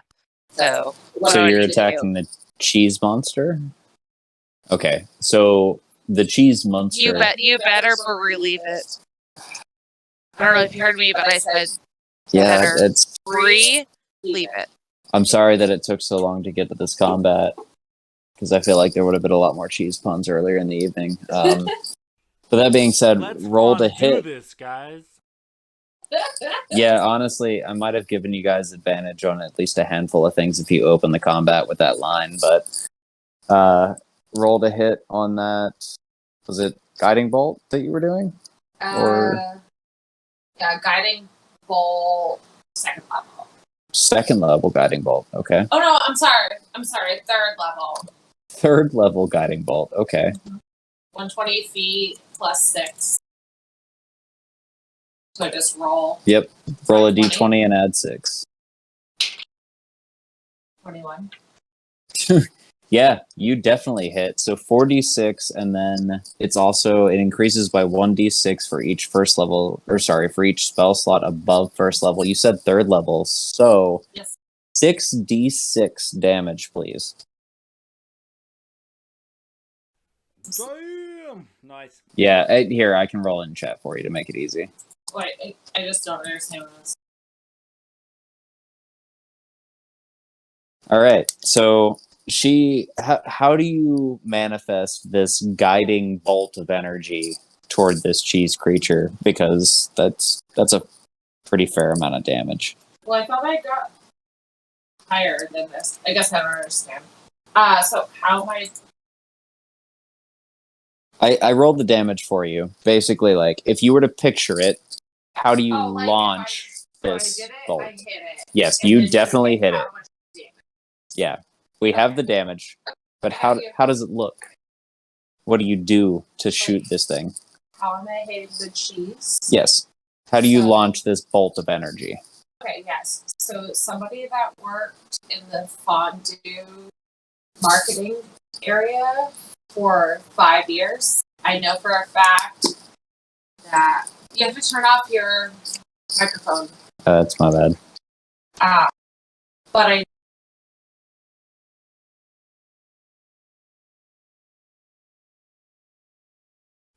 Wait, No, can you're turn on muted. both microphones, dudes. One of you has to have a microphone that's not muted. Is it me? Am I better? Perfect. Okay. Hi. So I know with fondue, it's a pot of cheese, and then there's another pot under it with water. That's hot water. So what I'm going to do is I'm going to take this plus like 16 or whatever you said it was, and I'm going to go in the pot, the big 15 pot like cauldron that he has, and I'm going to turn the water to cold water.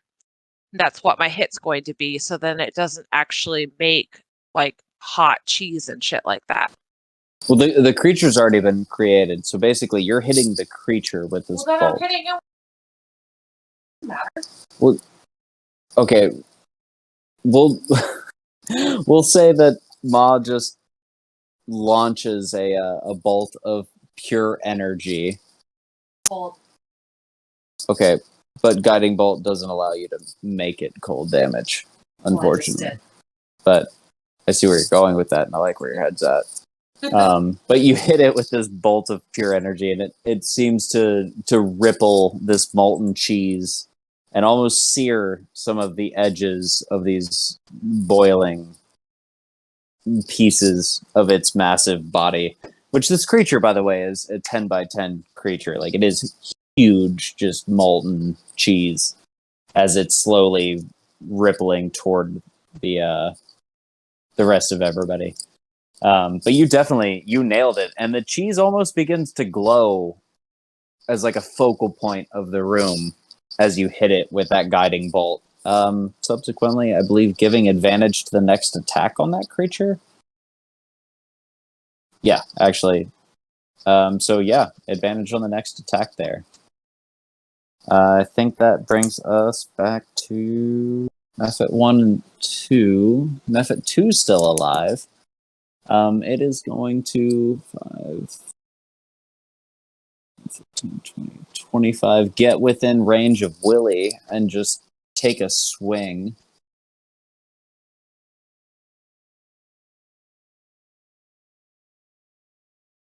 Does a 16 hit, Willie? Just hits. Just hits. That is going to be 1d4 plus 1.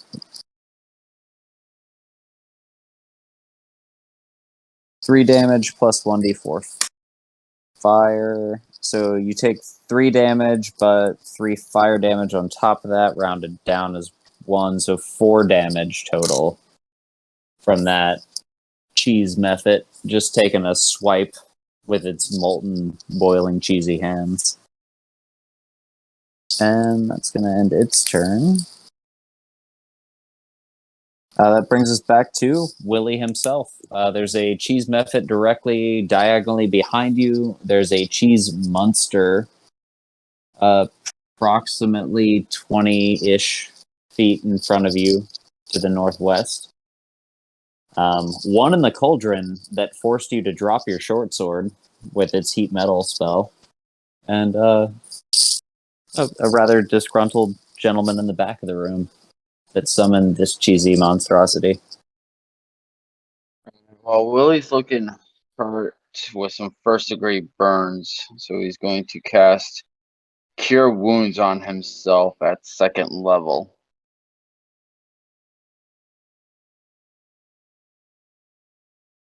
Get after it. That's 2d8 plus 1. Oh, that's not bad. And then he's going to pull out his longbow and or short bow or whatever it is, and that'll end my turn.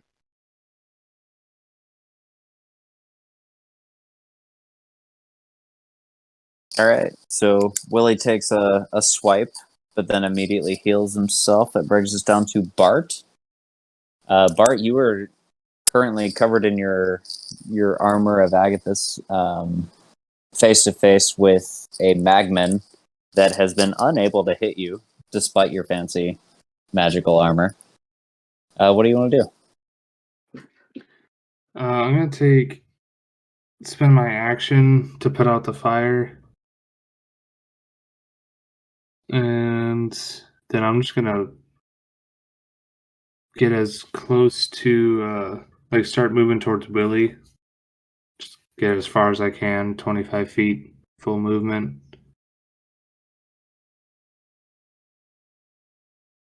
And I'm guessing there's an opportunity attack, but I'm kind of low-key hoping he tries to hit me. Yeah, no, there's definitely an attack of opportunity. That is does a 14 hit? Guy cannot hit for shit. Yeah, no, narrow miss. That magman is just he's He's trying his best. Yeah, it's not good. It's not good at all. But yeah, you narrowly avoid a swipe as you move to the corner of the table to the south of both Clint and Willie at this point. Ma's bringing up the rear in the far east, and there's a Magman to the southeast. There's also a Magman that is seemingly compelled to head toward Pierre.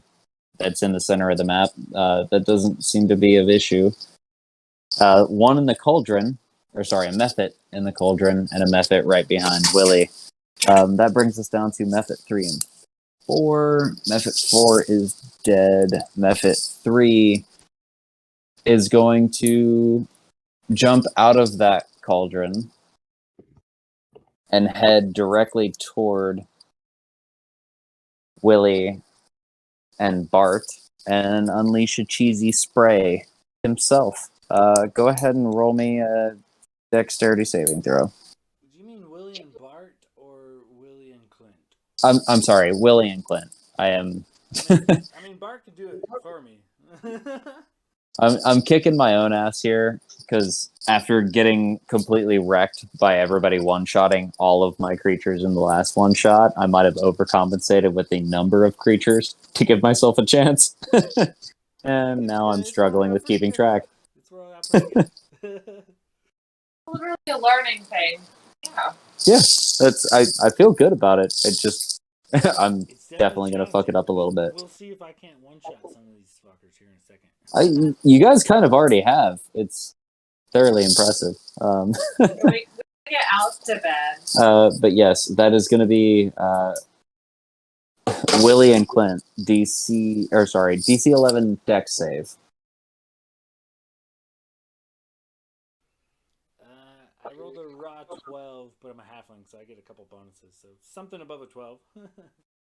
Yeah, you're fine. Go ahead and take 4 fire damage. 24 for Willie. Yep, you pass. That's 4, and with your fire resistance, 2 damage. And that ties up the Mephit that heads down to Pierre. Pierre is going to make his way down from the pedestal around that cauldron he was on.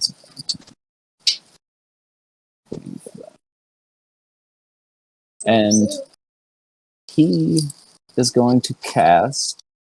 Oh boy.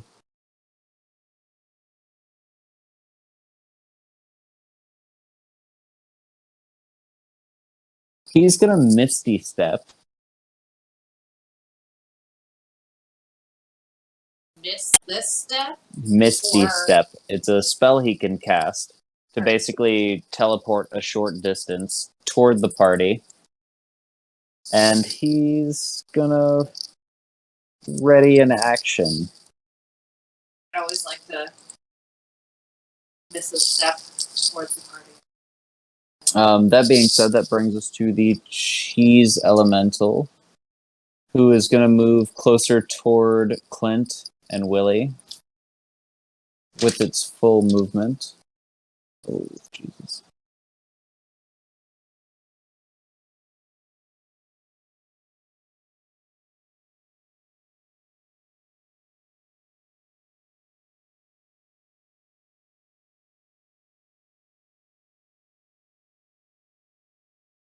I'm trying to figure that out. Not quite within range there, but pretty damn close to Willie and Clint. That's gonna... Well, that's its turn, actually. That brings us to Magman 1 and 2. Magman 2 is going to... Bitch. 25. Keep moving towards DM. Pierre. Yeah, Yes, I don't sir. know if you want to do it, but your monsters can use their action to double move also. Yeah, If you're trying to get them into a range.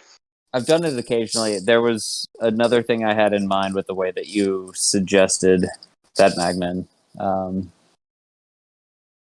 I was honestly going to help you guys out, but that being said, I guess he'll sprint or dash. So Magman 2 moves like full blown at this point across the battlefield toward the southwest trying to get a clear line toward Pierre. Magman 1 is still ironically chasing Bart because he can't seem to hit it, or hit him, rather. How does a 9 sound? I'm assuming that does not hit, so he misses again. Just chasing after Bart, unable to hit him at all.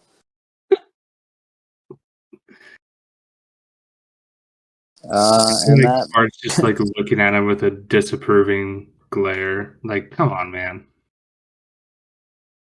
And that brings us back to the top of the round with Clint.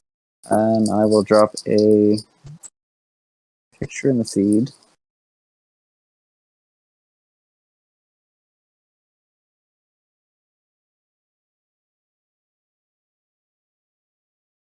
Honestly, it's getting nice because you guys are all clustered up, so it's significantly easier to keep track of all this. Although I apologize, I was hoping to wrap it up by now. You guys are on the back end of this, though. No worries, I'm having a great time. I can play for a bit longer for sure. Fair enough.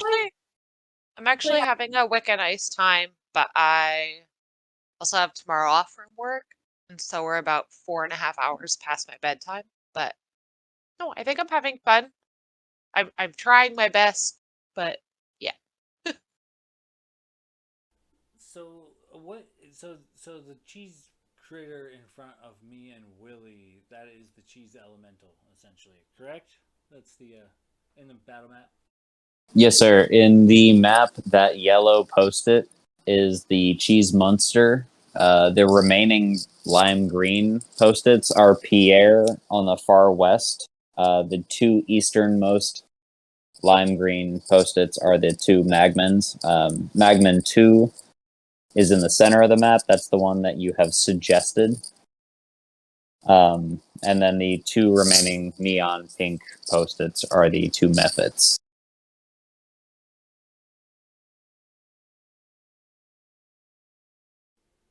Okay, then I think I will drop the hand crossbow. I will pull out, unsheath magically like a glowing short sword. It kind of has like a sparkly magical aura. And I'll point it at this giant cheese creature and give it an attack. See. Oh, that's a natty 20 right there. Nice. A natty 20. So you're moving 5 feet forward and attacking the cheese monster with your sword? Correct. And I'm going to call back to the party as I dive in to try to cleave up this monster. I'm a bard of epic proportions. I can't die with this in this situation to this fun doofus. We have to win. Fun doofus. Well played, sir. Is that just a standard short sword that you're attacking with? It's a +1 short sword, but it's just a d6 +4, so it'll come out to 2d6 +4. Yeah, it's I mean, +1's technically magical if I'm not mistaken, so by all means roll your damage. Comes out to 11 total. 11 total damage as I kind of thrust this short sword into this cheese creature, calling it a fondoofus or whatever.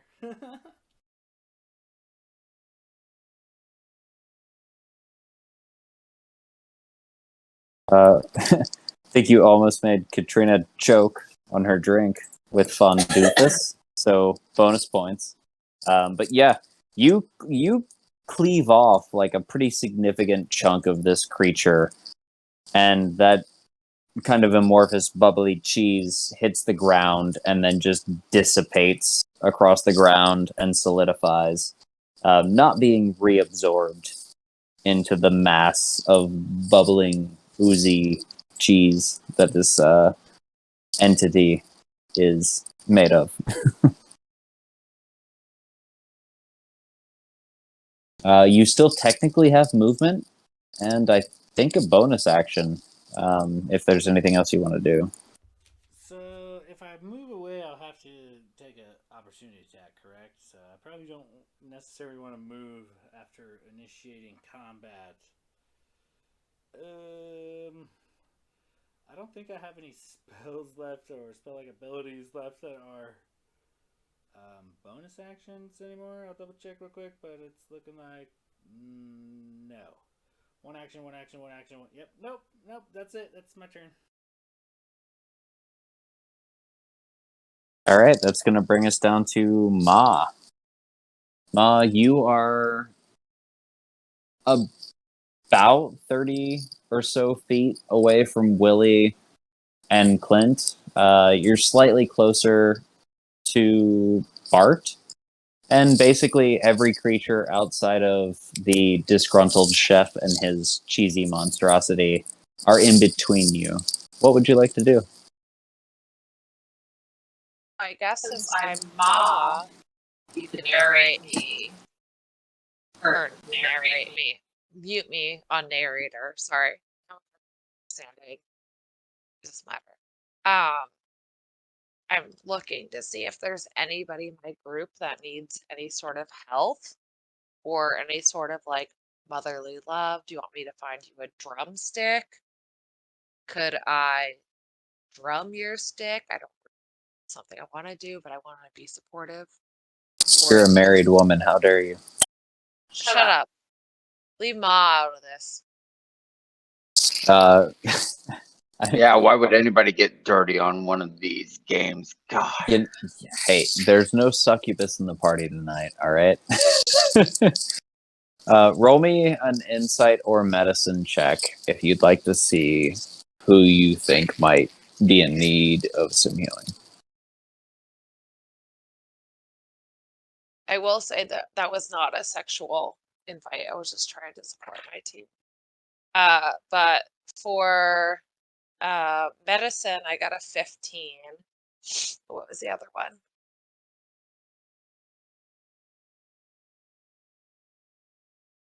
What was the other one? It was medicine or insight, but with the 15, I would say that you could tell that if I'm not 15 or 21. Okay, so either way, we'll say that you could tell Bart seems to be holding his own pretty fine. If I'm not mistaken, Clint has not taken any or much damage at this point. However, Willie seems to have been the only member of the party who has slowly sustained damage throughout this entire combat.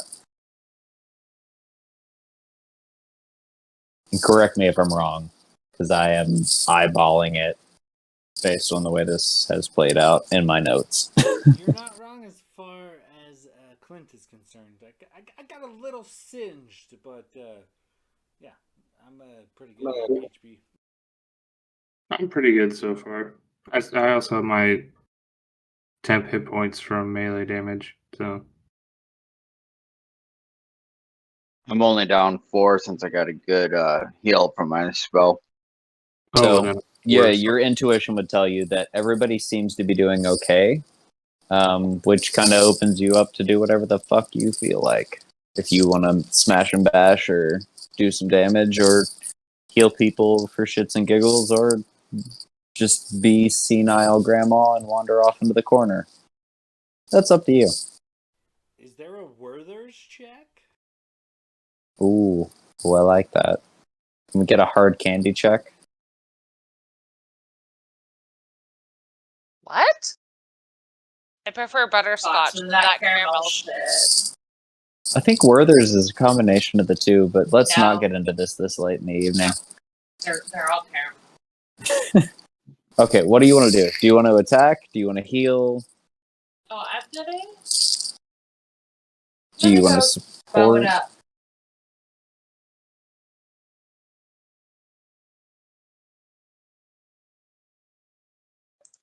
So I think I have a level 2 guiding bolt that because I just did a 3. Yes, so I'll use that guiding bolt level 2. Okay, who are you shooting? Big bitch. The cheese monstrosity? Alright, you should be within range. Roll a d20 and add 6. I believe that is your modifier.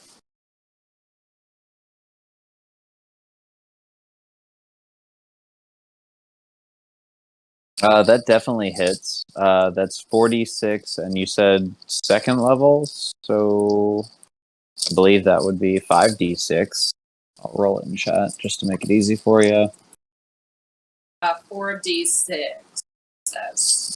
But you cast it at a higher level. Yeah. So bonus damage. 21. Jesus, 21 damage. At the cheese elemental.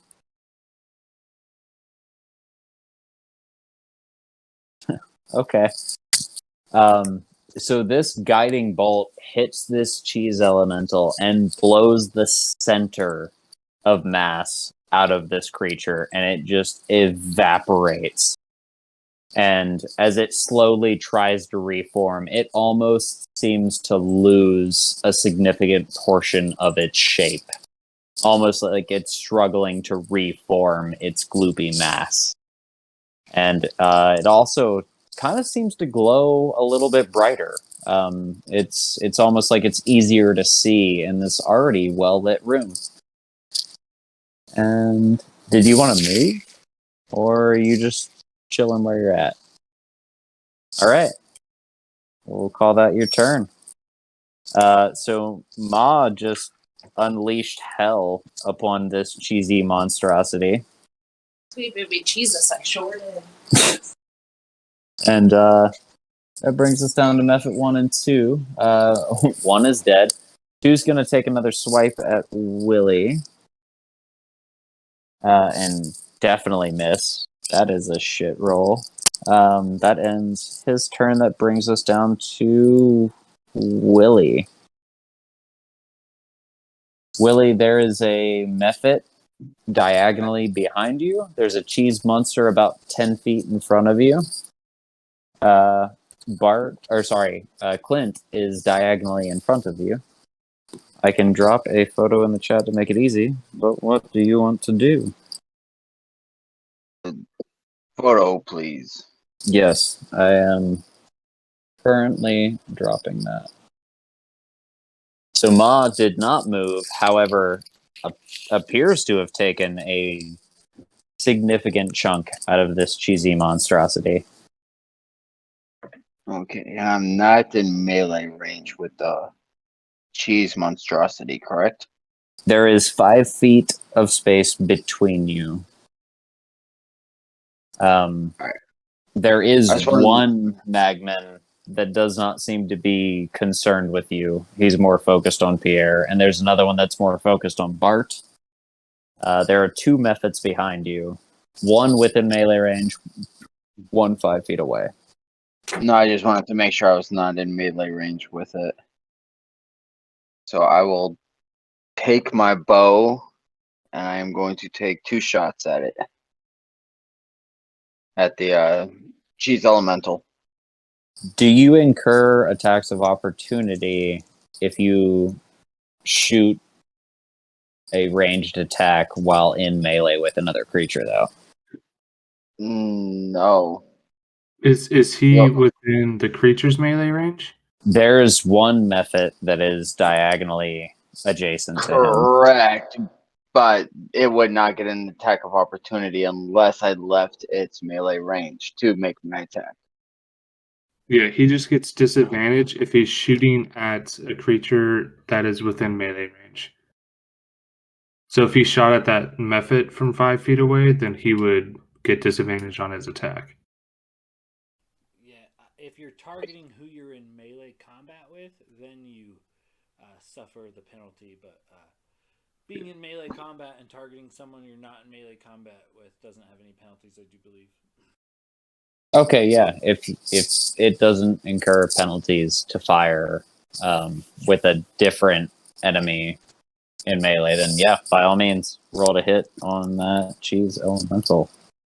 Yeah, no, just depending on how you wanted to rule it, technically another creature would get advantage on me due to flanking rules. Okay, fair enough. Duly noted. But go ahead with your shot. Let's see, that one we talked. 19 to hit with the first shot. Definitely hits. and 18 to hit with the second shot. Also hits. Roll me damage for both. First one is 8 piercing damage and 8 piercing damage. How would you like to do this, sir? So he pulls back both arrows into his bow and says, I'm lactose intolerant. He lets them both fly.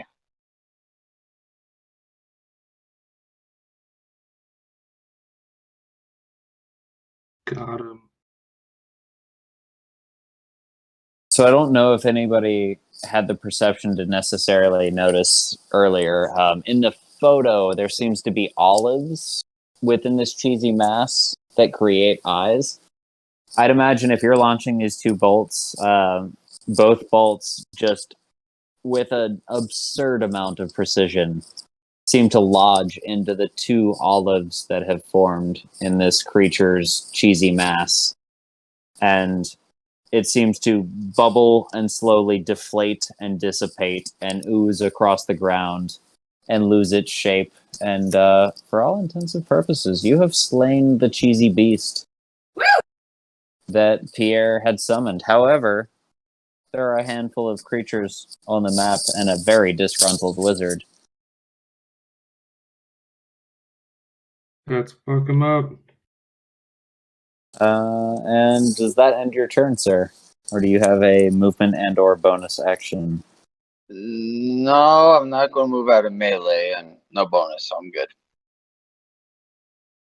Noted. That brings us off of Willie down to Bart. All right. Let me see.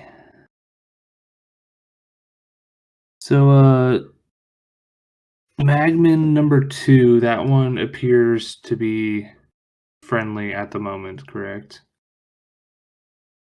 Based on the suggestion from earlier and also potentially flipping the rules, yes. I'm pretty sure suggestion lasts a while, though, so you should be good. But yes, there is one Magman that is chasing you. Yeah, I was going to say, I'm pretty sure suggestion lasts a while. Yeah. But there is one Magman that does not give a shit about you. There is one that cannot stop obsessing over you because it can't seem to hit you. Well, I'm just going to go directly west. Just keep moving. 5, 10, 15, 20, 20. Yeah, I'm going to just move full movement 25 feet west towards Pierre. Don't care about the attack of opportunity. I want this fucker to hit me. And I'm going to take 2 Eldritch Blast shots at Pierre. I'm going to assume a 10 does not hit you. God damn it. Does it No. really? No, it doesn't. Oh, okay. I was like, are you fucking kidding me? What kind of negative ass dexterity score do you got, man? So the Magman definitely misses you. You said you wanted to do full movement toward Pierre. Yeah, so I should move 5 squares along this table, this split table. Yeah, you're at the other end of the table now. You are about 10 feet away from Pierre.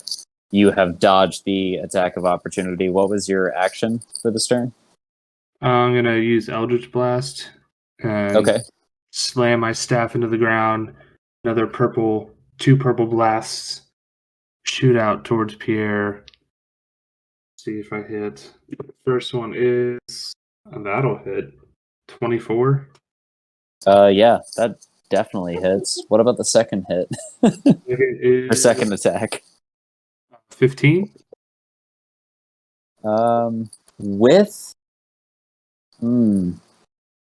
his mage armor, Ooh. you still hit, you son of a bitch. Oh, really? Yep.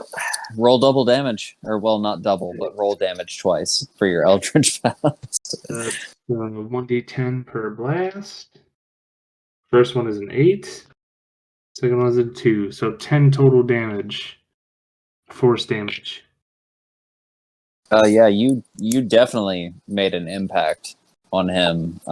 He doesn't seem completely shaken by it, but you got his attention for sure, especially after his monstrosity was just obliterated, along with most of his henchmen at this point. So, All right. I don't think I have any bonus. Yeah, I don't have any bonus actions, so that's my turn.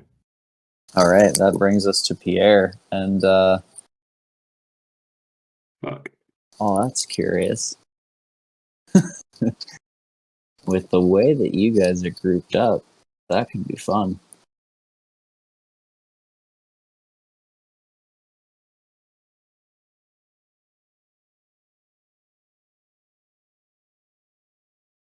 Yeah, Pierre is going to launch a fireball that I'm pretty sure is going to hit almost everybody. 20-foot radius. Yeah, he's gonna center it essentially right in the middle of the group, not caring about his own henchmen. I need everybody to roll me a dexterity saving throw. D20. Ma, you're actually the only person that is outside of this range. I'll go fuck myself. No, it's a good thing for you, but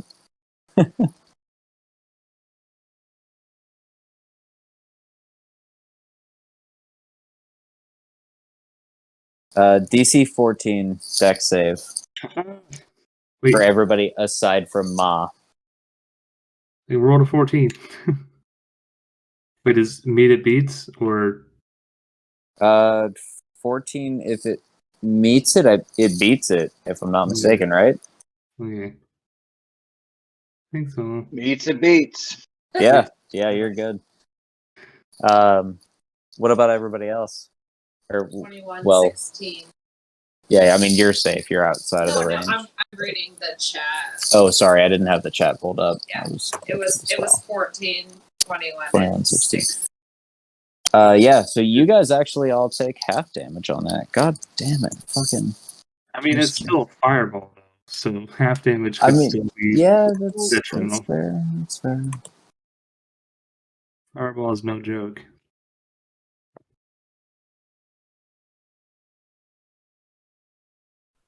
Half damage on a gazillion dice.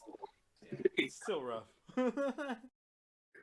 It's such a big number. So 14 fire damage to you guys. However, he completely obliterates all 4 of the remaining minions in this blast to hit everybody.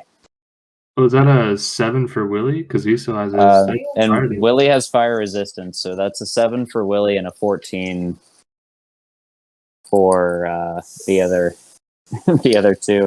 And Ma is completely out of the blast range because she's been playing the backfield. She's taking no damage.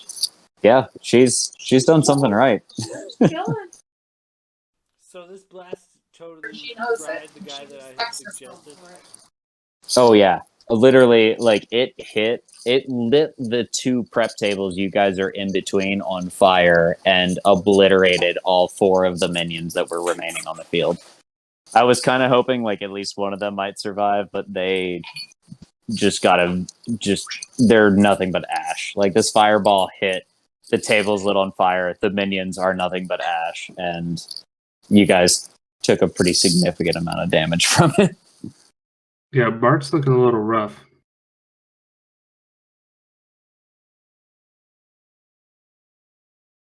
And that he's gonna Pierre, that is gonna move north about 20 feet toward the center of the room, and that's gonna end his turn.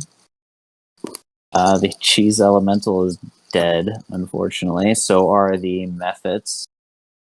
So that brings us back to the top of the round with Clint. Clint, if you survive that fireball, you are approximately 20 to 25 feet away from Pierre, who is the only remaining combatant on the field.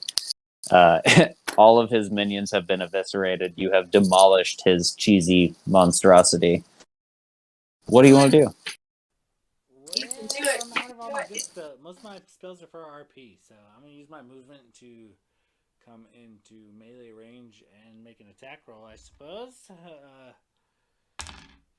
We can. Oh, might be a rough one. 6 on the die becomes an 11. Becomes a 12. No. 7, 13. Becomes a 13. But yeah, so. Well, with the mage armor, that will not hit, unfortunately. But you are within melee range of him now. Right, so maybe if he retreated, I would get an attack of opportunity or something like that. Absolutely. If he steps away, you can definitely take a swipe. Okay, aside from that, do you have I'm gonna call out and be like, Ma, Bart's a little sore over here. You might need to send a little love this way, huh? And I kind of square up to try to squab with the guy. And that'll be it. Bart just caught off the smoke. So Ma's just remembering the "Walk This Way" song by Aerosmith, and you know she's going to be there. He said, "Walk this way." It's going to walk that way. Anybody give me any sort of reconciliation? I mean, I liked it. I will say the joke itself was a little cheesy, but perfect. Okay. Well, your Nice. cheese jokes fell short. Honestly, they were whaley disappointing, Dakota.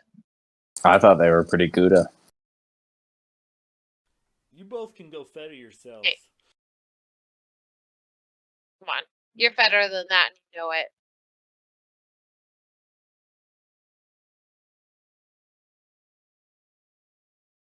You feta, you feta, you fed. I don't know where to go with these cheesy jokes at this point.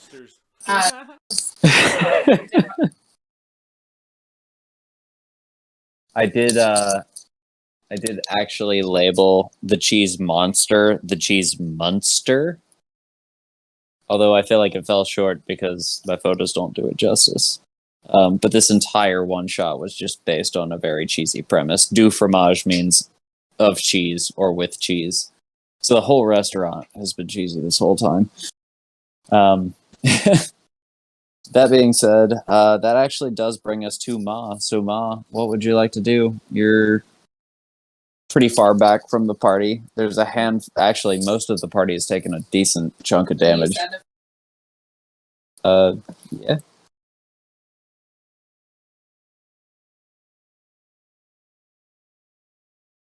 So right now I'm looking at our spells or my spells. I'm kind of trying to see where the group is at. I feel like the group is kind of okay. I also have known this game for not a long time.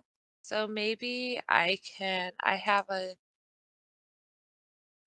a cure thing that might be for everybody. So remind me, I have mass healing word. As you call it, words of restoration up to 6 creatures of your choice within range, which is 60 feet, can get 1d4 plus spell casting ability modifier for their health. So I think I'm close enough to everybody, but I guess my question is like, do I do that now or do I do that after I like physically move on the map?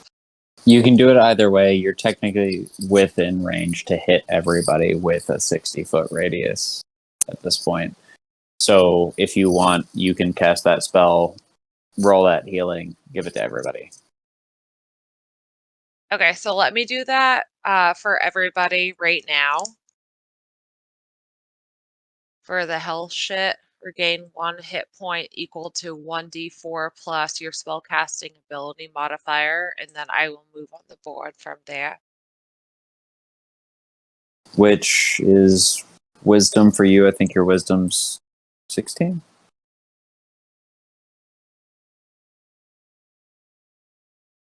top of your character sheet. Should say 17, so 16, so yeah, +3. 2.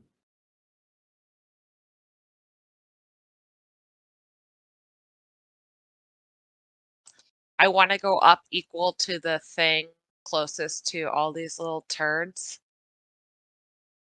but not like on top of them. So we can go down and end it so we all can get some sort of semblance of snoozing.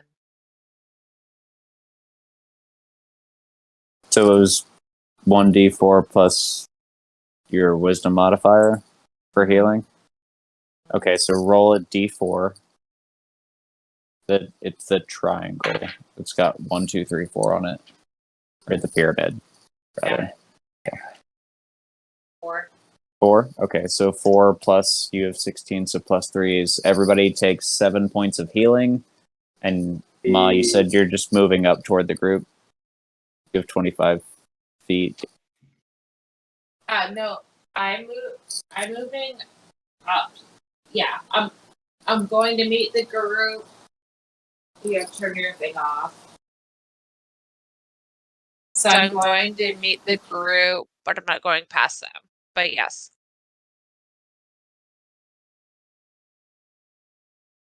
Sorry, guys, we're having a weird thing where, like, close enough to touch, but not really. It's a very weird dynamic. You can get close enough to the group, but something tells me this next round they're probably just going to wallop the shit out of Pierre and this. So We were gonna let him Yeah. live until you told us his name was fucking Pierre. And now he's hey, going he down. was Pierre from the start, man. That's not new news. We.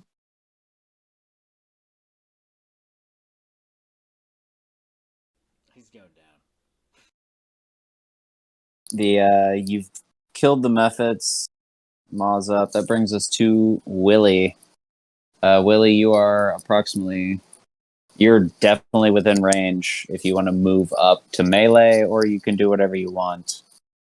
Alright, At this now point, that's- Pierre has taken a fair amount of damage and is relatively discouraged by the fact that you have demolished every minion he summoned in the room. Now that the method is dead and my swords are no longer burning, Will's gonna put away his bow and pick up his 2 short swords, and then charge at Pierre and tell him, "Yeah, you look a little blue. Now we got something that make you feel cheddar." And take 3 swipes at him. So as the short sword that you dropped slowly cools off, you pick it up off the ground. I imagine still steaming a little bit, but tolerable. And you just rush him, and yeah, you go ahead and roll some attacks. Let's see what you do to him. Let's see, 26. That'll hit. 22. Also hit. And 22. Jesus Christ. Yeah. Roll me damage for 3 attacks. My God.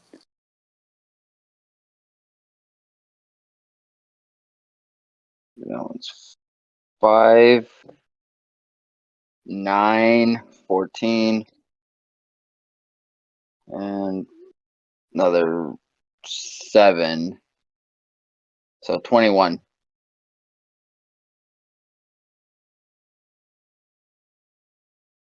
Yeah, you absolutely lay into him. The first swing comes across his chest and lays a deep cut across it.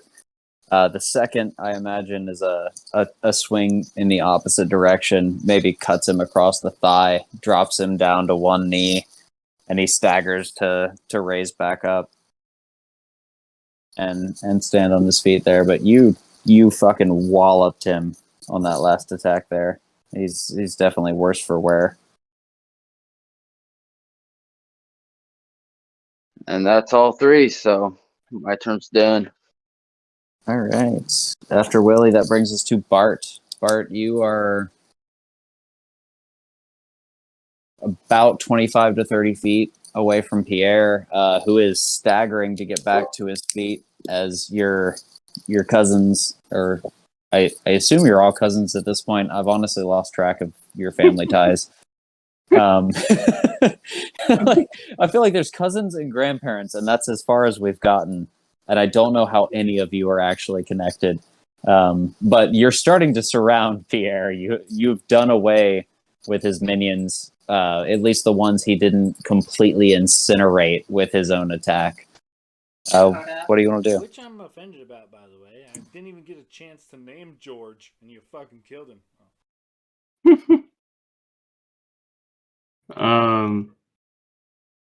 Yeah, so I'm gonna cast a spell, Chill Touch.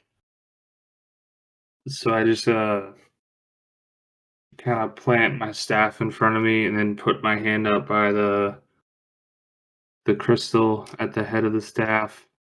Wait, Mutter a Alec? few words. Alec, what did you say you were doing? Sorry. I'm casting a spell called Chill Touch. Chill touch. Okay, thank you. Sorry. Just trying to follow along. Yeah. Yeah, so I just mutter a few words and then a ghostly skeletal hand just apparates behind Pierre, and I gotta roll to hit to see if it gets him. Don't fuck me in dice. It's a 15 to hit.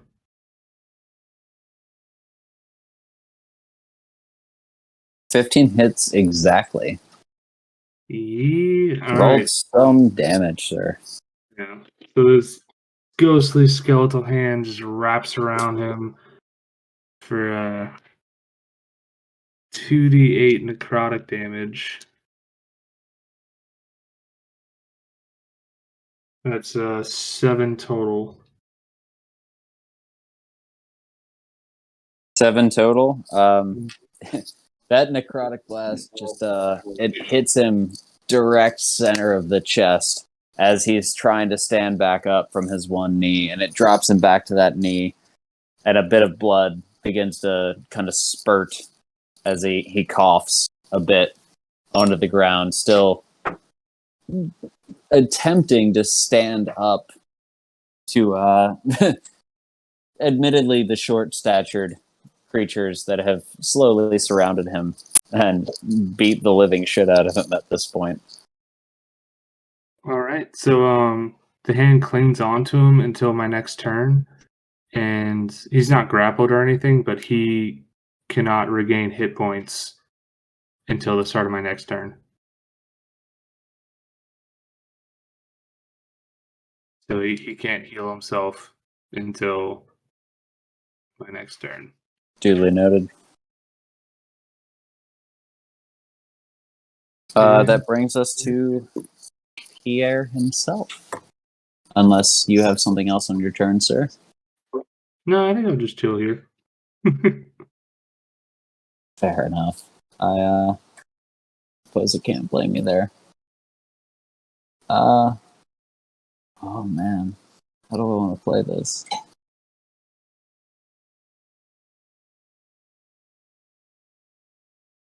He's going to bonus action Misty Step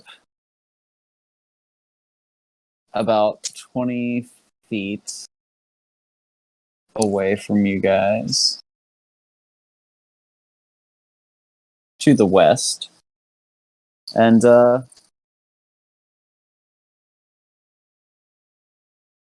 he's just going to launch Magic Missile. We're going to say it's going to be a 5th level Magic Missile.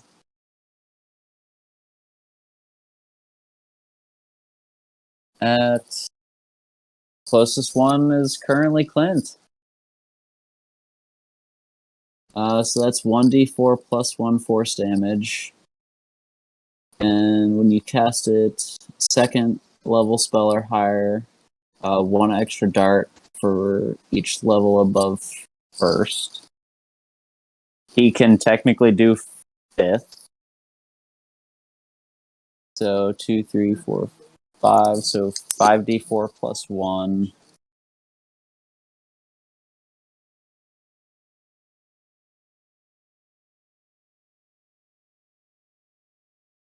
Clint, you're going to take 15 damage as he sort of fades into mist and reappears about 10 feet away from you. And then just both arms outstretched releases this burst of energy from his chest that manifests into these 5 individual bolts that all seem to slam into you at varying velocities.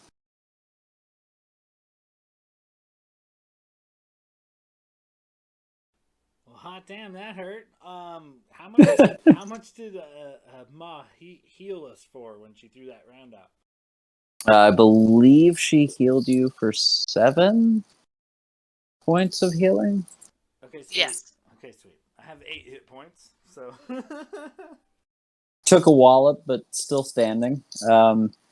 Anybody with a half decent bit of eyesight at this point could tell that this guy is just barely clinging to life. I mean, he's bleeding profusely from his mouth and various orifices. He's taken a wallop. He's both physically and mentally beaten at this point, as all of his creatures have been extinguished. And that brings us down to everybody else is dead, so skip. Back up to Clint. Clint, you just took a fucking barrage of magical bolts from this very near dead wizard. What do you want to do? I think so he's pretty much on death's door. We'll see if I can't push him over. But I think how far away did you say he misty stepped from me? Because I'm a halfling, so I can't move like 30 feet. He's only about 10 feet away. He misty stepped more so away from Willie, so he's about 10 feet away from you. In that case, I think I will walk up and try to. No, I think I'll remain where I am. Actually, I'll hit him with some vicious mockery. So you gotta give me a wisdom saving throw of a DC 13. But, I swear to God, if you kill him with a fucking joke. I'm gonna say something along the lines of, your mother eats Parmesan. What sort of saving throw is this? That's a wisdom DC 13. He rolled a 3 for a total of 7.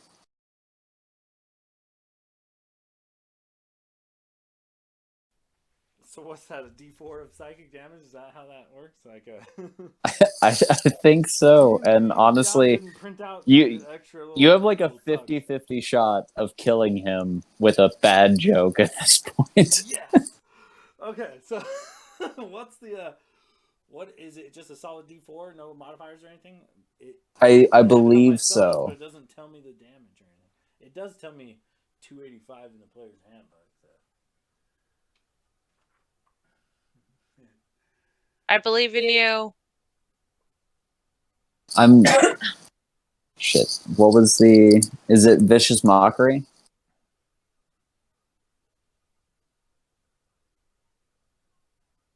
Yeah. So it is a D4. Okay. I'll roll it in chat. Come on, Avery, hook it up. Damn it.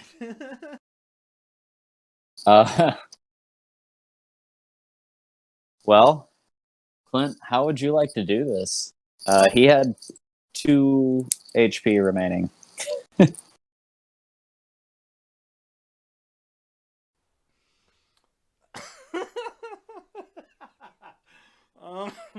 Well, I think I would like him to, as I kind of viciously mock him, he kind of looks back in regret, and rather than physically taking damage, he's just so torn by my vicious mockery that he throws himself into the fondue pit and finishes himself off.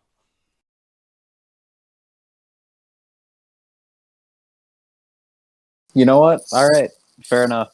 After witnessing his creatures be completely demolished and the few remaining be incinerated by his own spell, you demoralize him so much that in a sheer bout of frustration and rage, that his revenge plot itself failed after he failed and was disbarred from the Mages College, and then got poor reviews on his food, and then on top of that was thwarted by what is seemingly a small group of half-sized people.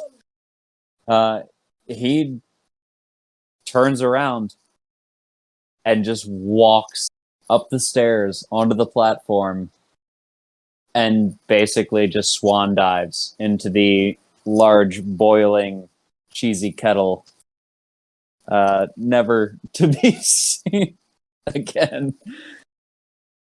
And you guys have managed to stop him from burning down Du Fromage. Wait,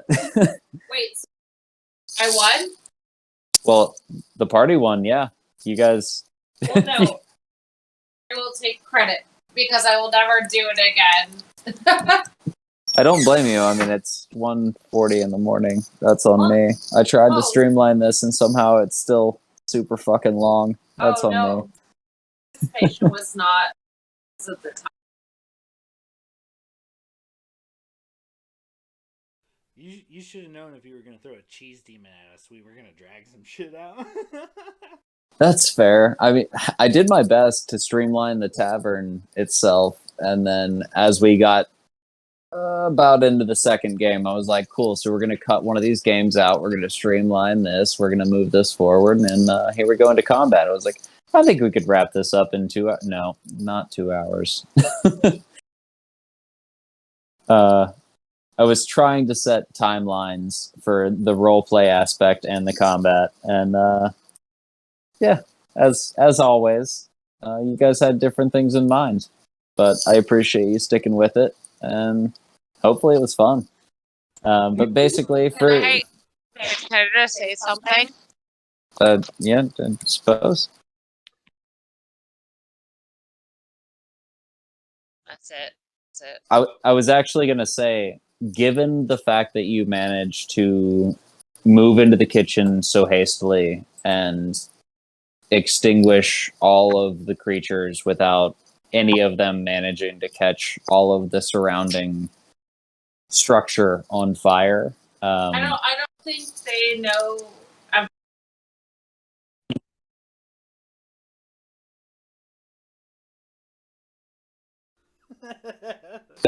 No, it wasn't about our kitchen drama. It was about the kitchen that you've been fighting in.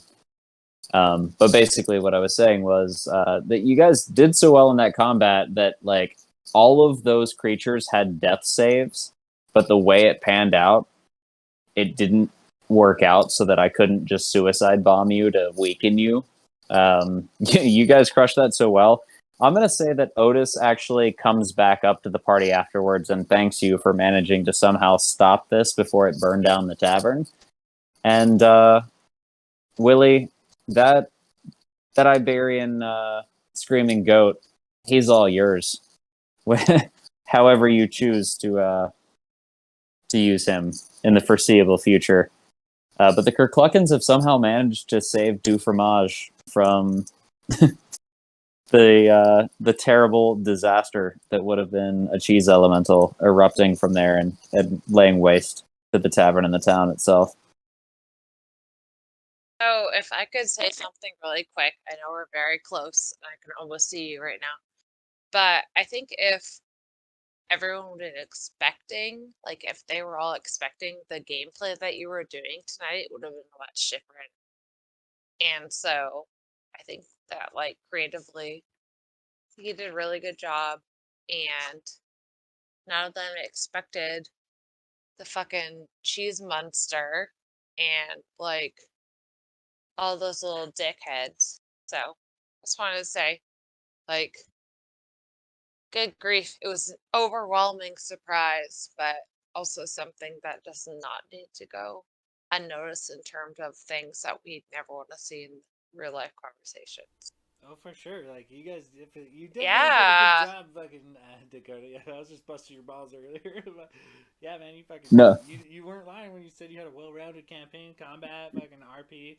Your NPCs were on point. You're fucking it was definitely a fun kind of combat situation. I like the fucking battle map. You did a fucking hell of a good job, man. That was the first time you ever DM'd for me, so that's pretty fucking that's pretty that fucking good that shit, puts the pressure on a little bit, considering you've been DMing for us for about a year now. Coming up on a year anyway. Yeah, man, you But did great. I'm glad you guys liked it. It was definitely something that I've been kind of flirting with for a while, and I was like, you know what, fuck it, I'm gonna pull the trigger on this. Like, it sounds like fun. I want a really cheesy storyline, combat, all that fun stuff. So as long as Literally everybody had cheesy. fun and it was worth staying up this late, that's all I care about. So Yeah, as you kept describing cheese and mixing, I'm just all of a sudden popped in my head. I'm like, oh shit, this is gonna be his cheese elemental he's been talking about, ain't it? I did drop that a know. while back. I had a feeling you'd see that coming.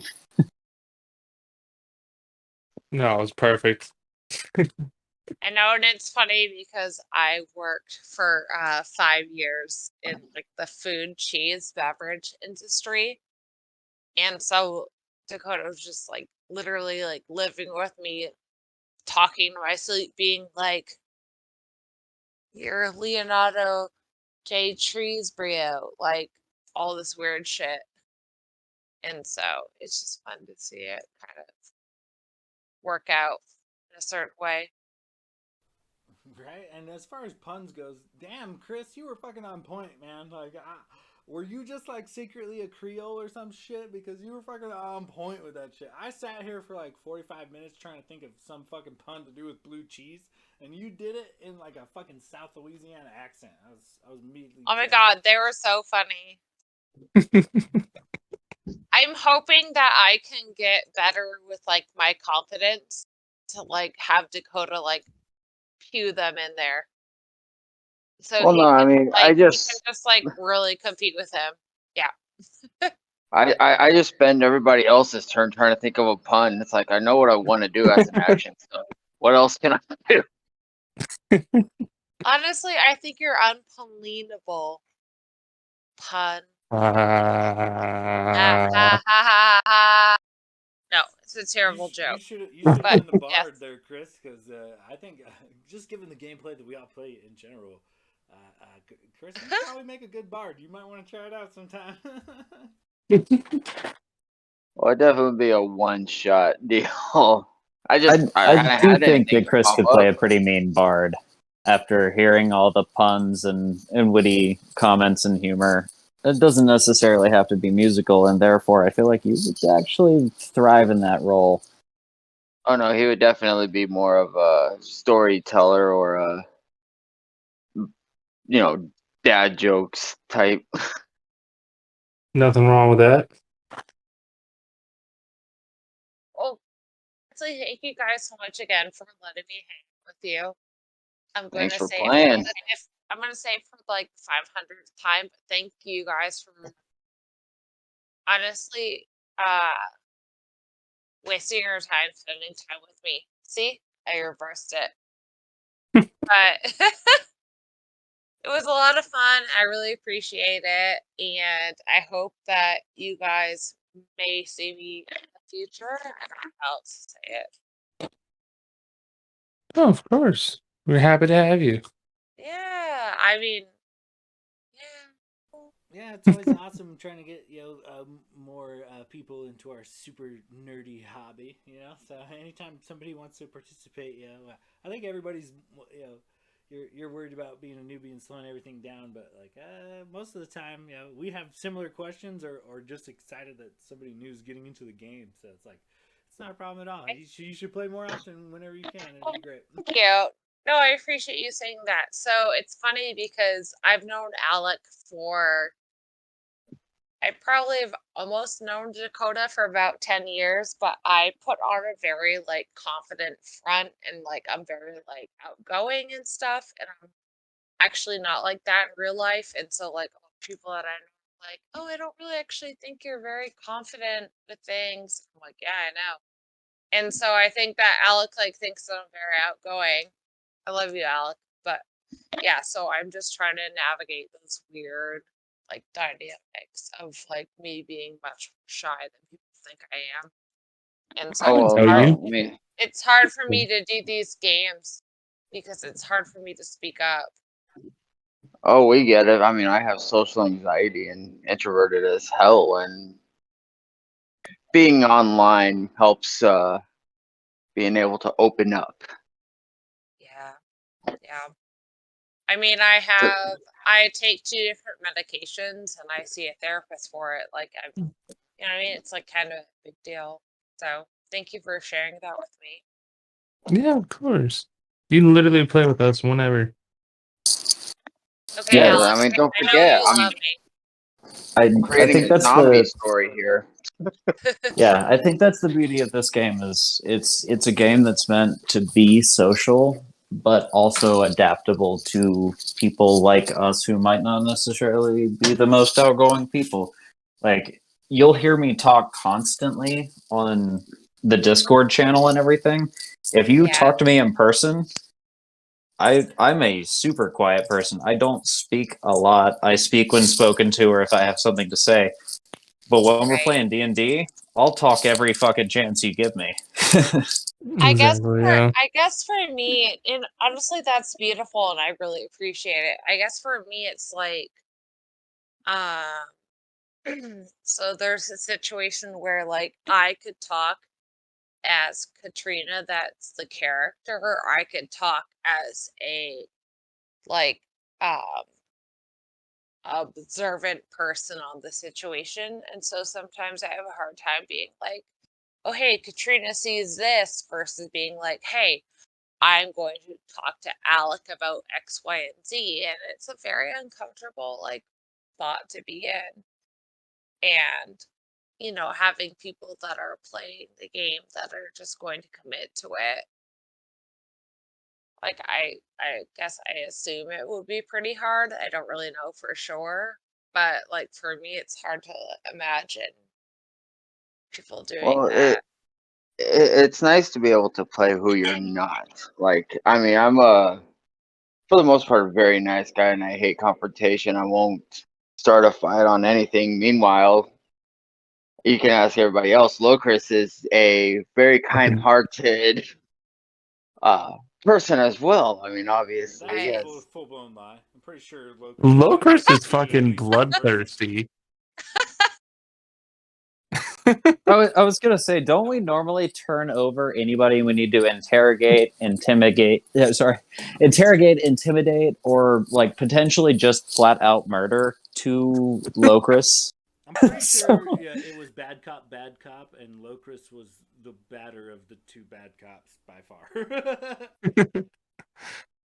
I guess I feel like as somebody that feels like very close to you guys, like it does really fucking suck when people are like being like, I know how you feel, I'm the same way. Well, I don't know. It's just it's very I don't know, relieving, and I know that all of y'all are not up to date, like Dan Cummins comedy, but it's nice to kind of have a mutual thing with you guys. And like I said, I really appreciate being kind of welcomed into it, even though I hate confrontation, communication. But yeah, thank you. Oh yeah. No, I hope this is okay. I really don't know. I don't want to embarrass my husband. I love him so fucking much. I don't want to embarrass him. If I am going to, it's going to be like something like that's actually embarrassing. Like the time that he shaved his beard and I made him sleep separately for me for 10 days because his face hair was too short and I thought I looked too young because I'm about 3 years older than him. So like that's what I want to like. You know what I mean? You guys know what I mean. You have to. oh Yeah, yeah. no, I mean, you're not embarrassing him at all. Like we're all the same way. We all Like as a Have group, you? we've had real conversations like this with each other. Like this I is know, no but different than stuff we've talked about. Alec, you love me. Like we've had like a relationship for like 9 years, so I don't really count. But I mean, have you talked with my wife? You think you can embarrass Dakota compared to what Monica's willing to throw at me? Oh no, with Monica, no. But with Alec, yes. I've had Alec as a guest in my home and vice versa. Like I can read him to a core. Monica, no, I just think anything I say would be like, oh my god, look at that cat over there. Is it sexy? She'd be like, yeah, let's go. Sexy cat, like labor. Like that's literally what I feel like. I mean, God, She's on the I first love her so much. on the first night that she played a one shot with us, she really did run you through the wait, ringer by. are you talking? On the first night that we ran a one shot with her, she ran you through the ringer by trying to fuck everything, and then if she successfully fucked it, we also had to roll to see if the person and or humanoid creature she fucked was a premature ejaculator. So like we really went down a lot of rabbit holes. Jesus Christ. Honestly, in my diary, I was like, "Dear diary, Monica fucked this person." Like it was like bled through the sheets. Like it was like every paper. Monica did this. It was a very intense situation. Let me put it this way. I told her the next one's not really going to be like that because it's more horror themed. She goes, well, can't I fuck a zombie? I feel like I've thought about it, and I do feel confident she could fuck a zombie. Game recognizes game. Because do they have blood flow though? Could hear they, me out. Hey, get it up? hear me out. Okay, I love zombies. I love this whole thing. So there's a time where if you have like a bite on like your leg or your arm or whatever, that it can technically be 86 with the rest of the party, like, or the part of your body, I should say, like against you. So yeah, if she's got her wrist bit off, like let's fucking chop it off at the elbow and see what she's got to like provide to the survivor group. That's how I feel. I mean, Alec, I see I your lack of actually blood feel very flow. confident about this. Alec, I see your lack of blood flow, and I raise you rigor mortis. Fair point. Fair point. So, this is a genuine question and a good thought experiment. Would somebody be terrified or excited by a zombie apocalypse if they were a necrophiliac? A little bit of both. A little bit of both. Okay, good question. So could you give me the exact definition of a necrophiliac that you are like trying to portray? It fucked dead people. I imagine that's part of being a necrophiliac is the fact that you could just like fuck a dead person rather than like fuck it's probably easier to fuck a corpse than it is to fuck a running corpse or a corpse that is actively attacking you. So you gotta have some pretty, you have to have some pretty good fortitude to be able to heard. A very aggressive necrophiliac. Right. Okay. So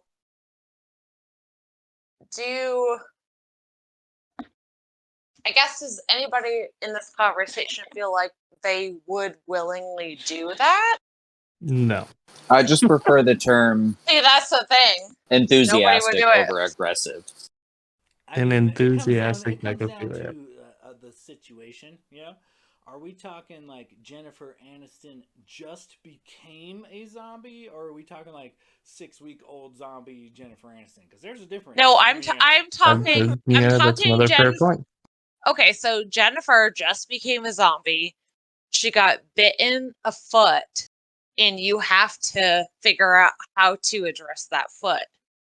Like, what would you do? We bone until she eats me. That's how that works.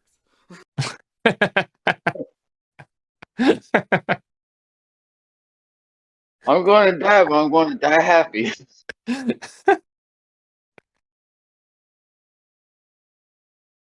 Was that a I wrong mean, that's. answer? I was just being honest. I don't think that's a wrong answer. No, I think that's a fair answer. 50 or not? Alright. Boom. So it's definitely a fair answer, but I'm just trying to understand like the next steps. So like she gets bit, you do whatever for her foot. Like how do you rectify the situation? Like what is your end goal? My end goal is to take a selfie right before I become a zombie of me and Jennifer Aniston in some wicked nice poses, and then me and Jennifer Aniston zombie just stumble around looking for brains for the rest of our life. I assume.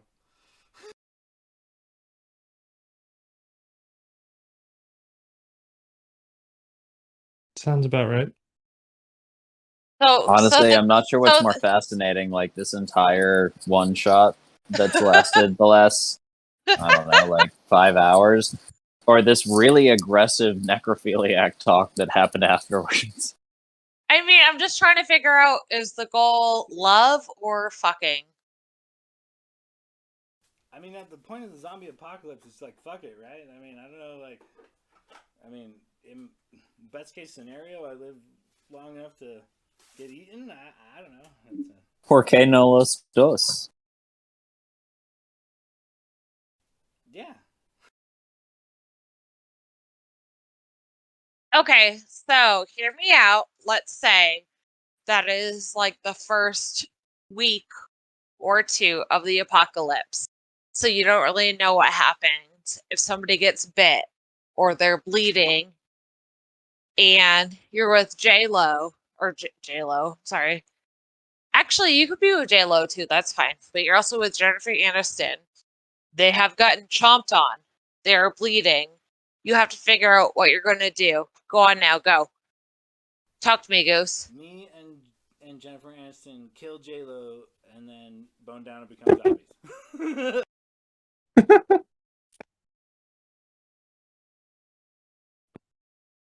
Sean is adamant about boning Jennifer Aniston until he becomes a zombie. I mean, honestly, you could fuck her. That's fine. But what are you going to do when you know that she's actually going to be zombified?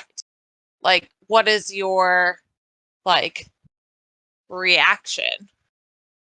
Well, if I'm a fellow zombie, I imagine her and No, you're not a zombie. You're not a zombie yet. You just know she's going to become a zombie, and it could be in 2 hours. It could be in 28 hours. Like, what do you do? Bang it out real quick and then So after I take Jennifer done. Aniston to her own or my own, whichever. This is fantasy. We can work it out. One of us has a sex dungeon nearby, and so that's good. And then that is actually how we kill J-Lo. Is I just like fucking like go full blown serial killer and like kidnap this chick and then like leave her duct taped in the room and wait for Jennifer Aniston to go all mad zombie. And then, like, Okay, and Toy then I have Box a Killer, super how crazy long hot have you zombie thought about this named Jennifer particular Aniston. scenario before we brought it up? He already has the plans laid out in his basement, all written out. Plans? It sounds like he's got the fucking murder trailer already set up in the fucking desert.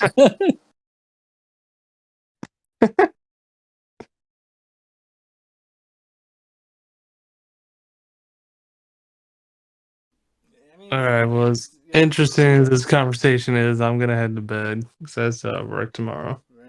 You're gonna head to bed on the topic of necrophilia and Sean's weird sex trailer in the desert. So you just want to know who he potentially murdered, is what you're saying.